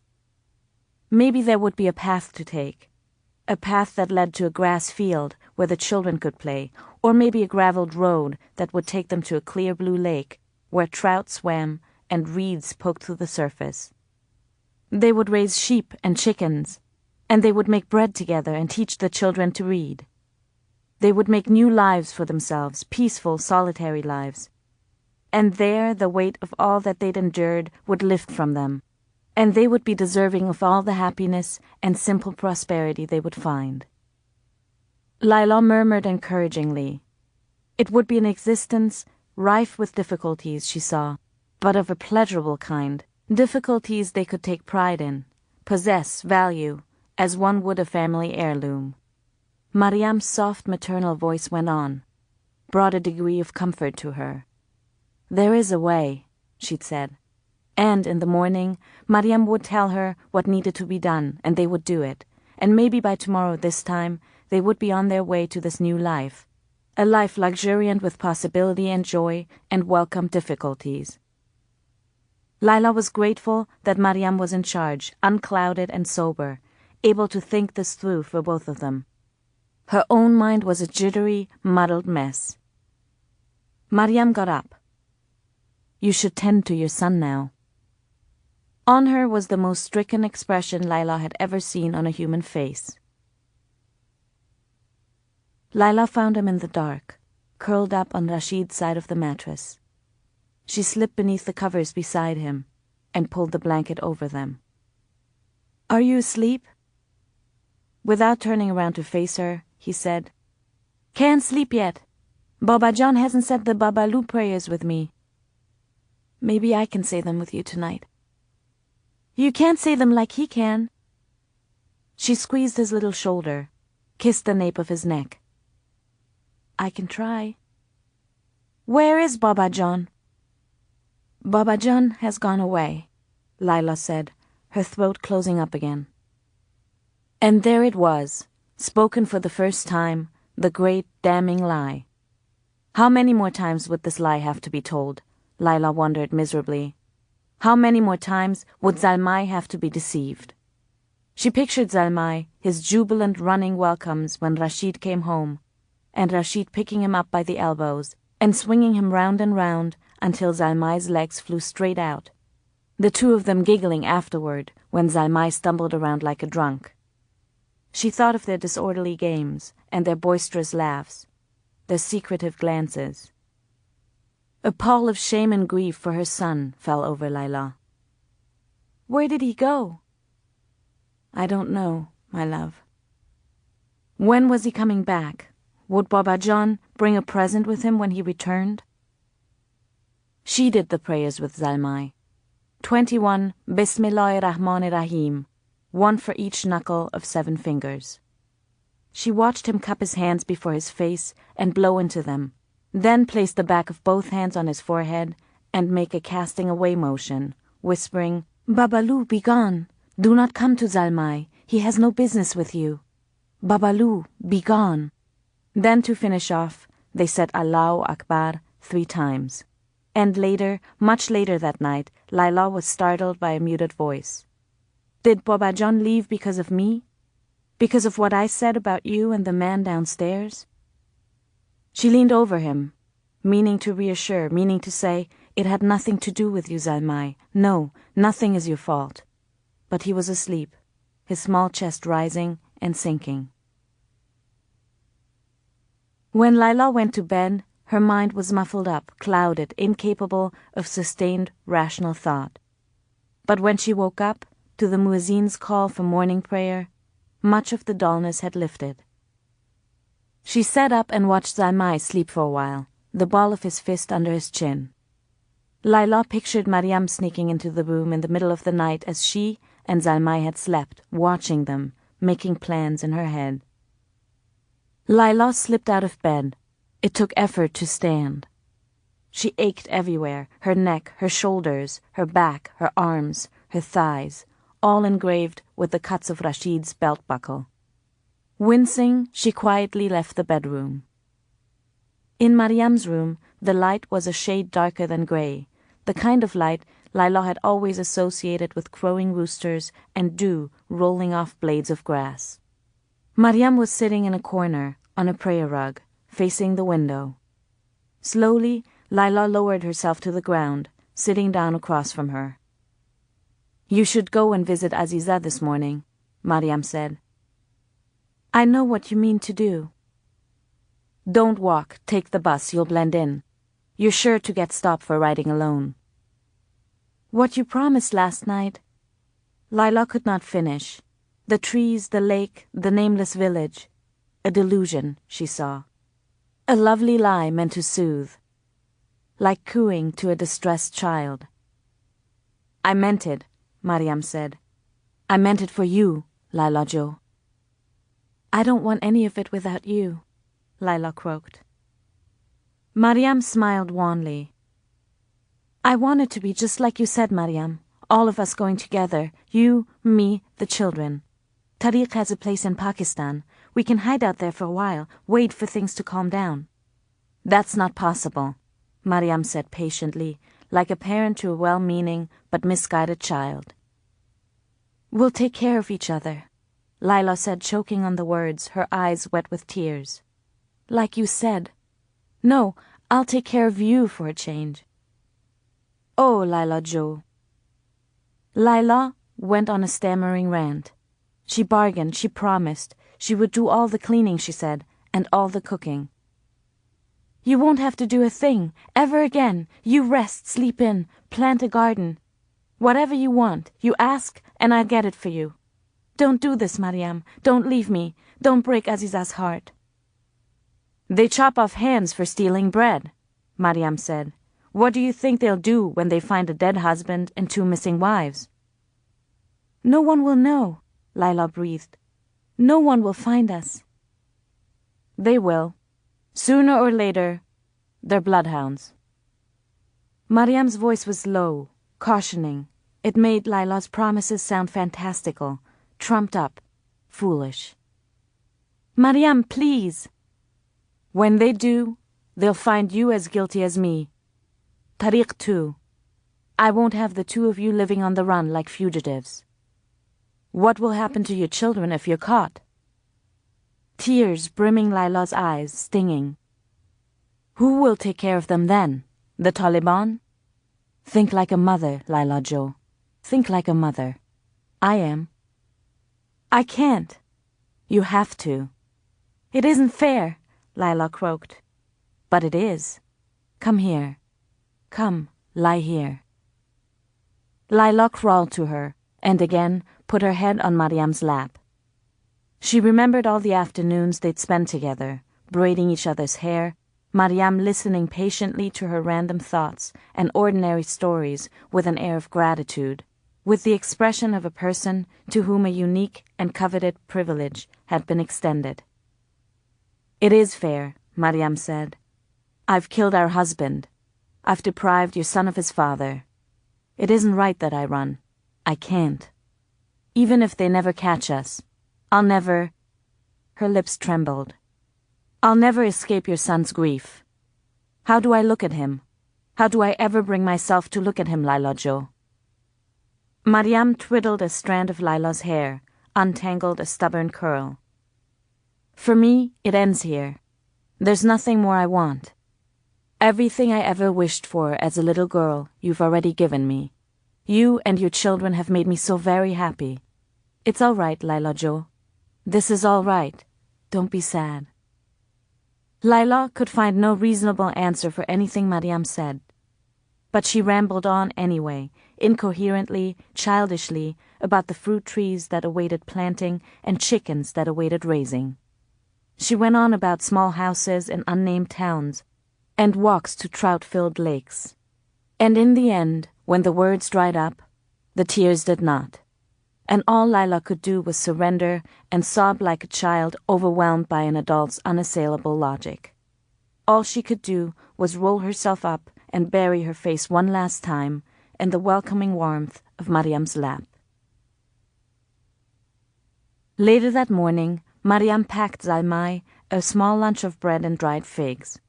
For Aziza too, she packed some figs and a few cookies shaped like animals. She put it all in a paper bag and gave it to Laila. "Kiss Aziza for me," she said. "Tell her she's the noor of my eyes and the sultan of my heart. Will you do that for me?" Laila nodded, her lips pursed together. "Take the bus, like I said, and keep your head low." "When will I see you, Mariam? I want to see you before I testify.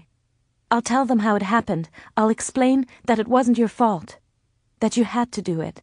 They'll understand, won't they, Mariam? They'll understand." Mariam gave her a soft look. She hunkered down to eye level with Zalmai. He was wearing a red t-shirt, ragged khakis, and a used pair of cowboy boots Rasheed had bought him from Mandai.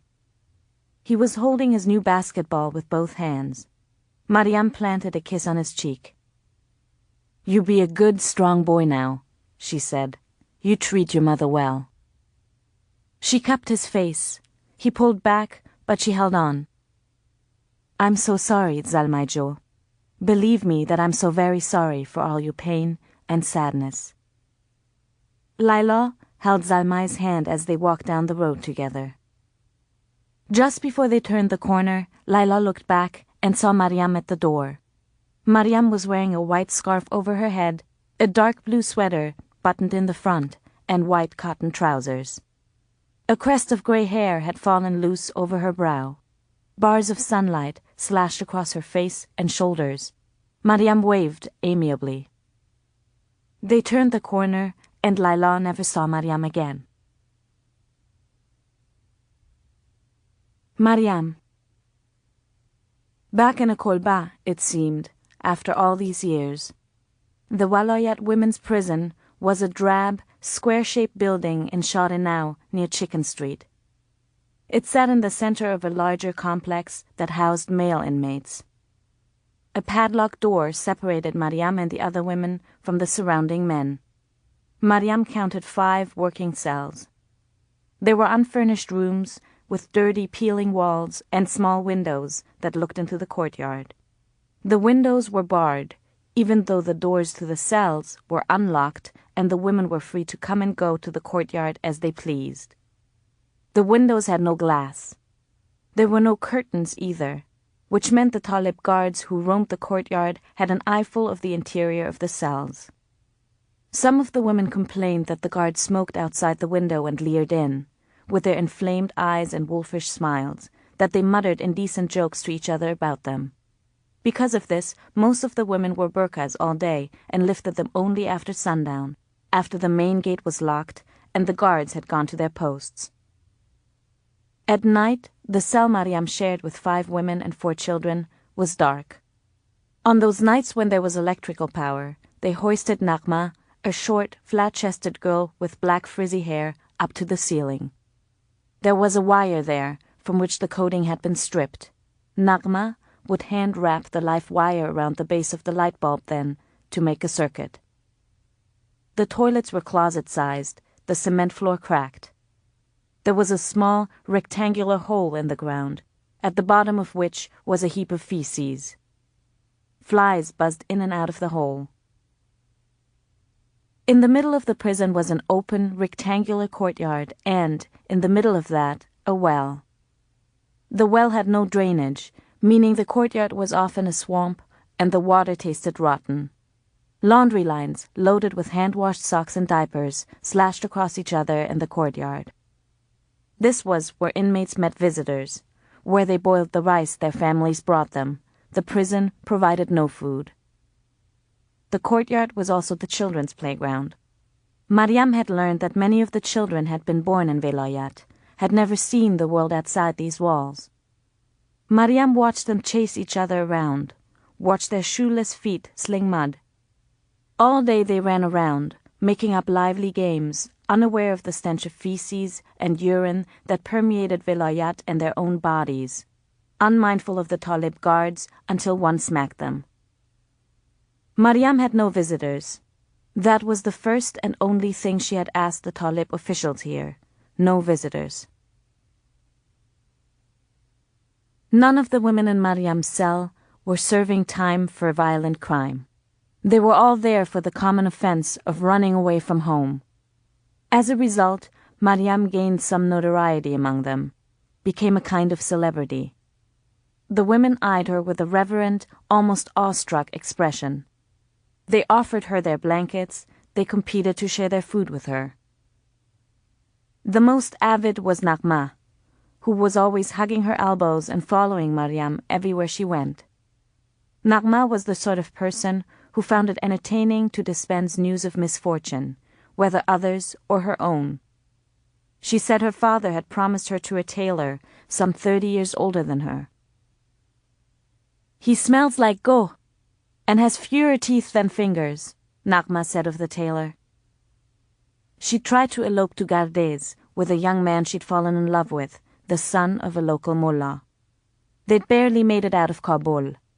When they were caught and sent back, the mullah's son was flogged before he repented and said that Naghma had seduced him with her feminine charms. She'd cast a spell on him, he said. He promised he would rededicate himself to the study of Quran. The mullah's son was freed. Naghma was sentenced to 5 years. It was just as well, she said, her being in prison. Her father had sworn that the day she was released, he would take a knife to her throat. Listening to Naghma, Mariam remembered the dim glimmer of cold stars and the stringy, pink clouds streaking over the Safedko mountains that long-ago morning when Nana had said to her, "Like a compass needle that points north, a man's accusing finger always finds a woman. Always. You remember that, Mariam." Mariam's trial had taken place the week before. There was no legal counsel, no public hearing, no cross-examining of evidence, no appeals. Mariam declined her right to witnesses. The entire thing lasted less than 15 minutes. The middle judge, a brittle-looking Talib, was the leader. He was strikingly gaunt, with yellow, leathery skin and a curly red beard. He wore eyeglasses that magnified his eyes and revealed how yellow the whites were. His neck looked too thin to support the intricately wrapped turban on his head. "You admit to this, Hamshira?" he asked again in a tired voice. "I do," Mariam said. The man nodded, or maybe he didn't. It was hard to tell. He had a pronounced shaking of his hands and head that reminded Mariam of Mullah Faizullah's tremor. When he sipped tea, he did not reach for his cup. He motioned to the square-shouldered man to his left, who respectfully brought it to his lips. After, the Talib closed his eyes gently, a muted and elegant gesture of gratitude. Mariam found a disarming quality about him. When he spoke, it was with a tinge of guile and tenderness. His smile was patient. He did not look at Mariam despisingly. He did not address her with spite or accusation, but with a soft tone of apology. Do you fully understand what you're saying? The bony-faced Talib to the judge's right, not the tea-giver, said. This one was the youngest of the three. He spoke quickly and with emphatic, arrogant confidence. He'd been irritated that Mariam could not speak Pashto. He struck Mariam as the sort of quarrelsome young man who relished his authority, who saw offenses everywhere, thought it his birthright to pass judgment. I do understand, Mariam said. I wonder, the young Talib said. God has made us differently, you women and us men. Our brains are different. You're not able to think like we can. Western doctors and their science have proven this. This is why we require only one male witness, but 2 female ones. I admit to what I did, brother, Mariam said. But if I hadn't, he would have killed her. He was strangling her. So you say, but then women swear to all sorts of things all the time. It's the truth. Do you have witnesses, other than your ambak? I do not, said Mariam. Well, then... He threw up his hands and snickered. It was the sickly Talib who spoke next. I have a doctor in Peshawar, he said. A fine young Pakistani fellow. I saw him a month ago, and then again last week. I said, tell me the truth, friend. And he said to me, 3 months, Mullah Sahib, maybe 6 at most. All God's will, of course. He nodded discreetly at the square-shouldered man on his left and took another sip of the tea he was offered. He wiped his mouth with the back of his tremulous hand. It does not frighten me to leave this life that my only son left 5 years ago, this life that insists we bear sorrow upon sorrow long after we can bear no more. No, I believe I shall gladly take my leave when the time comes. What frightens me, Hamshera, is the day God summons me before him and asks, why did you not do as I said, Mullah? Why did you not obey my laws? How shall I explain myself to him, Hamshera? What will be my defense for not heeding his commands?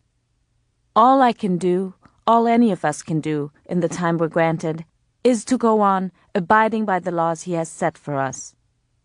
The clearer I see my end, Hamshera, the nearer I am to the day of my reckoning, the more determined I grow to carry out his word, however painful it may prove. He shifted on his cushion and winced. I believe you when you say that your husband was a man of disagreeable temperament, he resumed, fixing Mariam with his bespectacled eyes, his gaze both stern and compassionate. But I cannot help but be disturbed by the brutality of your action, Hamshera. I am troubled by what you have done. I'm troubled that his little boy was crying for him upstairs when you did it. I'm tired and dying, and I want to be merciful. I want to forgive you. But when God summons me and says, but it wasn't for you to forgive, Mullah, what shall I say? His companions nodded and looked at him with admiration. Something tells me you're not a wicked woman, Hamshera. But you have done a wicked thing, and you must pay for this thing you have done. Sharia is not vague on this matter. It says I must send you where I will soon join you myself. Do you understand, Hamshera? Mariam looked down at her hands. She said she did. May Allah forgive you. Before they let her out, Mariam was given a document, told to sign beneath her statement and the mullah's sentence. As the 3 Taliban watched, Mariam wrote it out, her name. The mim, the re, the ya, and the mim, remembering the last time she'd signed her name to a document 27 years before at Jalil's table, beneath the watchful gaze of another mullah. Mariam spent 10 days in prison. She sat by the window of the cell, watched the prison life in the courtyard. When the summer winds blew, she watched bits of scrap paper ride the currents in a frenzied, corkscrew motion as they were hurled this way and that, high above the prison walls. She watched the wind stir mutiny in the dust, whipping it into violent spirals that ripped through the courtyard. Everyone, the guards, the inmates, the children, Mariam, burrowed their faces in the hook of their elbows, but the dust would not be denied. It made homes of ear canals and nostrils, of eyelashes and skin folds, of the space between molars. Only at dusk did the winds die down, and then if a night breeze blew, it did so timidly, as if to atone for the excesses of its daytime sibling. On Mariam's last day at Vilayat, Naghma gave her a tangerine. She put it in Mariam's palm and closed her fingers around it. Then she burst into tears. "You're the best friend I ever had," she said. Mariam spent the rest of the day by the barred window watching the inmates below. Someone was cooking a meal, and a stream of cumin-scented smoke and warm air wafted through the window. Mariam could see the children playing a blindfolded game. 2 little girls were singing a rhyme, and Mariam remembered it from her childhood. Remembered Jalil singing it to her as they'd sat on a rock, fishing in the stream. Lily, lily bird bath, sitting on a dirt path, Minnow sat on the rim and drank, slipped, and in the water she sank. Mariam had disjointed dreams that last night. She dreamed of pebbles, 11 of them arranged vertically.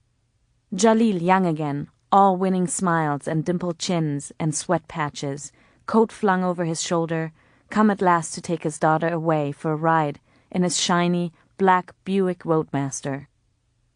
Mullah Faizullah, twirling his rosary beads, walking with her along the stream, their twin shadows gliding on the water, and on the grassy banks sprinkled with a blue lavender wild iris that, in this dream, smelled like cloves.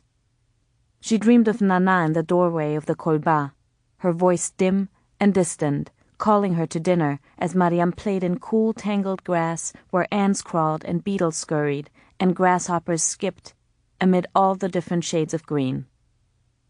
The squeak of a wheelbarrow laboring up a dusty path, cowbells clanging, sheep baaing on a hill. On the way to Ghazni Stadium, Mariam bounced in the bed of the truck as it skidded around potholes and its wheels spat pebbles. The bouncing hurt her tailbone. A young, armed Talib sat across from her, looking at her. Mariam wondered if he would be the one, this amiable-looking young man with the deep-set bright eyes and slightly pointed face, with a black-nailed index finger drumming the side of the truck. "Are you hungry, Mother?" he said. Mariam shook her head. "I have a biscuit. It's good. You can have it if you're hungry. I don't mind." "No, tashakor, brother." He nodded, looked at her benignly. "Are you afraid, Mother?" A lump closed off her throat. In a quivering voice, Mariam told him the truth. "Yes, I'm very afraid." "I have a picture of my father," he said. "I don't remember him. He was a bicycle repairman once, I know that much. But I don't remember how he moved, you know, how he laughed, or the sound of his voice." He looked away, then back at Mariam. "My mother used to say that he was the bravest man she knew, like a lion, she'd say. But she told me he was crying like a child the morning the communists took him. I'm telling you so you know that it's normal to be scared. It's nothing to be ashamed of, Mother." For the first time that day, Mariam cried a little. Thousands of eyes bore down on her. In the crowded bleachers, necks were craned for the benefit of a better view. Tongues clucked. A murmuring sound rippled through the stadium when Mariam was helped down from the truck. Mariam imagined head shaking when the loudspeaker announced her crime, but she did not look up to see whether they were shaking with disapproval or charity, with reproach or pity. Mariam blinded herself to them all. Earlier that morning, she had been afraid that she would make a fool of herself, that she would turn into a pleading, weeping spectacle. She had feared that she might scream or vomit or even wet herself, that in her last moments she would be betrayed by animal instinct or bodily disgrace. But when she was made to descend from the truck, Mariam's legs did not buckle. Her arms did not flail. She did not have to be dragged. And when she did feel herself faltering, she thought of Zalmai, from whom she had taken the love of his life, whose days now would be shaped by the sorrow of his father's disappearance. And then Mariam's stride steadied, and she could walk without protest. An armed man approached her and told her to walk toward the southern goalpost. Mariam could sense the crowd tightening up with anticipation. She did not look up. She kept her eyes to the ground, on her shadow, on her executioner's shadow, trailing hers. Though there had been moments of beauty in it, Mariam knew that life for the most part had been unkind to her. But as she walked the final 20 paces, she could not help but wish for more of it. She wished she could see Laila again, wished to hear the clangor of her laugh, to sit with her once more for a pot of chai and leftover halwa under a starlit sky. She mourned that she would never see Aziza grow up, would not see the beautiful young woman that she would one day become, would not get to paint her hands with henna and toss nokal candy at her wedding. She would never play with Aziza's children. She would have liked that very much, to be old and play with Aziza's children. Near the goalpost, the man behind her asked her to stop. Mariam did. Through the crisscrossing grid of the burqa, she saw his shadow arms lift his shadow Kalashnikov. Mariam wished for so much in those final moments, yet as she closed her eyes, it was not regret any longer, but a sensation of abundant peace that washed over her. She thought of her entry into this world, the Harami child of a lowly villager, an unintended thing, a pitiable, regrettable accident, a weed, and yet she was leaving the world as a woman who had loved and been loved back. She was leaving it as a friend, as a companion, a guardian, a mother, a person of consequence at last. No, it was not so bad, Mariam thought, that she should die this way. Not so bad. This was a legitimate end to a life of illegitimate beginnings. Mariam's final thoughts were a few words from the Quran, which she muttered under her breath. He has created the heavens and the earth with the truth. He makes the night cover the day, and makes the day overtake the night. And he has made the sun and the moon subservient. Each one runs on to an assigned term. Now surely he is the mighty, the great forgiver. Kneel, the Talib said. O my Lord, forgive and have mercy, for you are the best of the merciful ones. Kneel here, Hamshera, and look down. One last time, Mariam did as she was told. Part 4. Tariq has headaches now. Some nights, Laila awakens and finds him on the edge of their bed, rocking, his undershirt pulled over his head. The headaches began in Nasserbagh, he says, then worsened in prison. Sometimes they make him vomit, blind him in one eye. He says it feels like a butcher's knife, burrowing in one temple, twisting slowly through his brain, then poking out the other side. I can taste the metal even, when they begin. Sometimes Laila wets a cloth and lays it on his forehead, and that helps a little. The little round white pills Saeed's doctor gave Tariq help too. But some nights, all Tariq can do is hold his head and moan, his eyes bloodshot, his nose dripping. Laila sits with him when he's in the grip of it like that, rubs the back of his neck, takes his hand in hers, the metal of his wedding band cold against her palm. They married the day they arrived in Marie. Saeed looked relieved when Tariq told him they would. He would not have to broach with Tariq the delicate matter of an unmarried couple living in his hotel. Saeed is not at all as Laila had pictured him, ruddy-faced and pea-eyed. He has a salt and pepper mustache, whose ends he rolls to a sharp tip, and a shock of long grey hair, combed back from the brow. He's a soft-spoken, mannerly man, with measured speech and graceful movements. It was Saeed who summoned a friend and a mullah for the nikah that day. Saeed who pulled Tariq aside and gave him money. Tariq wouldn't take it, but Saeed insisted.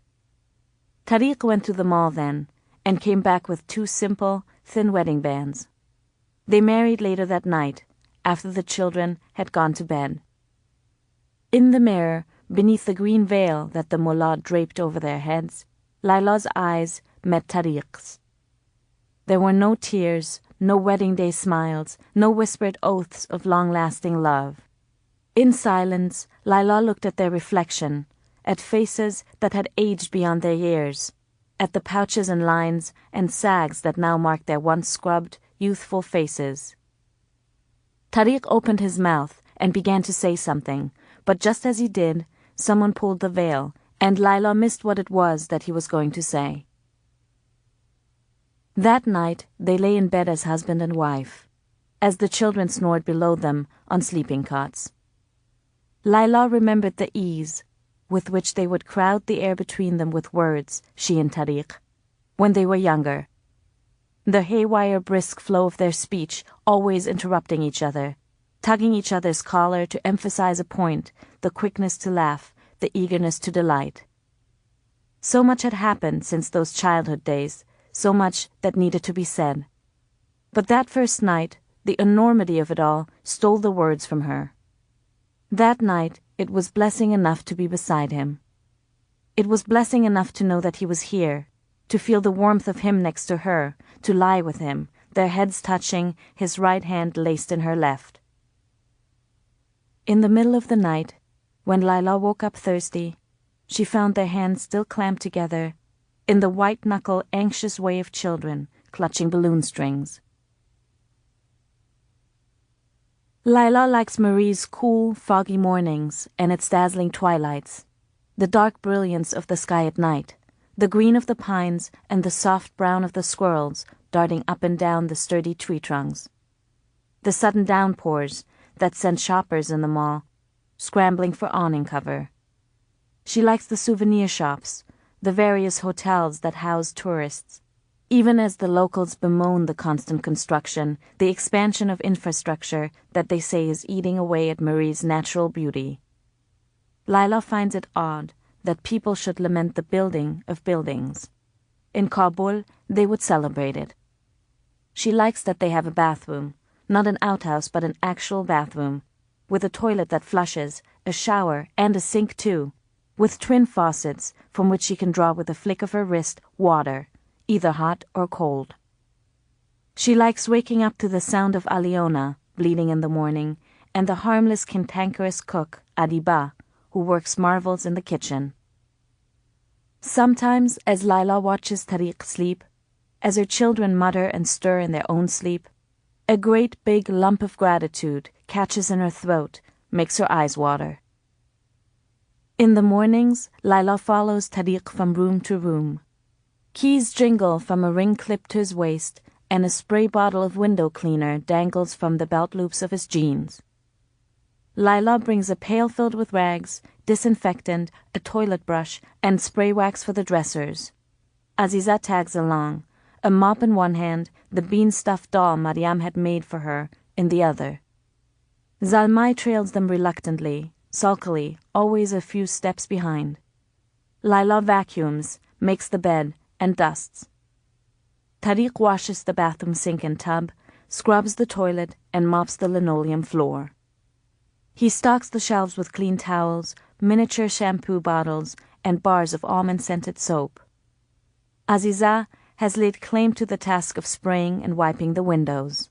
The doll is never far from where she works. Laila told Aziza about Tariq a few days after the nikah. It is strange, Laila thinks, almost unsettling, the thing between Aziza and Tariq. Already Aziza is finishing his sentences and he hers. She hands him things before he asks for them. Private smiles shoot between them across the dinner table as if they're not strangers at all, but companions reunited after a lengthy separation. Aziza looked down thoughtfully at her hands when Laila told her. "I like him," she said after a long pause. "He loves you." "He said that?" "He doesn't have to, Aziza." "Tell me the rest, Mummy. Tell me so I know." And Laila did. "Your father is a good man. He's the best man I've ever known." "What if he leaves?" Aziza said. "He will never leave. Look at me, Aziza. Your father will never hurt you, and he will never leave." The relief on Aziza's face broke Laila's heart. Tariq has bought Zalmai a rocking horse, built him a wagon. From a prison inmate, he learned to make paper animals, and so he has folded, cut and tucked countless sheets of paper into lions and kangaroos for Zalmai, into horses and brightly plumed birds. But these overtures are dismissed by Zalmai unceremoniously, sometimes venomously. "You're a donkey," he cries. "I don't want your toys." "Zalmai," Laila gasps. "It's all right," Tariq says. "Laila, it's all right, let him." "You're not my Baba John. My real Baba John is away on a trip, and when he gets back, he's going to beat you up. And you won't be able to run away, because he has 2 legs and you only have 1. At night, Laila holds Zalmai against her chest and recites the Babalu prayers with him. When he asks, she tells him the lie again, tells him his Baba John has gone away and she doesn't know when he would come back.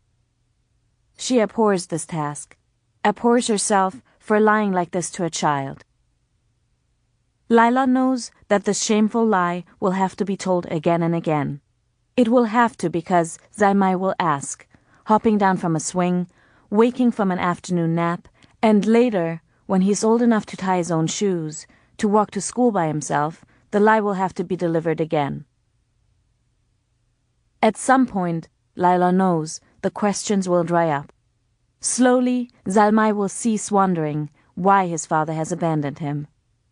He will not spot his father any longer at traffic lights, in stooping old men shuffling down the street, or sipping tea in open-fronted samovar houses. And one day it will hit him, walking along some meandering river or gazing out at an untracked snowfield, that his father's disappearance is no longer an open, raw wound, that it has become something else altogether, something more soft-edged and indolent, like a lore, something to be revered, mystified by.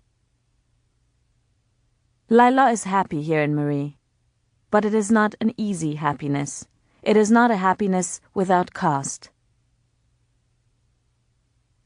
On his days off, Tariq takes Laila and the children to the mall, along which are shops that sell trinkets, and next to which is an Anglican church built in the mid-19th century. Tariq buys them spicy chabli kebabs from street vendors. They stroll amid the crowds of locals, the Europeans and their cellular phones and digital cameras, the Punjabis who come here to escape the heat of the plains. Occasionally, they board a bus to Kashmir Point. From there, Tariq shows them the valley of the Jhelum River, the pine-carpeted slopes, and the lush, densely wooded hills, where he says monkeys can still be spotted, hopping from branch to branch. They go to the maple-clad Natia Gali too, some 30 kilometers from Marie, where Tariq holds Laila's hand as they walk the tree-shaded road to the governor's house. They stop by the old British cemetery, or take a taxi up a mountain peak, for a view of the verdant, fog-shrouded valley below. Sometimes on these outings, when they pass by a store window, Laila catches their reflections in it. Man, wife, daughter, son. To strangers, she knows, they must appear like the most ordinary of families, free of secrets, lies, and regrets. Aziza has nightmares from which she wakes up shrieking. Laila has to lie beside her on the cot, dry her cheeks with her sleeve, soothe her back to sleep. Laila has her own dreams. In them, she's always back at the house in Kabul, walking the hall, climbing the stairs. She is alone, but behind the doors she hears the rhythmic hiss of an iron, bedsheet snapped, then folded. Sometimes she hears a woman's low-pitched humming of an old Hirati song. But when she walks in, the room is empty. There's no one there.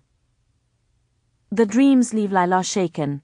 She wakes from them, coated in sweat, her eyes prickling with tears. It is devastating. Every time it is devastating.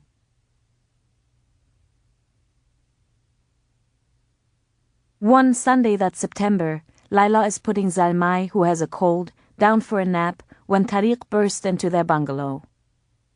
"Did you hear?" he says, panting a little. "They killed him. Ahmad Shah Massoud, he's dead." "What?" From the doorway, Tariq tells her what he knows. They say he gave an interview to a pair of journalists who claimed they were Belgians originally from Morocco. As they're talking, a bomb hidden in the video camera goes off. Kills Massoud and one of the journalists. They shoot the other one as he tries to run. They're saying now the journalists were probably Al-Qaeda men. Laila remembers the poster of Ahmad Shah Massoud that Mami had nailed to the wall of her bedroom. Massoud leaning forward, one eyebrow cocked, his face furrowed in concentration, as though he was respectfully listening to someone. Laila remembers how grateful Mami was that Massoud had said a graveside prayer at her son's burial, how she told everyone about it. Even after war broke out between his faction and the others, Mami had refused to blame him. "He's a good man," she used to say. "He wants peace. He wants to rebuild Afghanistan, but they won't let him. They just won't let him." For Mami, even in the end, even after everything went so terribly wrong and Kabul lay in ruins, Massoud was still the Lion of Panjshir. Laila is not as forgiving. Massoud's violent end brings her no joy, but she remembers too well the neighborhoods razed under his watch, the bodies dragged from the rubble, the hands and feet of children discovered on rooftops, or the high branch of some tree days after their funeral. She remembers too clearly the look on Mami's own face moments before the rocket slammed in, and much as she has tried to forget Bobby's headless torso landing nearby. The bridge tower printed on his t-shirt, poking through thick fog and blood. "There's going to be a funeral," Tariq is saying. "I'm sure of it, probably in Rawalpindi. It'll be huge." Zalmay, who was almost asleep, is sitting up now, rubbing his eyes with balled fists. 2 days later, they're cleaning a room when they hear a commotion. Tariq drops the mop and hurries out. Laila tails him. The noise is coming from the hotel lobby. There's a lounge area to the right of the reception desk, with several chairs and 2 couches, upholstered in beige suede. In the corner, facing the couches, is a television, and Saeed, the concierge, and several guests are gathered in front of it. Laila and Tariq work their way in. The TV is tuned to BBC. On the screen is a building, a tower, black smoke billowing from its top floors. Tariq says something to Saeed, and Saeed is in mid-reply when a plane appears from the corner of the screen. It crashes into the adjacent tower, exploding into a fireball that dwarfs any ball of fire that Laila has ever seen. A collective yelp rises from everyone in the lobby. In less than 2 hours, both towers have collapsed. Soon all the TV stations are talking about Afghanistan and the Taliban and Osama bin Laden. "Did you hear what the Taliban said?" Tariq asks. "About bin Laden?" Aziza is sitting across from him on the bed, considering the board. Tariq has taught her to play chess. She's frowning and tapping her lower lip now, mimicking the body language her father assumes when he's deciding on a move. Zalmay's cold is a little better. He's asleep, and Laila is rubbing Vicks on his chest. "I heard," she says. The Taliban have announced that they won't relinquish bin Laden because he is a mehman, a guest, who has found sanctuary in Afghanistan, and it is against the Pashtunwali code of ethics to turn over a guest. Tariq chuckles bitterly, and Laila hears in his chuckle that he is revolted by this distortion of an honorable Pashtun custom, this misrepresentation of his people's ways. A few days after the attacks, Laila and Tariq are in the hotel lobby again. On the TV screen, George W. Bush is speaking. There's a big American flag behind him. At one point, his voice wavers, and Laila thinks he's going to weep. Saeed, who speaks English, explains to them that Bush has just declared war. On whom? Tariq says. On your country, to begin with. It may not be such a bad thing, Tariq says. They have finished making love. He's lying beside her, his head on her chest, his arm draped over her belly. The first few times they tried, there was difficulty. Tariq was all apologies, Laila all reassurances. There are still difficulties, not physical now, but logistical. The shack they share with the children is small. The children sleep on cots below them, and so there's little privacy. Most times, Laila and Tariq make love in silence, with controlled, muted passion, fully clothed beneath the blanket as a precaution against interruptions by the children. They are forever wary of the rustling sheets, the creaking bedsprings. But for Laila, being with Tariq is worth weathering these apprehensions. When they make love, Laila feels anchored, she feels sheltered. Her anxieties that their life together is a temporary blessing, that soon it will come loose again in strips and tatters, are allayed. Her fears of separation vanish. What do you mean? She says now. What's going on back home? It may not be so bad in the end. Back home, bombs are falling once again, this time American bombs. Laila has been watching images of the war every day on the television as she changes sheets and vacuums. The Americans have armed the warlords once more and enlisted the help of the Northern Alliance to drive out the Taliban and find bin Laden. But it rankles Laila, what Tariq is saying. She pushes his head roughly off her chest. Not so bad, people dying, women, children, old people, homes destroyed again? Not so bad? Shh! You'll wake the children. How can you say that, Tariq? She snaps. After the so-called blunder in Karam? 100 innocent people. You saw the bodies for yourself. No, Tariq says. He props himself up on his elbow, looks down at Laila. You misunderstand. What I meant was, you wouldn't know, Laila says. She's aware that her voice is rising, that they're having their first fight as husband and wife.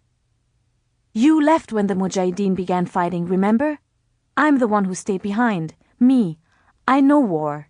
I lost my parents to war. My parents, Tariq. And now to hear you say that war isn't so bad? I'm sorry, Laila. I'm sorry. He cups her face in his hands. You're right, I'm sorry. Forgive me. What I meant was that maybe there will be hope at the other end of this war.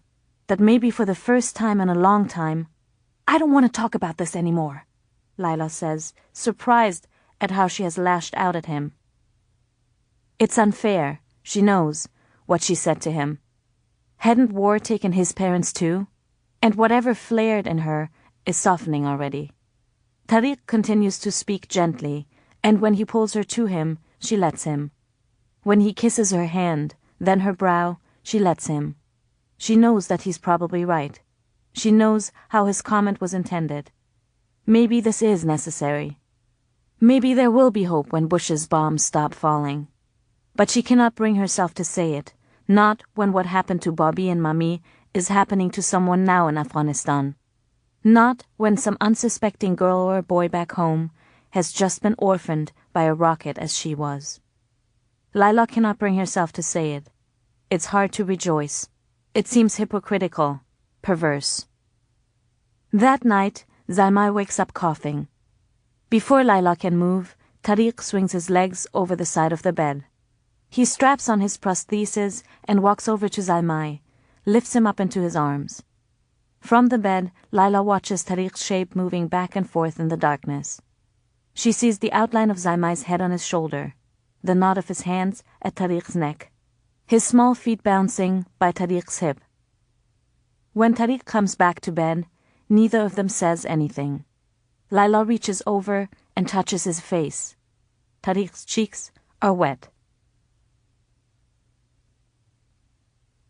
For Laila, life in Marie is one of comfort and tranquility. The work is not cumbersome, and on their days off, she and Tariq take the children to ride the chairlift to Patriada Hill, or go to Pindi Point, where on a clear day you can see as far as Islamabad and downtown Rawalpindi. There, they spread a blanket on the grass and eat meatball sandwiches with cucumbers and drink cold ginger ale. It is a good life, Laila tells herself, a life to be thankful for. It is, in fact, precisely the sort of life she used to dream for herself in her darkest days with Rasheed. Every day, Laila reminds herself of this. Then, one warm night in July 2002, she and Tariq are lying in bed, talking in hushed voices about all the changes back home. There have been so many. The coalition forces have driven the Taliban out of every major city, pushed them across the border to Pakistan, and to the mountains in the south and east of Afghanistan. ISAF, an international peacekeeping force, has been sent to Kabul. The country has an interim president now, Hamid Karzai. Laila decides that now's the time to tell Tariq. A year ago, she would have gladly given an arm to get out of Kabul, but in the last few months, she has found herself missing the city of her childhood. She misses the bustle of Shor Bazar, the gardens of Babur, the call of the water carriers, lugging their goatskin bags. She misses the garment hagglers at Chicken Street and the melon hawkers in Carte Parwan. But it isn't mere homesickness or nostalgia that has Laila thinking of Kabul so much these days. She has become plagued by restlessness. She hears of schools built in Kabul, roads repaved, women returning to work, and her life here, pleasant as it is, grateful as she is for it, seems insufficient to her, inconsequential, worse yet, wasteful. Of late, she has started hearing Bobby's voice in her head. "You can be anything you want, Laila," he says. "I know this about you, and I also know that when this war is over, Afghanistan is going to need you." Laila hears Mummy's voice too. She remembers Mummy's response to Bobby when he would suggest that they leave Afghanistan. "I want to see my son's dream come true. I want to be there when it happens, when Afghanistan is free, so the boys see it true. They'll see it through my eyes." There's a part of Laila now that wants to return to Kabul, for Mummy and Bobby, for them to see it through her eyes. And then, most compellingly for Laila, there's Mariam. Did Mariam die for this? Laila asked herself. Did she sacrifice herself so she, Laila, could be a maid in a foreign land? Maybe it wouldn't matter to Mariam what Laila did, as long as she and the children were safe and happy. But it matters to Laila. Suddenly, it matters very much. "I want to go back," she says. Tariq sits up in bed and looks down at her. Laila is struck again by how beautiful he is, the perfect curve of his forehead, the slender muscles of his arms, his brooding, intelligent eyes. A year has passed, and still there are times, at moments like this, when Laila cannot believe that they have found each other again, that he is really here, with her, that he is her husband. "Back? To Kabul?" he asks. "Only if you wanted to." "Are you unhappy here? You seem happy. The children too." Laila sits up. Tariq shifts on the bed, makes room for her. "I am happy," Laila says. "Of course I am. But where do we go from here, Tariq? How long do we stay? This isn't home. Kabul is. And back there, so much is happening, a lot of it good. I want to be a part of it all. I want to do something. I want to contribute. Do you understand?" Tariq nods slowly. "This is what you want then? You're sure?" "I want it, yes. I'm sure." But it's more than that. I feel like I have to go back. Staying here, it doesn't feel right anymore. Tariq looks at his hands, then back up at her. But only if you want to go too. Tariq smiles. The furrows from his brow clear, and for a brief moment he's the old Tariq again. The Tariq who did not get headaches, who had once said that in Siberia, snot turned to ice before it hit the ground. It may be her imagination, but Laila believes there are more frequent sightings of this old Tariq these days. Me? He says. I'll follow you to the end of the world, Laila. She pulls him close and kisses his lips. She believes she's never loved him more than at this moment. Thank you, she says, her forehead resting against his. Let's go home. But first, I want to go to Herat, she says. Herat? Laila explains. The children need reassuring, each in their own way. Laila has to sit down with an agitated Aziza who still has nightmares, who'd been startled to tears the week before when someone had shot rounds into the sky at a wedding nearby. Laila has to explain to Aziza that when they return to Kabul, the Taliban won't be there, that there will not be any fighting, and that she will not be sent back to the orphanage. We'll all live together, your father, me, Zalmai, and you, Aziza. You'll never ever have to be apart from me again. I promise. She smiles at her daughter. Until the day you want to, that is. When you fall in love with some young man and want to marry him. On the day they leave Marie, Zalmai is inconsolable. He has wrapped his arms around Aliona's neck and will not let go. I can't pry him off of her, Mommy, says Aziza. Zalmai, we can't take a goat on the bus, Laila explains again.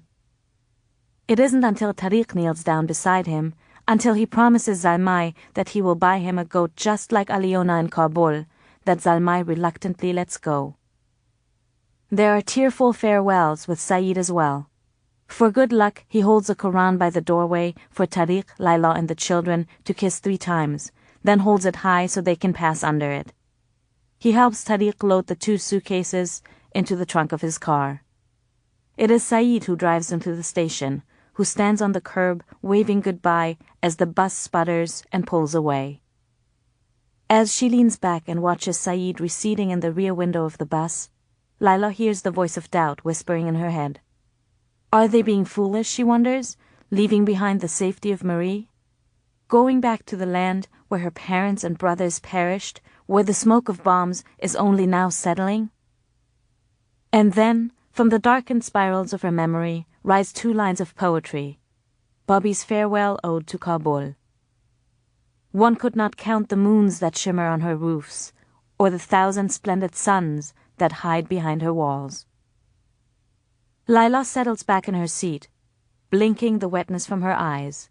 Kabul is waiting, needing. This journey home is the right thing to do. But first there's one last farewell to be said. The wars in Afghanistan have ravaged the roads connecting Kabul, Herat, and Kandahar. The easiest way to Herat is now through Mashhad, in Iran. Laila and her family are there only overnight. They spend the night at a hotel, and the next morning they board another bus. Mashhad is a crowded, bustling city. Laila watches as parks, mosques, and Chilau Kebab restaurants pass by. When the bus passes the shrine to Imam Reza, the 8th Shia Imam, Laila cranes her neck to get a better view of its glistening tiles, the minarets, the magnificent golden dome, all of it immaculately and lovingly preserved. She thinks of the Buddhas in her own country. They are grains of dust now, blowing about the Bamiyan Valley in the wind. The bus ride to the Iranian-Afghan border takes almost 10 hours. The terrain grows more desolate, more barren as they near Afghanistan. Shortly before they cross the border into Herat, they pass an Afghan refugee camp. To Laila, it is a blur of yellow dust and black tents and scanty structures made of corrugated steel sheets. She reaches across the seat and takes Tariq's hand. In Herat, most of the streets are paved, lined with fragrant pines. There are municipal parks and libraries in mid-construction, manicured courtyards, freshly painted buildings. The traffic lights work, and, most surprisingly to Laila, electricity is steady. Laila has heard that Herat's feudal-style warlord, Ismail Khan, has helped rebuild the city with a considerable customs revenue that he collects at the Afghan-Iranian border, money that Kabul says belongs not to him but to the central government. There is both a reverential and fearful tone when the taxi driver who takes them to Muwafaq Hotel mentions Ismail Khan's name. The 2-night stay at the Muwafaq will cost them nearly a fifth of their savings, but the trip from Mashhad has been long and wearying, and the children are exhausted. The elderly clerk at the desk tells Tariq, as he fetches the room key, that the Muwafaq is popular with journalists and NGO workers. Bin Laden slept here once, he boasts. The room has 2 beds and a bathroom with running cold water. There's a painting of the poet Khwaja Abdullah Ansari on the wall between the beds. From the window, Laila has a view of the busy street below, and of a park across the street with pastel-colored brick paths cutting through thick clusters of flowers. The children, who have grown accustomed to television, are disappointed that there isn't one in the room. Soon enough, though, they are asleep. Soon enough, Tariq and Laila, too, have collapsed. Laila sleeps soundly in Tariq's arms, except for once in the middle of the night when she wakes from a dream she cannot remember. The next morning, after a breakfast of tea with fresh bread, quince marmalade, and boiled eggs, Tariq finds her a taxi. "Are you sure you don't want me to come along?" Tariq says. Aziza is holding his hand. Zalmai isn't, but he is standing close to Tariq, leaning one shoulder on Tariq's hip. "I'm sure." "I worry." "I'll be fine," she says. "I promise. Take the children to a market. Buy them something."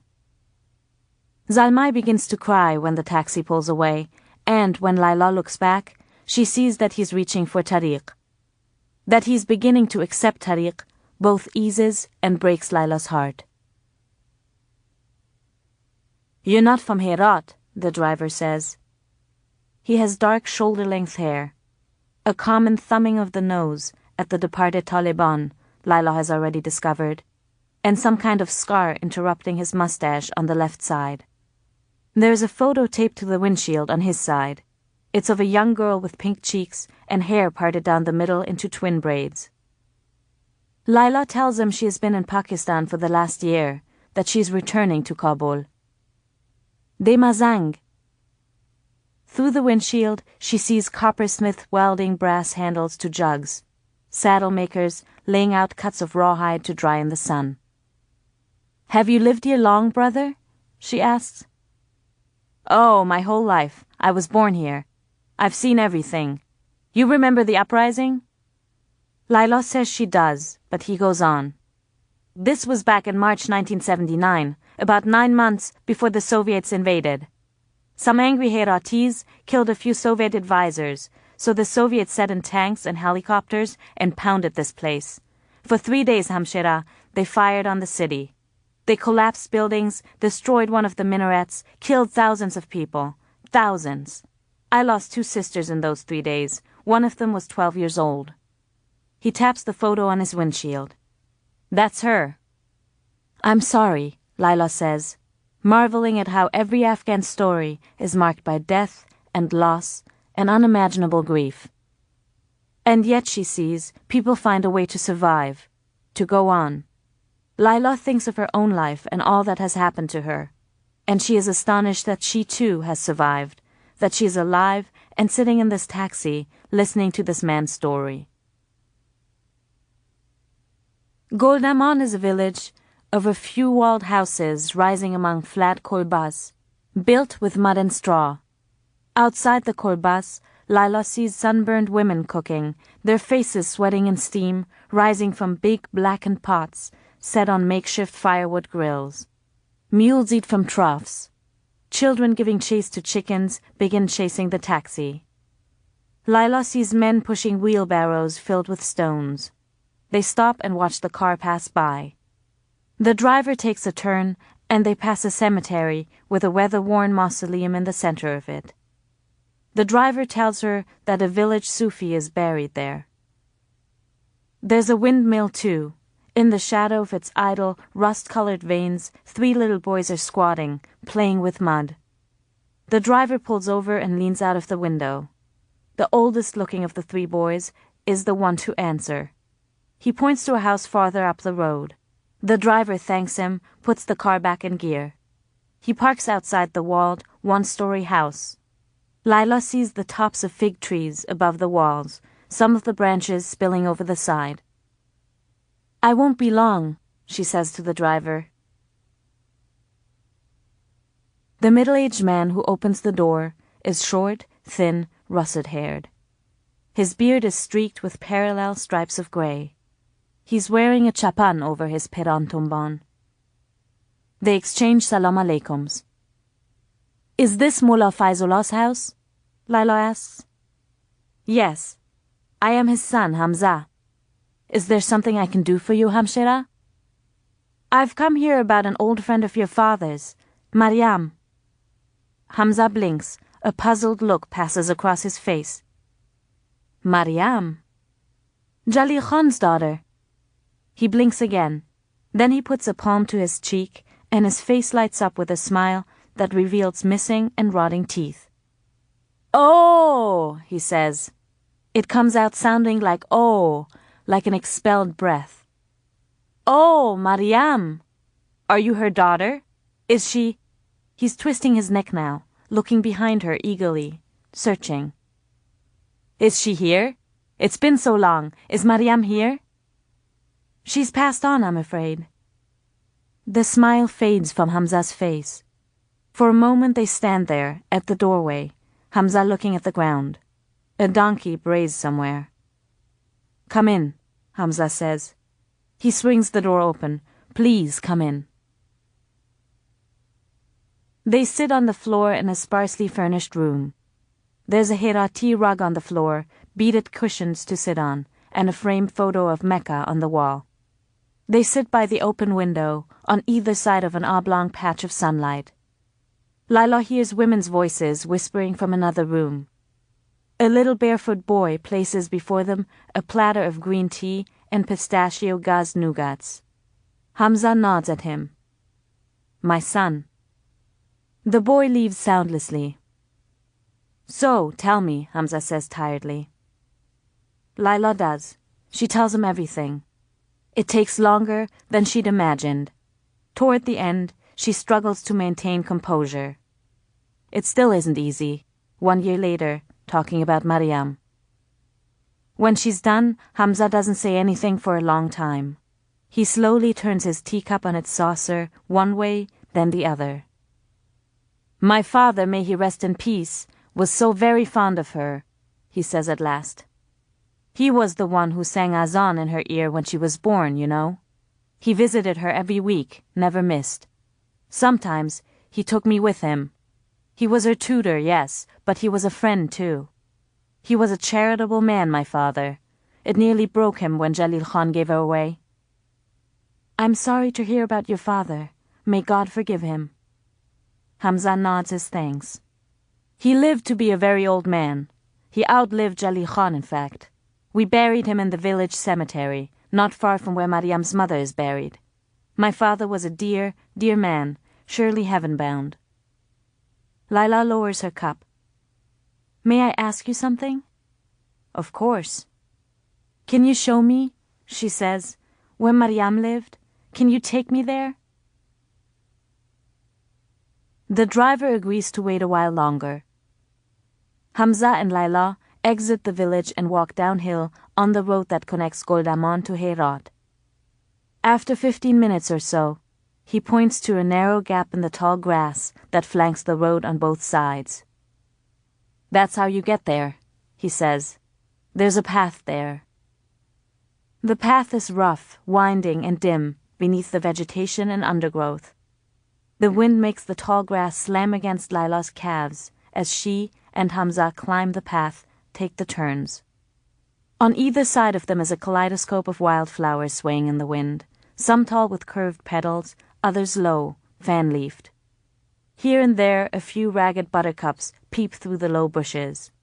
Laila hears the twitter of swallows overhead and the busy chatter of grasshoppers underfoot. They walk uphill this way for 200 yards or more. Then the path levels and opens into a flatter patch of land. They stop, catch their breath. Laila dabs at her brow with her sleeve and bats at a swarm of mosquitoes hovering in front of her face. Here she sees the low-slung mountains in the horizon, a few cottonwoods, some poplars, various wild bushes that she cannot name. "There used to be a stream here," Hamza says, a little out of breath. "But it's long dried up now." He says he will wait here. He tells her to cross the dry stream bed, walk toward the mountains. "I'll wait here," he says, sitting on a rock beneath a poplar. "You go on." "I won't." "Don't worry. Take your time. Go on, Hamshera." Laila thanks him. She crosses the stream bed, stepping from one stone to another. She spots broken soda bottles amid the rocks, rusted cans, and a mold-coated metallic container with a zinc lid half buried in the ground. She heads toward the mountains, toward the weeping willows, which she can see now, the long drooping branches shaking with each gust of wind. In her chest, her heart is drumming. She sees that the willows are arranged as Mariam had said, in a circular grove with a clearing in the middle. Laila walks faster, almost running now. She looks back over her shoulder and sees that Hamza is a tiny figure, his chapan a burst of color against the brown of the tree's bark. She trips over a stone and almost falls, then regains her footing. She hurries the rest of the way with the legs of her trousers pulled up. She's panting by the time she reaches the willows. Mariam's kolba is still here. When she approaches it, Laila sees that the lone window pane is empty and that the door is gone. Mariam had described a chicken coop and a tandoor, a wooden outhouse too, but Laila sees no sign of them.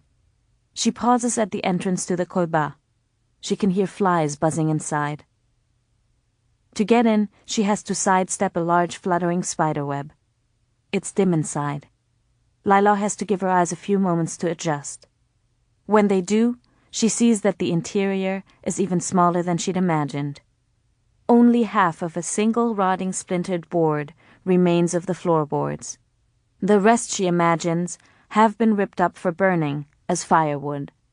The floor is carpeted now, with dry-etched leaves, broken bottles, discarded chewing gum wrappers, wild mushrooms, old yellowed cigarette butts. But mostly with weeds, some stunted, some springing impudently halfway up the walls. 15 years, Laila thinks. 15 years in this place. Laila sits down, her back to the wall. She listens to the wind filtering through the willows. There are more spiderwebs stretched across the ceiling. Someone has spray-painted something on one of the walls, but much of it has sloughed off, and Laila cannot decipher what it says. Then she realizes the letters are Russian.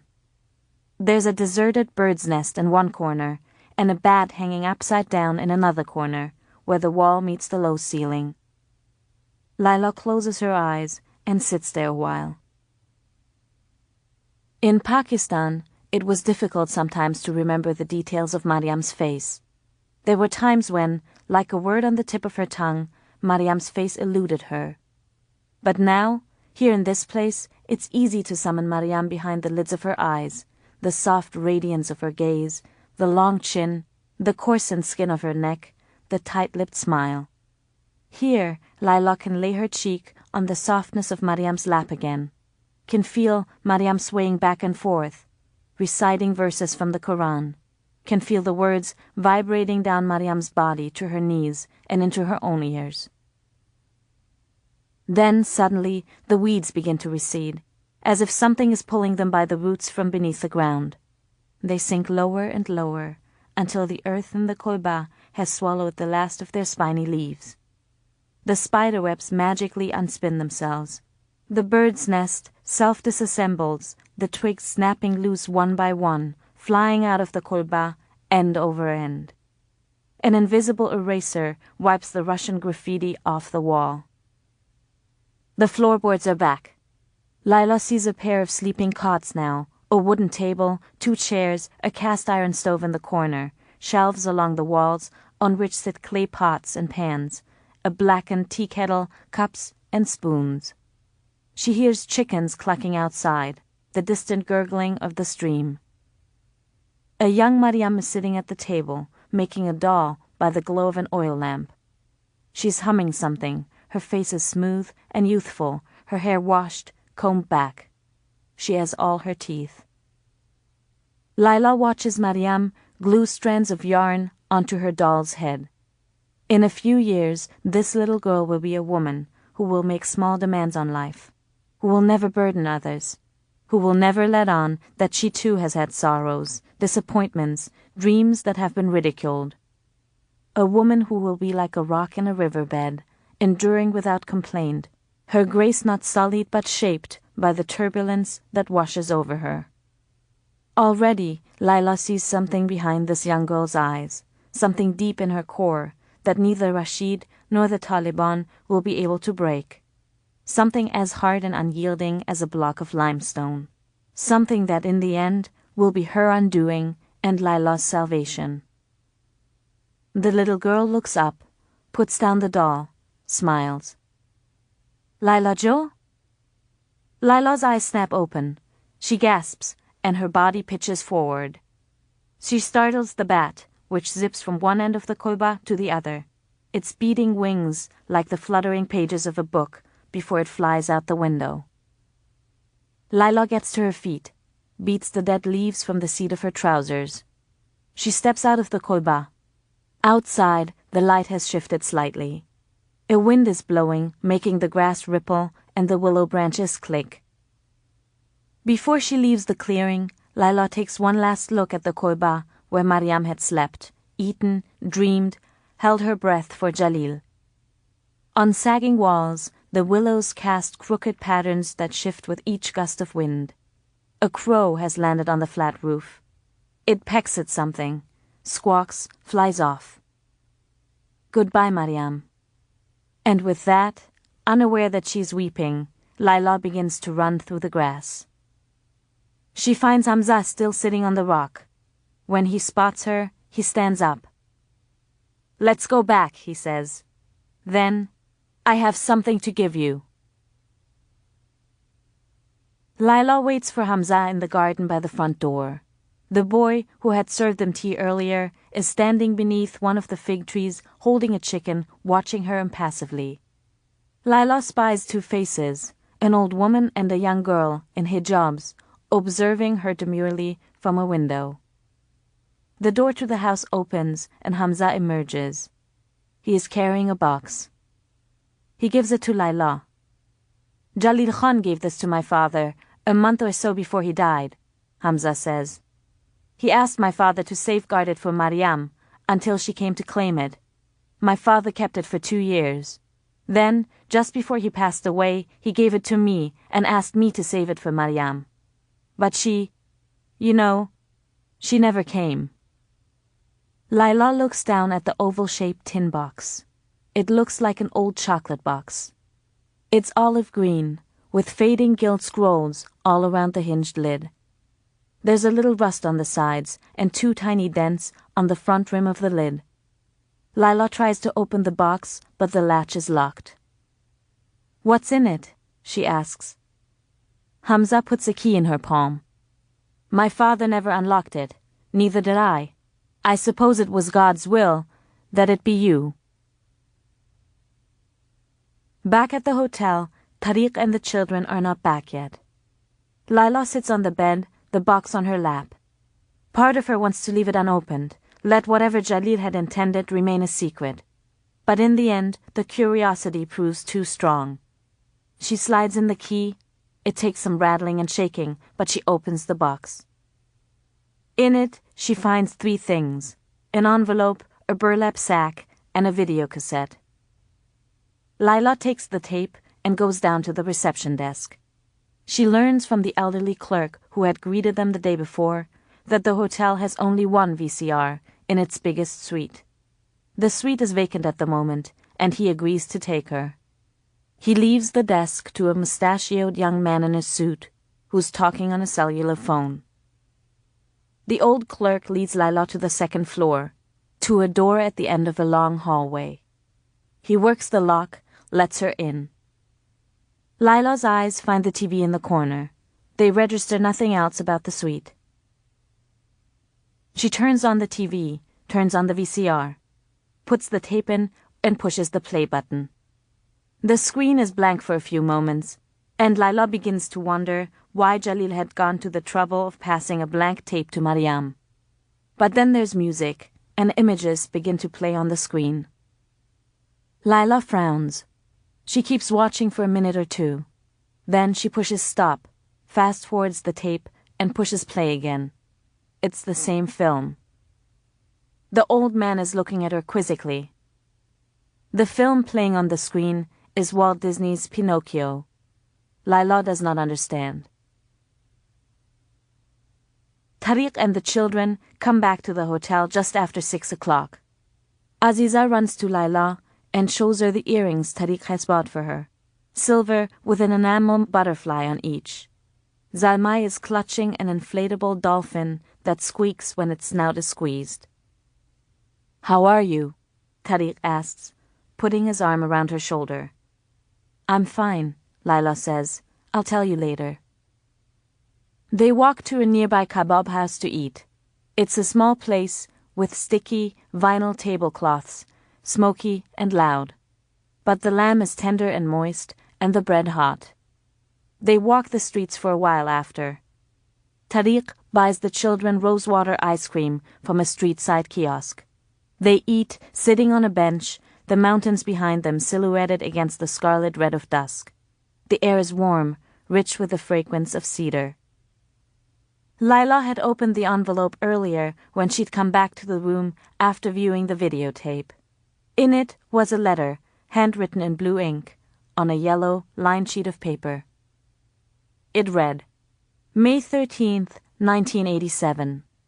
My dear Mariam, I pray that this letter finds you in good health. As you know, I came to Kabul a month ago to speak with you, but you would not see me. I was disappointed, but could not blame you. In your place, I might have done the same. I lost the privilege of your good graces a long time ago, and for that, I only have myself to blame. But if you're reading this letter, then you have read the letter that I left at your door. You have read it, and you have come to see Mullah Faisullah, as I had asked that you do. I am grateful that you did, Mariam Jo. I am grateful for this chance to say a few words to you. Where do I begin? Your father has known so much sorrow since we last spoke, Mariam Jo. Your stepmother, Afsoon, was killed on the first day of the 1979 uprising. A stray bullet killed your sister Nilufar that same day. I can still see her, my little Nilufar, doing headstands to impress guests. Your brother Farad joined the jihad in 1980. The Soviets killed him in 1982, just outside of Helmand. I never got to see his body. I don't know if you have children of your own, Mariam Jo, but if you do, I pray that God look after them and spare you the grief that I have known. I still dream of them. I still dream of my dead children. I have dreams of you too, Mariam Jo. I miss you. I miss the sound of your voice, your laughter. I miss reading to you, and all those times we fished together. Do you remember all those times we fished together? You were a good daughter, Mariam Jo, and I cannot ever think of you without feeling shame and regret. Regret. When it comes to you, Mariam Jo, I have oceans of it. I regret that I did not see you the day you came to Herat. I regret that I did not open the door and take you in. I regret that I did not make you a daughter to me, that I let you live in that place for all those years. And for what? Fear of losing face? Of staining my so-called good name? How little those things matter to me now, after all the loss. all the terrible things I have seen in this cursed war. But now, of course, it is too late. Perhaps this is just punishment for those who have been heartless to understand only when nothing can be undone. Now, all I can do is say that you were a good daughter, Mariam Jo, and that I never deserved you. Now, all I can do is ask for your forgiveness. So forgive me, Mariam Jo. Forgive me. Forgive me. Forgive me. I am not the wealthy man you once knew. The communists confiscated so much of my land and all my stores as well.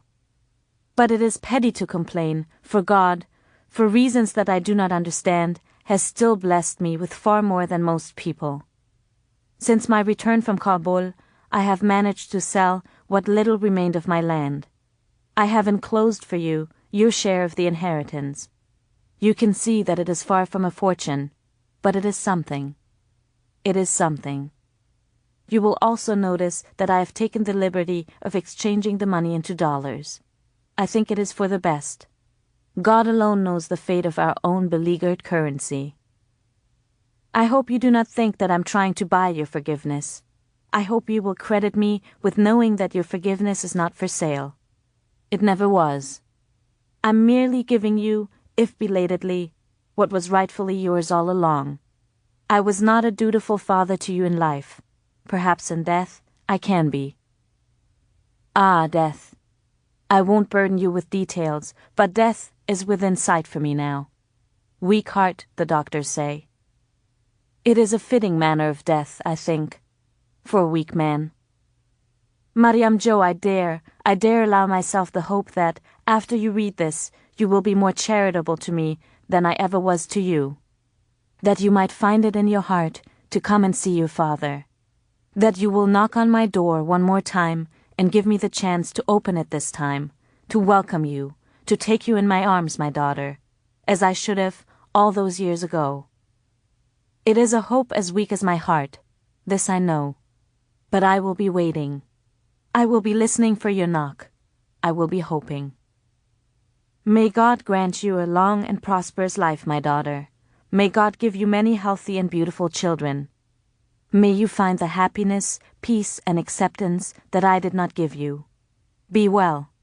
I leave you in the loving hands of God. Your undeserving father, Jalil.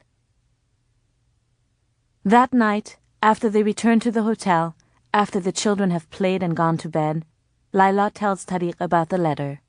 She shows him the money in the burlap sack. When she begins to cry, he kisses her face and holds her in his arms. April 2003. The drought has ended. It snowed at last, this past winter, knee-deep, and now it has been raining for days. The Kabul River is flowing once again. Its spring floods have washed away Titanic City. There is mud on the streets now. Shoes squish, cars get trapped, donkeys, loaded with apples, slog heavily, their hooves splattering muck from rain puddles. But no one is complaining about the mud. No one is mourning Titanic City. We need Kabul to be green again, people say. Yesterday, Laila watched her children play in the downpour, hopping from one puddle to another in their backyard beneath a lead-colored sky. She was watching from the kitchen window of the small two-bedroom house that they are renting in Demazang. There's a pomegranate tree in the yard and a thicket of sweetbriar bushes.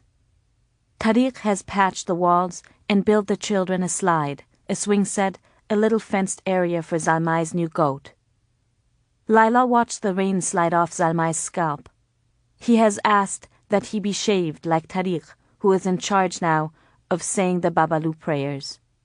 The rain flattened Aziza's long hair, turned it into sodden tendrils that sprayed Zalmai when she snapped her head. Zalmai is almost 6. Aziza is 10. They celebrated her birthday last week, took her to Cinema Park, where at last Titanic was openly screened for the people of Kabul. "Come on, children, we're going to be late," Laila calls, putting their lunches in a paper bag. It's 8 o'clock in the morning. Laila was up at 5, as always, It was Aziza who shook her awake for morning namaz. The prayers, Laila knows, are Aziza's way of clinging to Mariam, her way of keeping Mariam close a while yet, before time has its way, before it snatches Mariam from the garden of her memory like a weed pulled by its roots. After namaz, Laila had gone back to bed, and was still asleep when Tariq left the house. She vaguely remembers him kissing her cheek. Tariq has found work with a French NGO that fits landmine survivors and amputees with prosthetic limbs. Zalmai comes chasing Aziza into the kitchen. "You have your notebooks, you two? Pencils, textbooks?" "Right here," Aziza says, lifting her backpack. Again, Laila notices how her stutter is lessening. "Let's go then." Laila lets the children out of the house, locks the door. They step into the cool morning. It isn't raining today. The sky is blue, and Laila sees no clumps of clouds in the horizon. Holding hands, the three of them make their way to the bus stop. The streets are busy already, teeming with a steady stream of rickshaws, taxicabs, UN trucks, buses, ESF jeeps. Sleepy-eyed merchants are unlocking store gates that had been rolled down for the night. Vendors sit behind towers of chewing gum and cigarette packs. Already the widows have claimed their spots at street corners, asking the passers-by for coins. Laila finds it strange to be back in Kabul. The city has changed. Every day now she sees people planting saplings, painting old houses, carrying bricks for new ones. They dig gutters and wells. On window sills, Laila spots flowers potted in the empty shells of old Mujahideen rockets. Rocket flowers, Kabulis call them. Recently, Tariq took Laila and the children to the gardens of Babur, which are being renovated. For the first time in years, Laila hears music at Kabul's street corners. Robab and tabla, dotar, harmonium and tambura, old Ahmad Zahir songs. Laila wishes Mami and Babi were alive to see these changes. But like Jalil's letter, Kabul's penance has arrived too late. Laila and the children are about to cross the street to the bus stop when suddenly a black Land Cruiser with tinted windows blows by. It swerves at the last instant and misses Laila by less than an arm's length. It splatters tea-colored rainwater all over the children's shirts. Laila yanks her children back onto the sidewalk, heart somersaulting in her throat. The Land Cruiser speeds down the street, honks twice, and makes a sharp left. Laila stands there, trying to catch her breath, her fingers gripped tightly around her children's wrists. It slays Laila.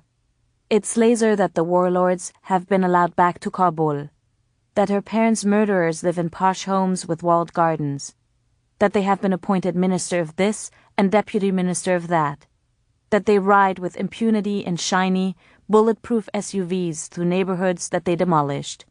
It slays her. But Laila has decided that she will not be crippled by resentment. Mariam wouldn't want it that way. "What's the sense?" she would say with a smile both innocent and wise. "What good is it, Laila Jo?" And so Laila has resigned herself to moving on. For her own sake, for Tariq's, for her children's. And for Mariam, who still visits Laila in her dreams, who's never more than a breath or two below her consciousness. Laila has moved on, because in the end she knows that's all she can do. That, and hope. Zaman is standing at the free throw line, his knees bent, bouncing a basketball. He's instructing a group of boys in matching jerseys, sitting in a semicircle on the court. Zaman spots Laila, tucks the ball under his arm and waves. He says something to the boys, who then wave and cry out, "Salam, Malim Saib." Laila waves back. The orphanage playground has a row of apple saplings now along the east-facing wall. Laila is planning to plant some on the south wall as well as soon as it is rebuilt. There's a new swing set, new monkey bars, and a jungle gym. Laila walks back inside through the screen door. They have repainted both the exterior and the interior of the orphanage. Tariq and Zaman have repaired all the roof leaks, patched the walls, replaced the windows, carpeted the rooms where the children sleep and play. This past winter, Laila bought a few beds for the children's sleeping quarters, pillows too, and proper wool blankets. She had cast iron stoves installed for the winter. Anis, one of Kabul's newspapers, had run a story the month before on the renovation of the orphanage. They'd taken a photo too of Zaman, Tariq, Laila, and one of the attendants standing in a row behind the children. When Laila saw the article, she thought of her childhood friends Giti and Hosseini saying, "By the time we're 20, Giti and I will have pushed out 4 or 5 kids each. But you, Laila, you'll make us 2 dummies proud. You're going to be somebody. I know one day I'll pick up a newspaper and find your picture on the front page." The photo hadn't made the front page, but there it was nevertheless, as Hosseini had predicted. Laila takes a turn and makes her way down the same hallway where 2 years before she and Mariam had delivered Aziza to Zaman.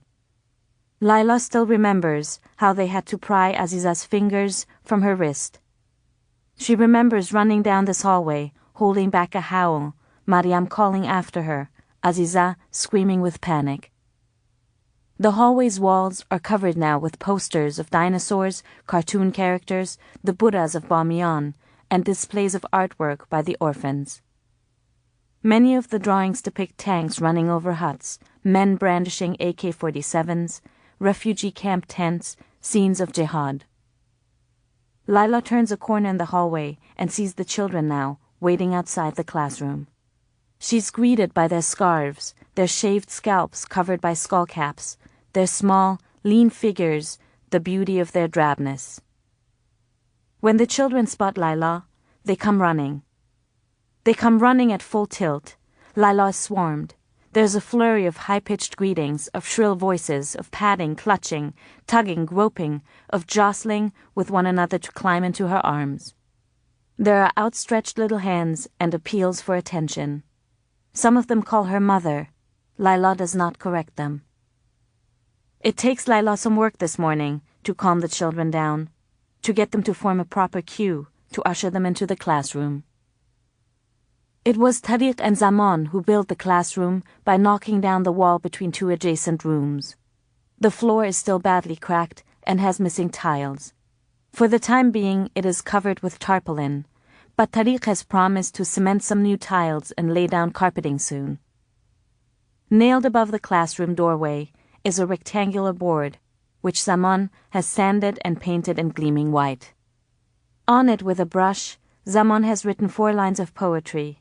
His answer, Laila knows, to those who grumble that the promised aid money to Afghanistan isn't coming, that the rebuilding is going too slowly, that there is corruption, that the Taliban are regrouping already and will come back with a vengeance, that the world will forget once again about Afghanistan. The lines are from his favorite of Hafiz's ghazals. Joseph shall return to Canaan, grieve not.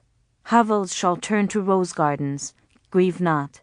If a flood should arrive to drown all that's alive, Noah is your guide in the typhoon's eye, grieve not. Laila passes beneath the sign and enters the classroom.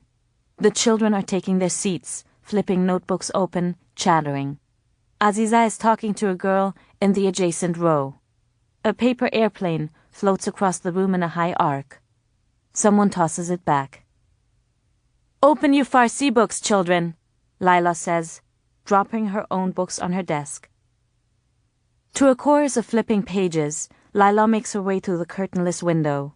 Through the glass, she can see the boys in the playground lining up to practice their free throws. Above them over the mountains, the morning sun is rising.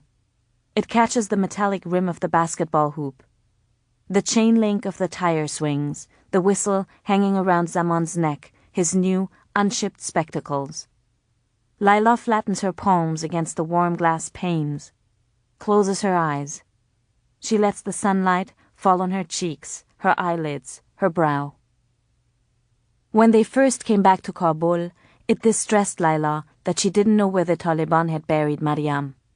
She wished she could visit Mariam's grave, to sit with her a while, leave a flower or two. But Laila sees now that it doesn't matter. Mariam is never very far. She's here, in these walls they have repainted, in the trees they've planted, in the blankets that keep the children warm, in these pillows and books and pencils. She's in the children's laughter. She's in the verses Aziza recites, and in the prayers she mutters when she bows westward. But mostly, Mariam is in Laila's own heart, where she shines with the bursting radiance of 1,000 suns. Someone has been calling her name, Laila realizes. She turns around, instinctively tilts her head, lifting her good ear just a tad. It's Aziza. "Mami? Are you all right?" The room has become quiet. The children are watching her. Laila is about to answer when her breath suddenly catches. Her hands shoot down. They pat the spot where, a moment before, she'd felt a wave go through her. She waits, but there is no more movement. "Mami?" "Yes, my love." Laila smiles. "I'm all right. Yes, very much." As she walks to her desk at the front of the class, Laila thinks of the naming game they played again over dinner the night before. It has become a nightly ritual ever since Laila gave Tariq and the children the news. Back and forth they go, making a case for their own choice. Tariq likes Muhammad. Zalmai, who has recently watched Superman on tape, is puzzled as to why an Afghan boy cannot be named Clark.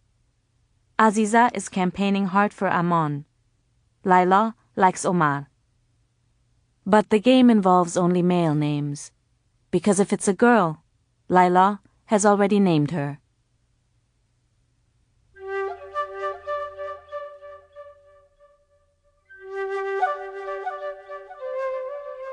"1,000 Splendid Suns" was written by Khaled Hosseini and read by Atossa Leone. It was recorded at the Media Staff in Los Angeles, California. Editing and post-production by Common Mode. Paul Fowley, Technical Director. Mixed by Terry Hogan. The associate producer was Travis Tunn. The director was Fred Sanders.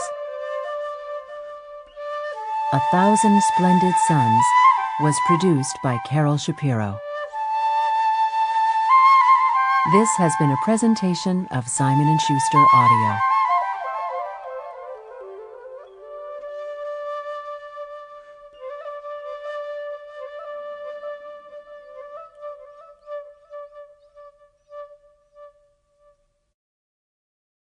Audible hopes you have enjoyed this program.